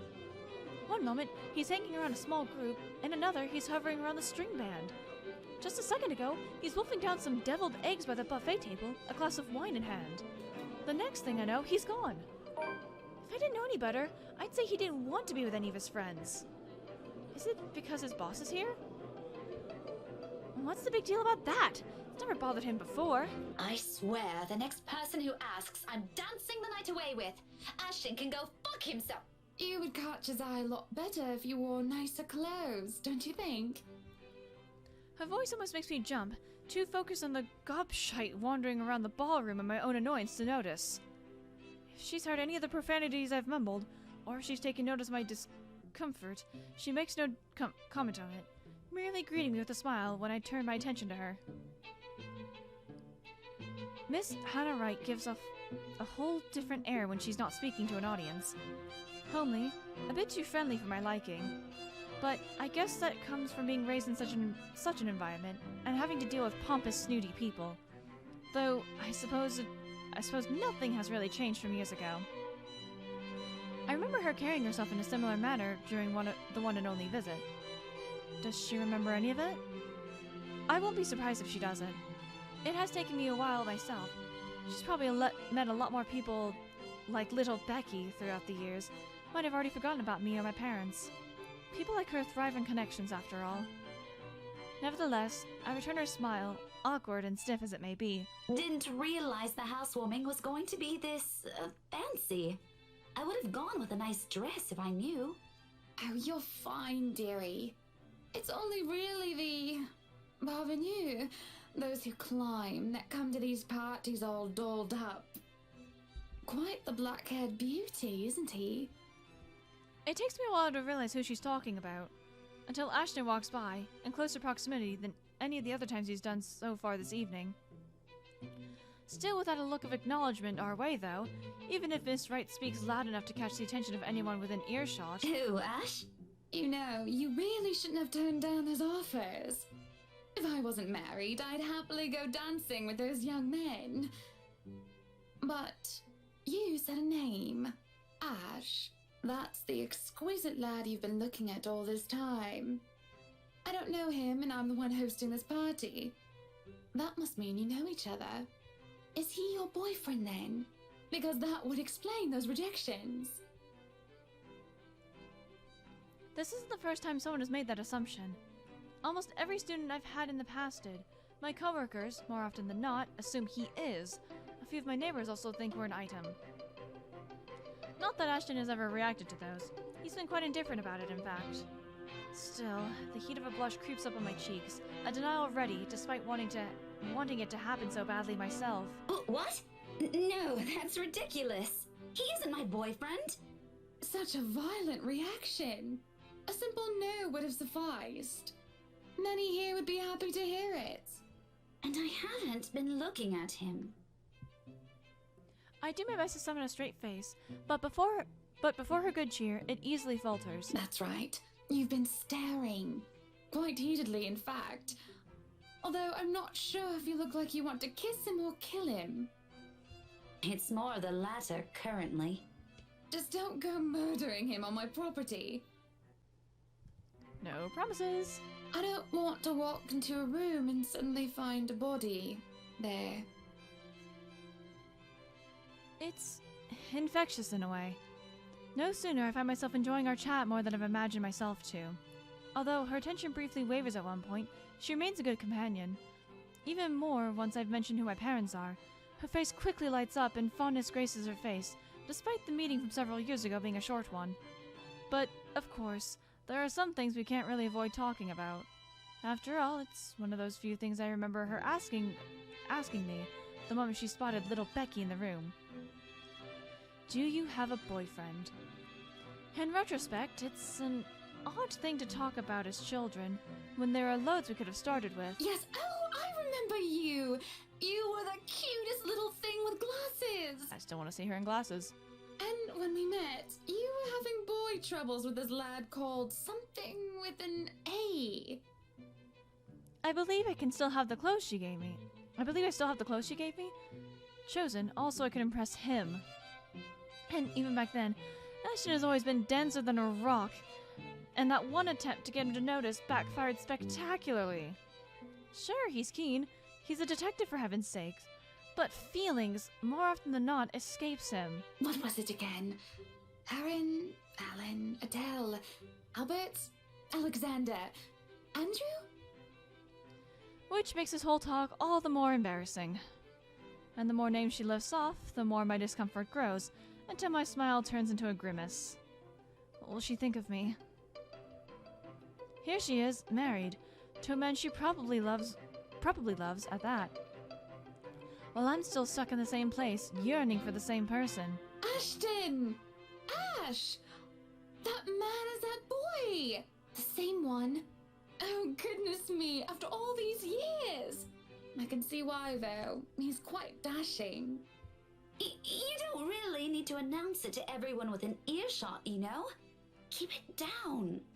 I'm so sorry, but it really is cute. She says that, but for a short moment, a hint of pity flickers in her eyes. I take that as a chance to change the subject before anything more can be said over the matter. I haven't even figured out how I should feel about the things Luke told me. Now, I'm getting dragged into a similar discussion. This is a nice party, Miss Wright. Though, to be frank, I doubt she'd be so willing to pass this up. The topic has already captured her attention. Please, Anna's fine. We're friends of a sort, aren't we? We must be friends, seeing as I know about your little infatuation, Becky. Don't you worry, dearie. You'll have your happy ending yet. I'm not too concerned about that, am I? That's not what I'm looking for. Oh? And what makes you think that? Doesn't everybody want their happy ending? The idea of happy endings sounds like they're just for fairy tales. And they are, sorta. I don't think you can just sit around, trapped in some tower and hope for the best. If you love them, you have to fight for it, right? You're not just going to sit there and hope that everything will just fix itself on its own. Like everything, you have to work at it. Hypocrisy. That's what this is. How dare I preach about something when it's exactly what I've been doing? And then, I go and act as if I'm entitled to any of it. That, by the virtue of us growing up together, he must return whatever I feel for him. That he's not allowed to look at another, because I'm the one who has stayed by his side the longest. When, in the first place, Ashton has always been his own person. This is something I cannot force on him. I can only hold on to these, take care of it, until the time comes I can confess it to him. Great, if he reciprocates. But if he can't? If he won't? Selfish. I've been too selfish. How laughable that Luke's words still strike up true until now. But what do I know? I'm sure the daughter of the two greatest professors I've ever known is smart enough to know what she's talking about. At one point, maybe I would have easily agreed to that. However, the past weeks I've also seen changes in the way I view things. As nice as these things sound, it turns out whatever I previously may have not... words. As nice as these things sound, it turns out whatever I previously know may not even be true for other people, or myself. It is sobering and almost funny how things I might have said with such certainty before now have doubts muddying each of them. But there will be time to mull about these later, because there is a hush suddenly because when a hush suddenly descends in the room, a whole different issue rears. Especially when Luke, fucking Luke, strides into the now quiet ballroom, fashionably laden, oozing with the same pompous mien he's always carried around with him. Mine? Maybe? Good evening, ladies and gents. Enjoying the party? I hope I'm not too late in welcoming you all to the right mansion. Before long, Hannah leaves my side to join him, and it doesn't take a genius to piece it all together. Welcome, one and all, to our humble abode. Tonight, if you have yet to find yourself in your roles, you are all ladies and lords of the court of your king and queen, if you would excuse my presumptuousness. So, enjoy the feast that has been laid out for your senses, as we only allowed the best to be served. Enjoy the rest of your night, everyone! His attitude, the manner he carries himself around people, his unfamiliarity with that part of the city. Of fucking course. I should have known. Although, I'm partly at fault here. Tabloids and the gossip columns have never been really my thing. I should have also expected that wherever Luke fucking Wright is, some sort of drama will sure to follow. He seems the kind of person who revels in it, figures it will find him out on its own, even when he's not asking for it. It happens amidst a rout of applause and hoots, that people lagging behind the crowd they've gathered does not catch on, until the cheers turn into several scandalized gasps. I am pregnant with your little bastard. You promised me you'll take responsibility. God damn it, Luke. I finally got you to talk to me after months of silence, and you do this to me. What do you mean you're pregnant with? Luke, is this true? Lies and slander, woman! Security! Johans, take her out of here before she makes an even bigger fool of herself! No, you do not do this to me. I was so ready to leave my stupid oaf of a husband. I told you to leave that damn wife of yours. Look at her. Does she look like she wants a baby? Okay, something just fucking occurred to me. Is Officer Lee, or Chief Inspector Lee, that's what his name is, right? Chief Inspector Lee? Is he, like, okay, presuming that this affair happened, is Lee aware of it, and that's why he kept, like, making fucking comments about her husband being gone? Does she look like she could take care of a baby? The commotion doesn't go further, despite the drunk woman appearing like she has plenty more venom to spill. In a little while, security shows up, escorting her out. Apparently she's the chief inspector's wife, too? As if this whole thing can't get any more fucked up than it already is. What a mess. But the damage has been done, and beyond the repercussions this will bring, I'm more worried about Hana. Maybe Luke, too, in part. I've seen the man that hides behind his self-importance, and it's someone who cares for the people who stand beside him. No matter how questionable that is now. After all, no anger is worse than that of a scorned woman. He's lucky, though, that he is not the object. That he is not to be the object of it anytime soon. That his wife loves him enough not to believe any of the woman's drunken prattles. Take that trollop out of here immediately! And see to it that she isn't allowed here, or anywhere we hold any authority in Luxbourne. Hannah's outrage is a strange sight to witness, after those smiles and the graces she has carried herself with through the entirety of the party. Like this, her eyes are burning bright with fury. I don't doubt she can do much more, ruin the scandalous woman if need be. Shaming her is already an act of mercy, generous enough coming from her. Everyone, please go back to enjoying the party. Don't let that mess of a woman ruin your night. You heard her! Strike up the band, maestro, and let us dance like fireflies in the night!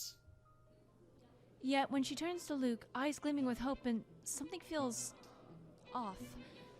Something I can't quite place. Hers is not the face of a person who so ardently loves. There's a lack of tenderness in it, an absence of warmth and sincere affection. It's the kind that constricts, suffocates. Well, that was a mess, wasn't it? And you handled it magnificently. It happens. We are very important people, are we not? No one seems to have noticed it, however, and at their command, music resumes.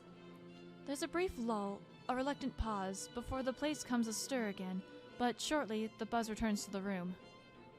Dancers have once again taken to the floor, and their guests' excited chatter begins anew. Maybe it's just my imagination? Milady, Would you like to dance? With pleasure, my prince.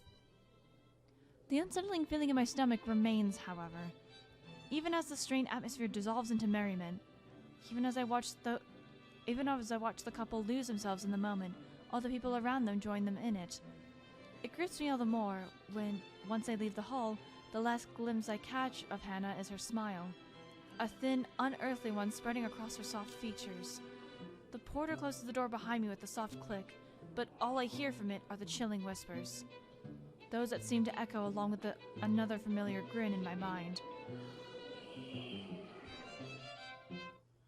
The brush of fresh air against my cheeks does little to dampen the nervous edge of my bones. Away from the rush of the party, I just feel bone-tired. It's late. I've accomplished nothing of what I've come here for, and Ashton's nowhere to be found. I'm not sure it pisses me off more, that he ignored me the whole evening and might have just left without saying anything, or knowing he obviously has some other motive for being here. Can't he at least trust his own friends for that? He didn't have to hide it from me. He's not even answering his phone. The man always has been difficult to contact when he's out. But you'd think he'd at least have the decency to keep the lines open if he's going to wander off on a party. One that he happened to attend with his friends at that. I let the call ring for 9 more times before cutting it off. No use in trying to find someone who refuses to be found. I can get home on my own. I don't need him. He can just... Becca, where'd you go off to? If you're done here, let's go. I'll get you back to the city.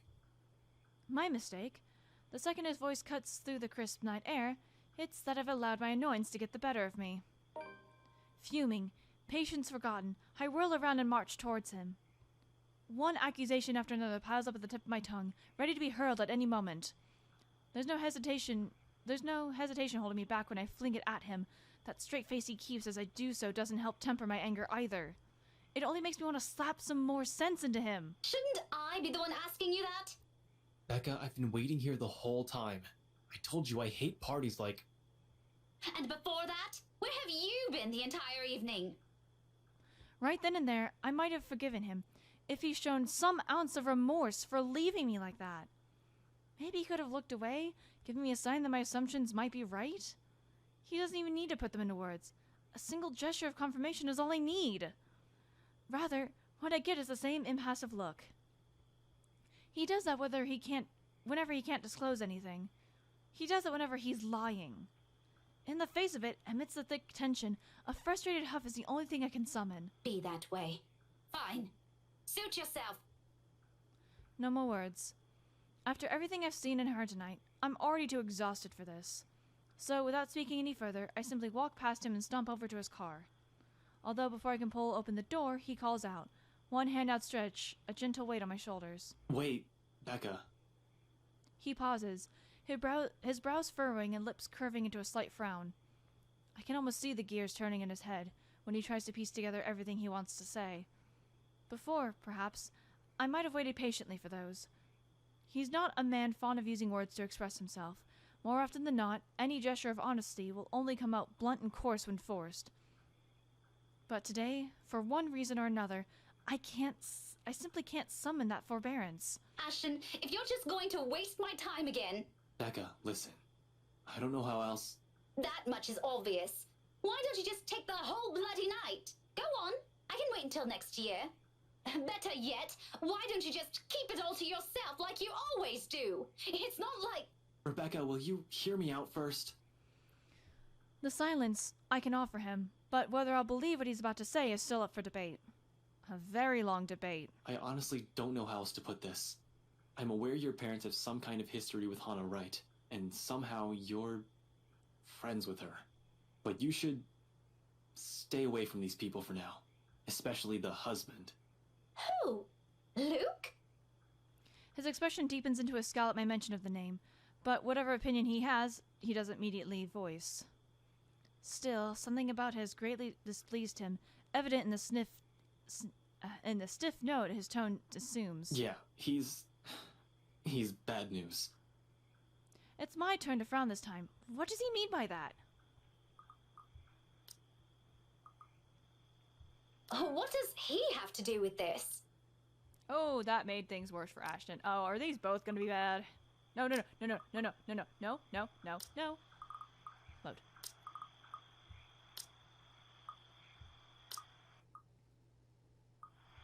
Care to explain your reasons? Okay, yay, I'm back to normal with Ashton.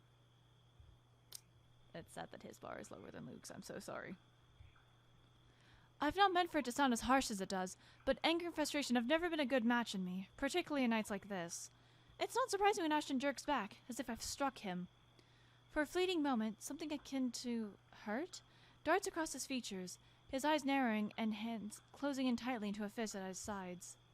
Then, swiftly, he glances away and shifts his focus on the line of trees nearby, like an answer can be gleaned from the dark expanse. I'm really sorry, Becca. What is that for? For the party? The vague answers he continues to give? Does it include all those times before this? The year's worth of it? I don't doubt its sincerity. However, at the moment, the forgiveness he's asking for isn't something I'm all too willing to hand, furious as I am. It's frankly a wonder I can keep myself from raising my voice at him. We'll talk about this tomorrow. And you better have a proper answer for me by then. There's a brief hesitation before I step away, a short moment of wanting to say more, of waiting if he has anything more to add. He's only silent, eyes still trained at the distance. It is that last glimpse I see of him before I climb inside his car. If the door slams closed with the same force as the anger I'm holding, its sound merely vanishes into the night, unnoticed. He follows soon after, and shortly we're on our way back to the city. Yet, even with the city's bright lights welcoming us, the dense, somber air from the mansion still lingers. The moon is almost at its highest by the time we reach Salemville. Even after our respective heads have cooled off, the atmosphere within the car remains rife with unspoken tension. This isn't a problem so easily fixed with a few handshakes. Quite frankly, I don't know what will. Ashton himself has no idea what to do when he alights and dawdles awkwardly in the middle of the car park, unsure. It almost seems like he's having an eternal debate, whether he should say goodbye or mutter another apology. I could have driven him away, purely out of spite, the second I've gotten off. Still, old habits die hard. It's late, and Ashton's flat is on the other side of the city. Irritation might still rear its head every time I look at him right now, but I'm not too cruel to put him up another long drive. Especially when he still appears as if he hasn't gotten any rest. You can borrow the couch. I throw the keys to my flat his way before protest forms on his lips. Although he catches it with ease, he eyes it with a wary expression and shoots a puzzled glance my way. You haven't been forgiven. We're still going to have that talk, believe me. But I'm not about to send you out on another drive looking like that. It's late. Go get some rest.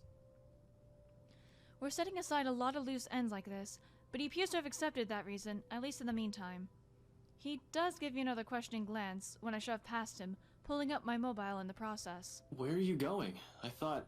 You go ahead upstairs. I need to contact Professor Andrew. Andrew? Why would you... Oh, no. Please. Is this that thing Isabella said this morning? Again? I already gave her my word, Becca.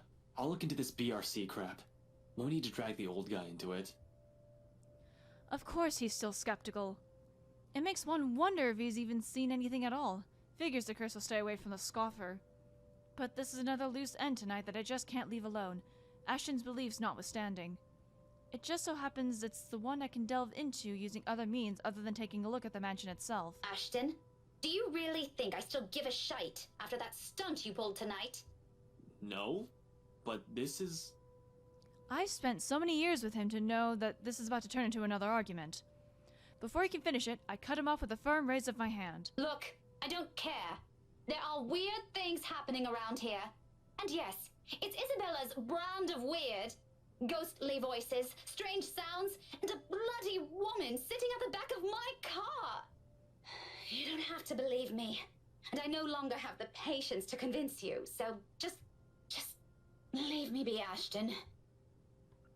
He doesn't push it, growing quiet instead, although I know he has a whole case of it prepared inside his head.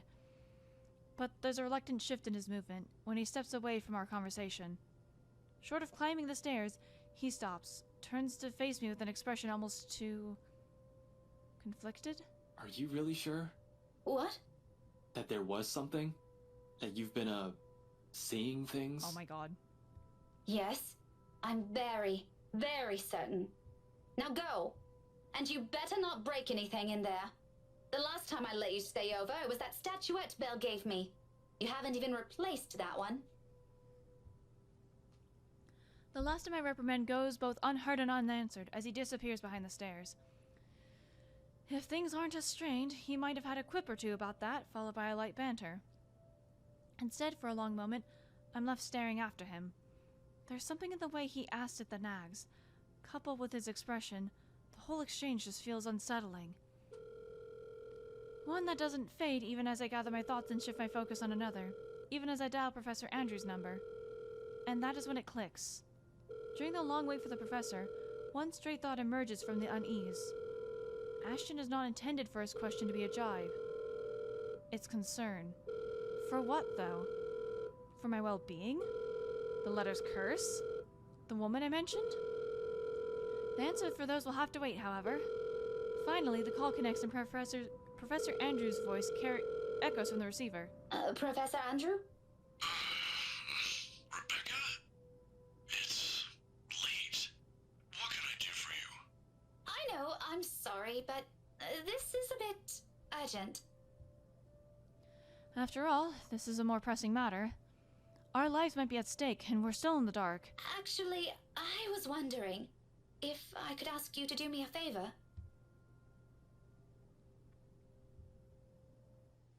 Okay, cool. Oh boy. Professor Andrew Clark has agreed to meet me 2 days later in front of the Luxburn Public Library. He has other commitments, but being a longtime family friend has its perks. I have my parents' connections to thank for that. Of course, I'm not the sort to impose on him often, but the situation is... well, it's not entirely bad, although it does require calling in a few favors from friends like him. Without his signature, I won't be able to gain access to the library's restricted section. If I want to get more in-depth information on the Emigard Mansion, that is. Not simply what they chose to show to the general public. As much as I hate to admit it, there's always something people censor. And whatever it is, I won't ever find in the general section. It has to be what they're keeping here, beyond the public eye. The thought of that alone makes me antsy. Thankfully, I don't have to brood over it. The wait for the professor doesn't take long. He never did enjoy making people wait. Likewise, he dislikes people who are tardy. He arrives 5 minutes after I do, greeting me with that kind smile and casual wave of his hand. I haven't seen him in so long, but it appears he hasn't changed much. His familiar presence alone is enough for a fond smile to spread across my face. Professor Andrew. Rebecca, didn't I say long ago you can drop the professor? You know I can't possibly do that. Even if I can, it feels disrespectful to call you by your name alone. Both you and Ashton never listen to this old man. Kids these days. All right, but just for today, since you're doing me a huge favor, Andrew. I guess you simply can't have it all, even at this old age. But pleasantries aren't what we're here for, yes? You mentioned you needed a permit. Yes, sir, if that's okay with you. More than fine. Anything in pursuit of knowledge, as they say. He hands me the permit without any further prompting. And just like he promised, he's also written a recommendation after his signature. This is more than enough to get me those files. I mutter a small thanks before slipping it into my pocket. Although, when I look back up, his brows are furrowed, the very face of curiosity. Not surprising, considering how vague I've been during our little talk over the phone. Right then and there, I've decided to tell him if he ever asks. Maybe not all of it, but stuff he needs to know. It's the least I can do to thank him. As expected, true to his inquisitive nature, he asks. If you don't mind, though, I know you've always been an eager learner. But may I know what in the restricted section that piqued your curiosity? It's the Emigard Mansion, sir. He's quick to raise an eyebrow at that, and for a while, I fear he'll take the slip of paper back. Is there something in what I said? The ones they have out in the general isn't enough? I'm, hoping for a more in-depth read, sir. More about the history and the people who once lived there. The general section doesn't have anything much on that. Oh, I see. Well, you certainly aren't the first one to be enamored with that place. It doesn't shock me. The architecture is admirable, and the urban legends are something to talk about.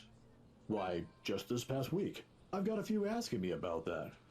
Imagine that. I think enamored might be a little too much to describe our interest in it. But I have to agree. The mansion is beautiful, even with the renovations. They kept the stained glass windows, too. They are magnificent. Oh, you've seen it. I was there for a few hours to attend a housewarming party. The invitation was for my parents, but they couldn't make it. My mum used to work as a private tutor for the Evans. Hannah Wright? Ah, I know of her. Her husband, too. Who doesn't? Ooh, that tone shift. Luxborn's most popular couple. Something falls behind his eyes, the warmth and then suddenly gone, like he's reliving a painful distant memory and seeing it play out right in front of him. It disappears almost as soon as it surfaces, but that look has unsettled something in me. Is something the matter? Nothing much. I fucking hope we learn what the fuck it is when we come to Ashton's point of view. God damn. But you know, you're already like a daughter to me. So if you could, do be careful with the friends you make. Is this about the rights, sir? Just a friendly advice from an old man. Don't think much about it. Anyway, I have to leave now. Can't miss my weekly serving of bear claws. Say hi to your parents at the detective inspector for me, will you? I wish you luck with all that research. I will. Thanks for this, Andrew. Andrew gives my shoulder a light squeeze, the gesture a younger me has always appreciated, and quickly crosses the street after. I watch him until he disappears behind the door to a cafe, until the doubts swimming inside my head finds a moment to rest. Whatever his business is with the rights isn't anything I should concern myself about. But somehow, in the grand scheme of things now, it all feels oddly relevant. The how, though, is I've yet to find out. And I'm hoping the library will give me the answers I want this time. On a gloomy Sunday morning, the library is especially empty. The second floor in particular. I've always considered this place to be a sanctuary, just a respite away from the hubbub of the city. As a child, I grew up reading books here, spending hours here to no end, poring over the pages, living out fantasies in my head until my parents called me home. Now it feels nothing like it. The silence is smothering, suffocating. Even with how clean they've kept the microfiche room. How the entire small of it lacks a speck of dust or clutter. Breathing in is a struggle for air. Not far into my stay, I begin to look for the noise outside, and perhaps as a way to calm this unease, I start to hum a tune. Imagine that.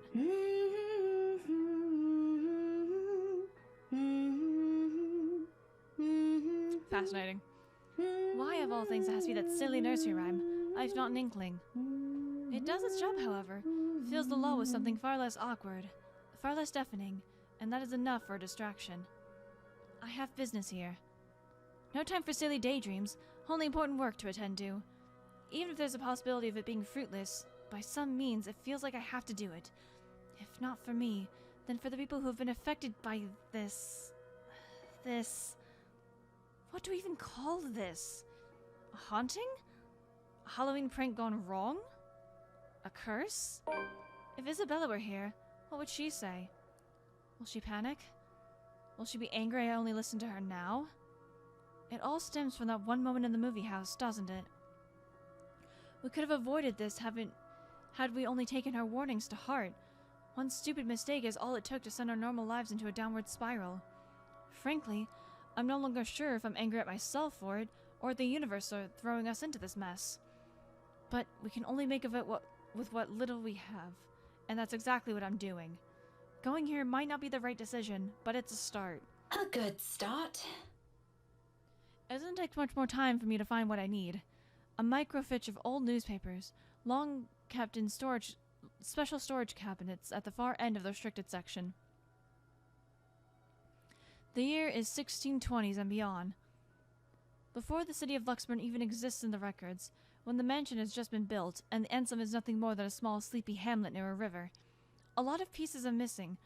Days, sometimes several consecutive weeks without any records remaining. Often goes on for years. Troublesome. But as it is, I'm lucky enough to find anything at all considering how far I'm looking back. Can't be picky now. Can't waste time mulling over record keepers of the old. What the record keepers of old could have done to make this a breeze for me. I can still work with this. The faint whir of the microfiche machine keeps me company as I go over each slide, each image, hoping for something that goes beyond what the local lore knows. There are snippets, little mentions of the family that once settled in the house here and there. The usual singing of praises for the couple who helped brought up what was once a tiny settlement into a buzzing town. Nothing substantial, nothing I didn't know of before. It continues on like this for a good while. Until I come by the years after their deaths.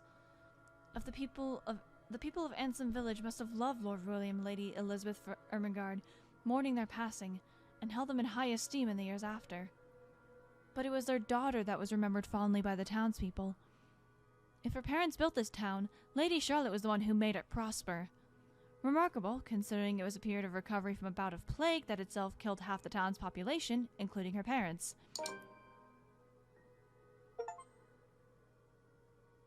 What's surprising, though, apparently, her time also marked more than one superficial change to the place. She moved things, changed laws, altered old customs and traditions. If they were done on a woman's whimsy, it doesn't say, but she seems capable for more than that. The gist of it, the town she rebuilt, it's what eventually grew to become Luxburn City, while the nearby Ansem village remained as it was, a relic of the old. A frown swiftly forms on my face. So, why is there a need to hide this? One by one, I try to recall every lesson I've gone through, every book, paper, and journal I've read. None of those ever mentioned this. It's always the lord and lady of the house, their endearing child, always an afterthought to those antidotes.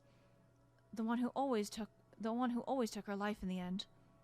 Never someone who restored a town from the brink of collapse, or who brought new ideas to it. Is it because she's a woman? That pisses me off. Granted, not everything is sunshine and rainbows. Not all aspects of her can be considered admirable. But this is history. Some parts are bound to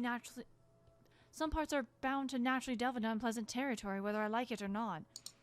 Witch hunts, for example, became common near the end of her life. Which would have been completely unremarkable and might have gone to a mere footnote in history if it didn't involve Lady Charlotte and the very slaves she saved. It caused quite a stir, enough to leave almost a week's worth of clippings. The girl was eventually burned, condemned by an entire town. At the word of Lady Charlotte alone. But this doesn't really have anything to do with the curse, does it?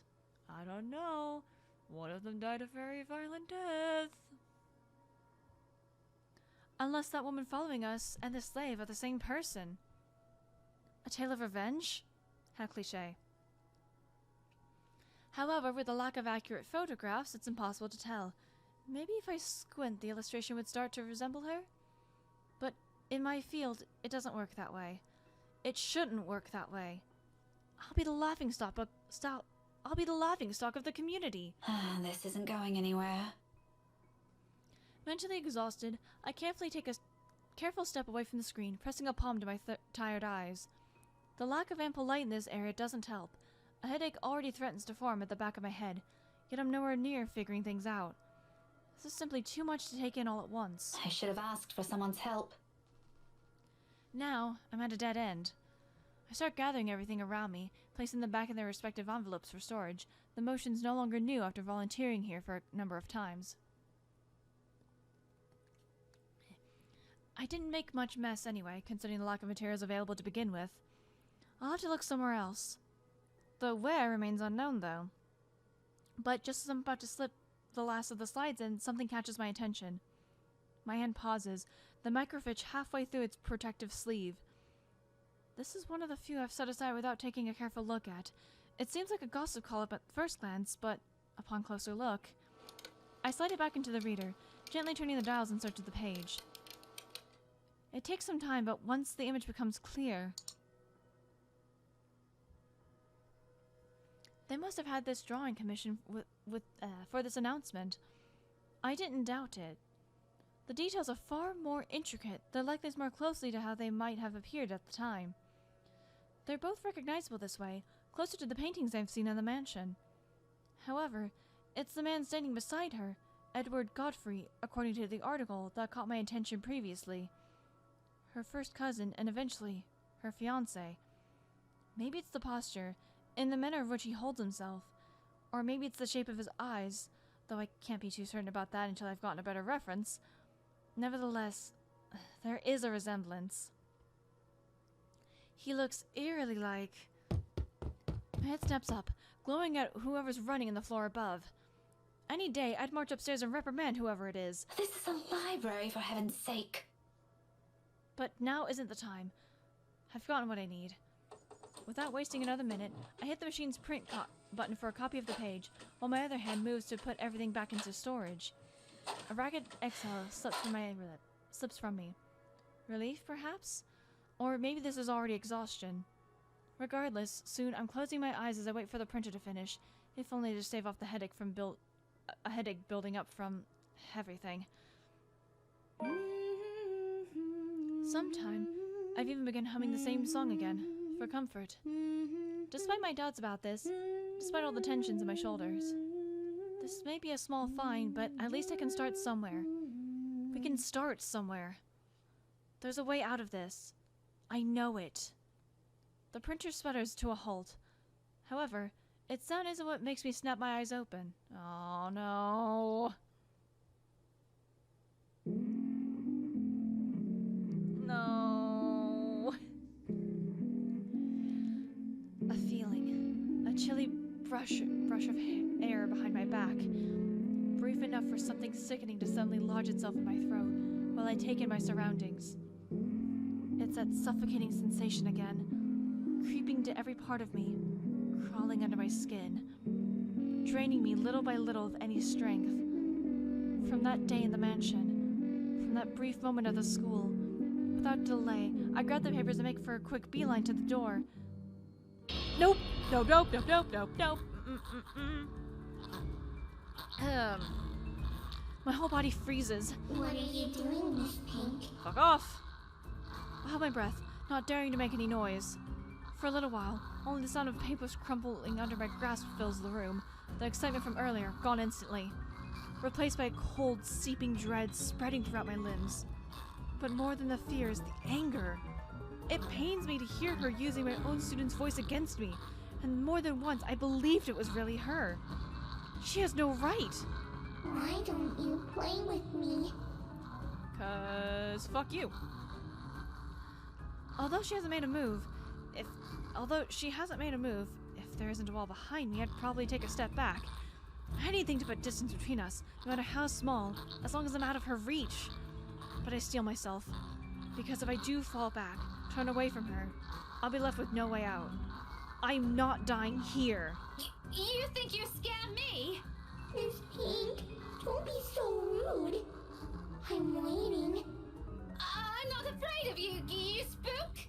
This is one Scotswoman. You aren't getting into an early grave without a fight. Come at me. I expected she'll lunge, prove to me what a monster she is. Instead, she gives me a smile, twisted and gnarled. It's as if time has crawled to a stop at the sight of it. A split-second decision. And before I know it, my body shifts. Eyes closing in anticipation, hands grabbing whatever's solid enough on the nearby table and hurling it at her. I don't bother looking if whatever I threw hits its mark. I run, as fast as my legs can carry me, despite my heart threatening to burst out of my chest. But in this maze of bookshelves, with the whole place almost void of people, is there even a place safe enough where I can escape to? Fuck my life. Both options seem very terrible, and I'm not sure which one's the correct one. Because door, you would think, oh look, there's an exit or something. But you would also think heading upstairs, we did hear footsteps earlier. Well, assuming it wasn't Ghost Woman. But the door could be too... I'm overthinking it. Just pick a fucking option. Door. Story updated. Oh, goody. My choice has been made. If there's one, it's out of this room, out of this place, and as far away as anyone can get from her. I can think about the rest of what I can do after I'm outside, where there are other people I can ask for help, when she's not chasing after me like this. There's no hesitation in my steps as I race for the restricted section's door, head downstairs and barrel straight for the library's exit. Towards safety, in a desperate bid for my life. Library rules be damned. I can no longer hear her behind me, but I'm not taking any chances. A breath almost escapes me as I near the door. A little more. When out of nowhere, a library cart careens from a blind corner and slams into my sides. My back hits the floor with a hard thud, the impact completely knocking the breath out of me. The copper tang of blood gradually spreads over my tongue as I fight to get my bearings back. I force myself to move, even with the excruciating pain coursing through my limbs. The exit's almost there, if only I can... But there's no moment's respite. Oh, shite hi, what's up? I imagine a QT is about to fucking follow. I don't remember having one in this chapter yet. The next thing I know, there's a heavy weight atop me. Cold digits slide around my neck, tight like a vice, pressing, closing in, leaving me gasping for air. Through my blurred vision, I can only make out the hateful gleam, the spite in her eyes as she looms over my body, her grip on my throat grows tighter. Desperation kicks in. My nails dig into her wrist as I struggle against her firm grip, trying to pry her fingers away. Let go. Let me go.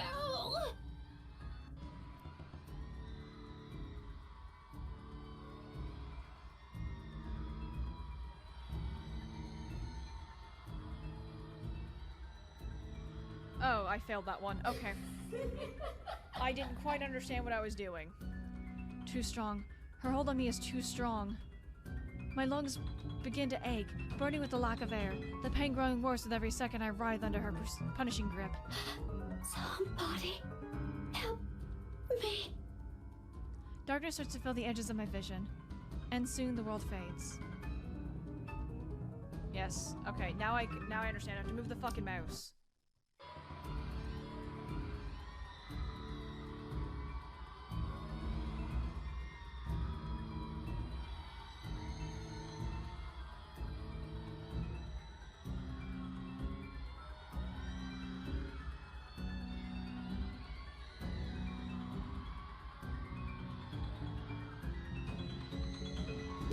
Oh, I thought for sure I was gonna fuck that up and I'd have to skip it. That was the most difficult one out of all of them. I don't think twice. My limbs are moving out of their own before what I did could fully register my brain and my lungs could recover. Behind me, she lets out a cry, sharp, loud, and thunderous against the empty walls of the library. But the fear her wails bring compares nothing to the relief washing over me when I finally make it out. My knees buckle as my feet hit. Yay! My knees buckle as soon as my feet hit the pavement, the surface cold and hard against my skin. I've only been there for a few hours. About 1 or 2, probably? I don't know anymore. It feels like an eternity all the same. My breathing hasn't slowed down yet, and I don't expect it to going through that. I probably look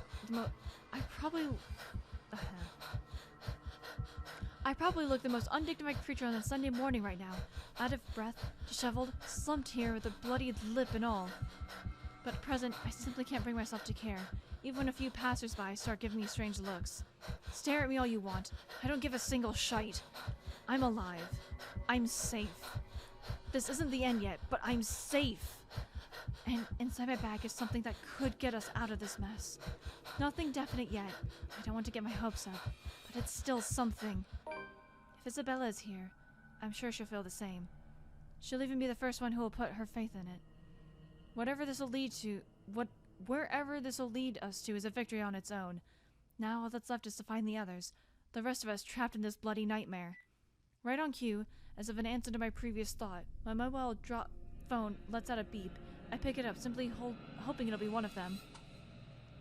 Only, it's a voicemail that greets me. From Ashton.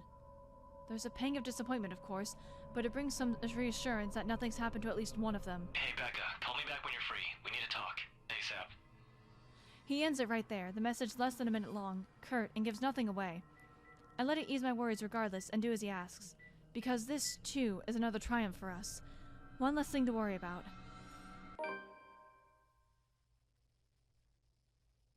Aw, you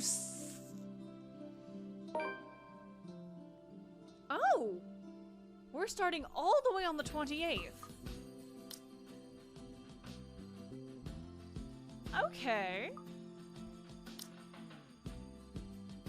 Damn, I would have really loved his reaction to Isabella kissing his damn cheek. Okay, get to save, dumbass. Alright. Alright. I'm mad that I don't get to know what that phone conversation is. Because how dare you, game? But, it's fine. Whatever. I'll live. I will just have to wait until I can do Ashton's thing. Oh well. That's the end of this episode. I hope you've enjoyed and have fun. I thought for sure I was going to fail the QTE completely and then have to skip it because I'm an incompetent nerd. It's fine. Anyway, hope you have a fantastic day. Have a good night, evening, morning, whatever it is for you. I will see you next time. Later.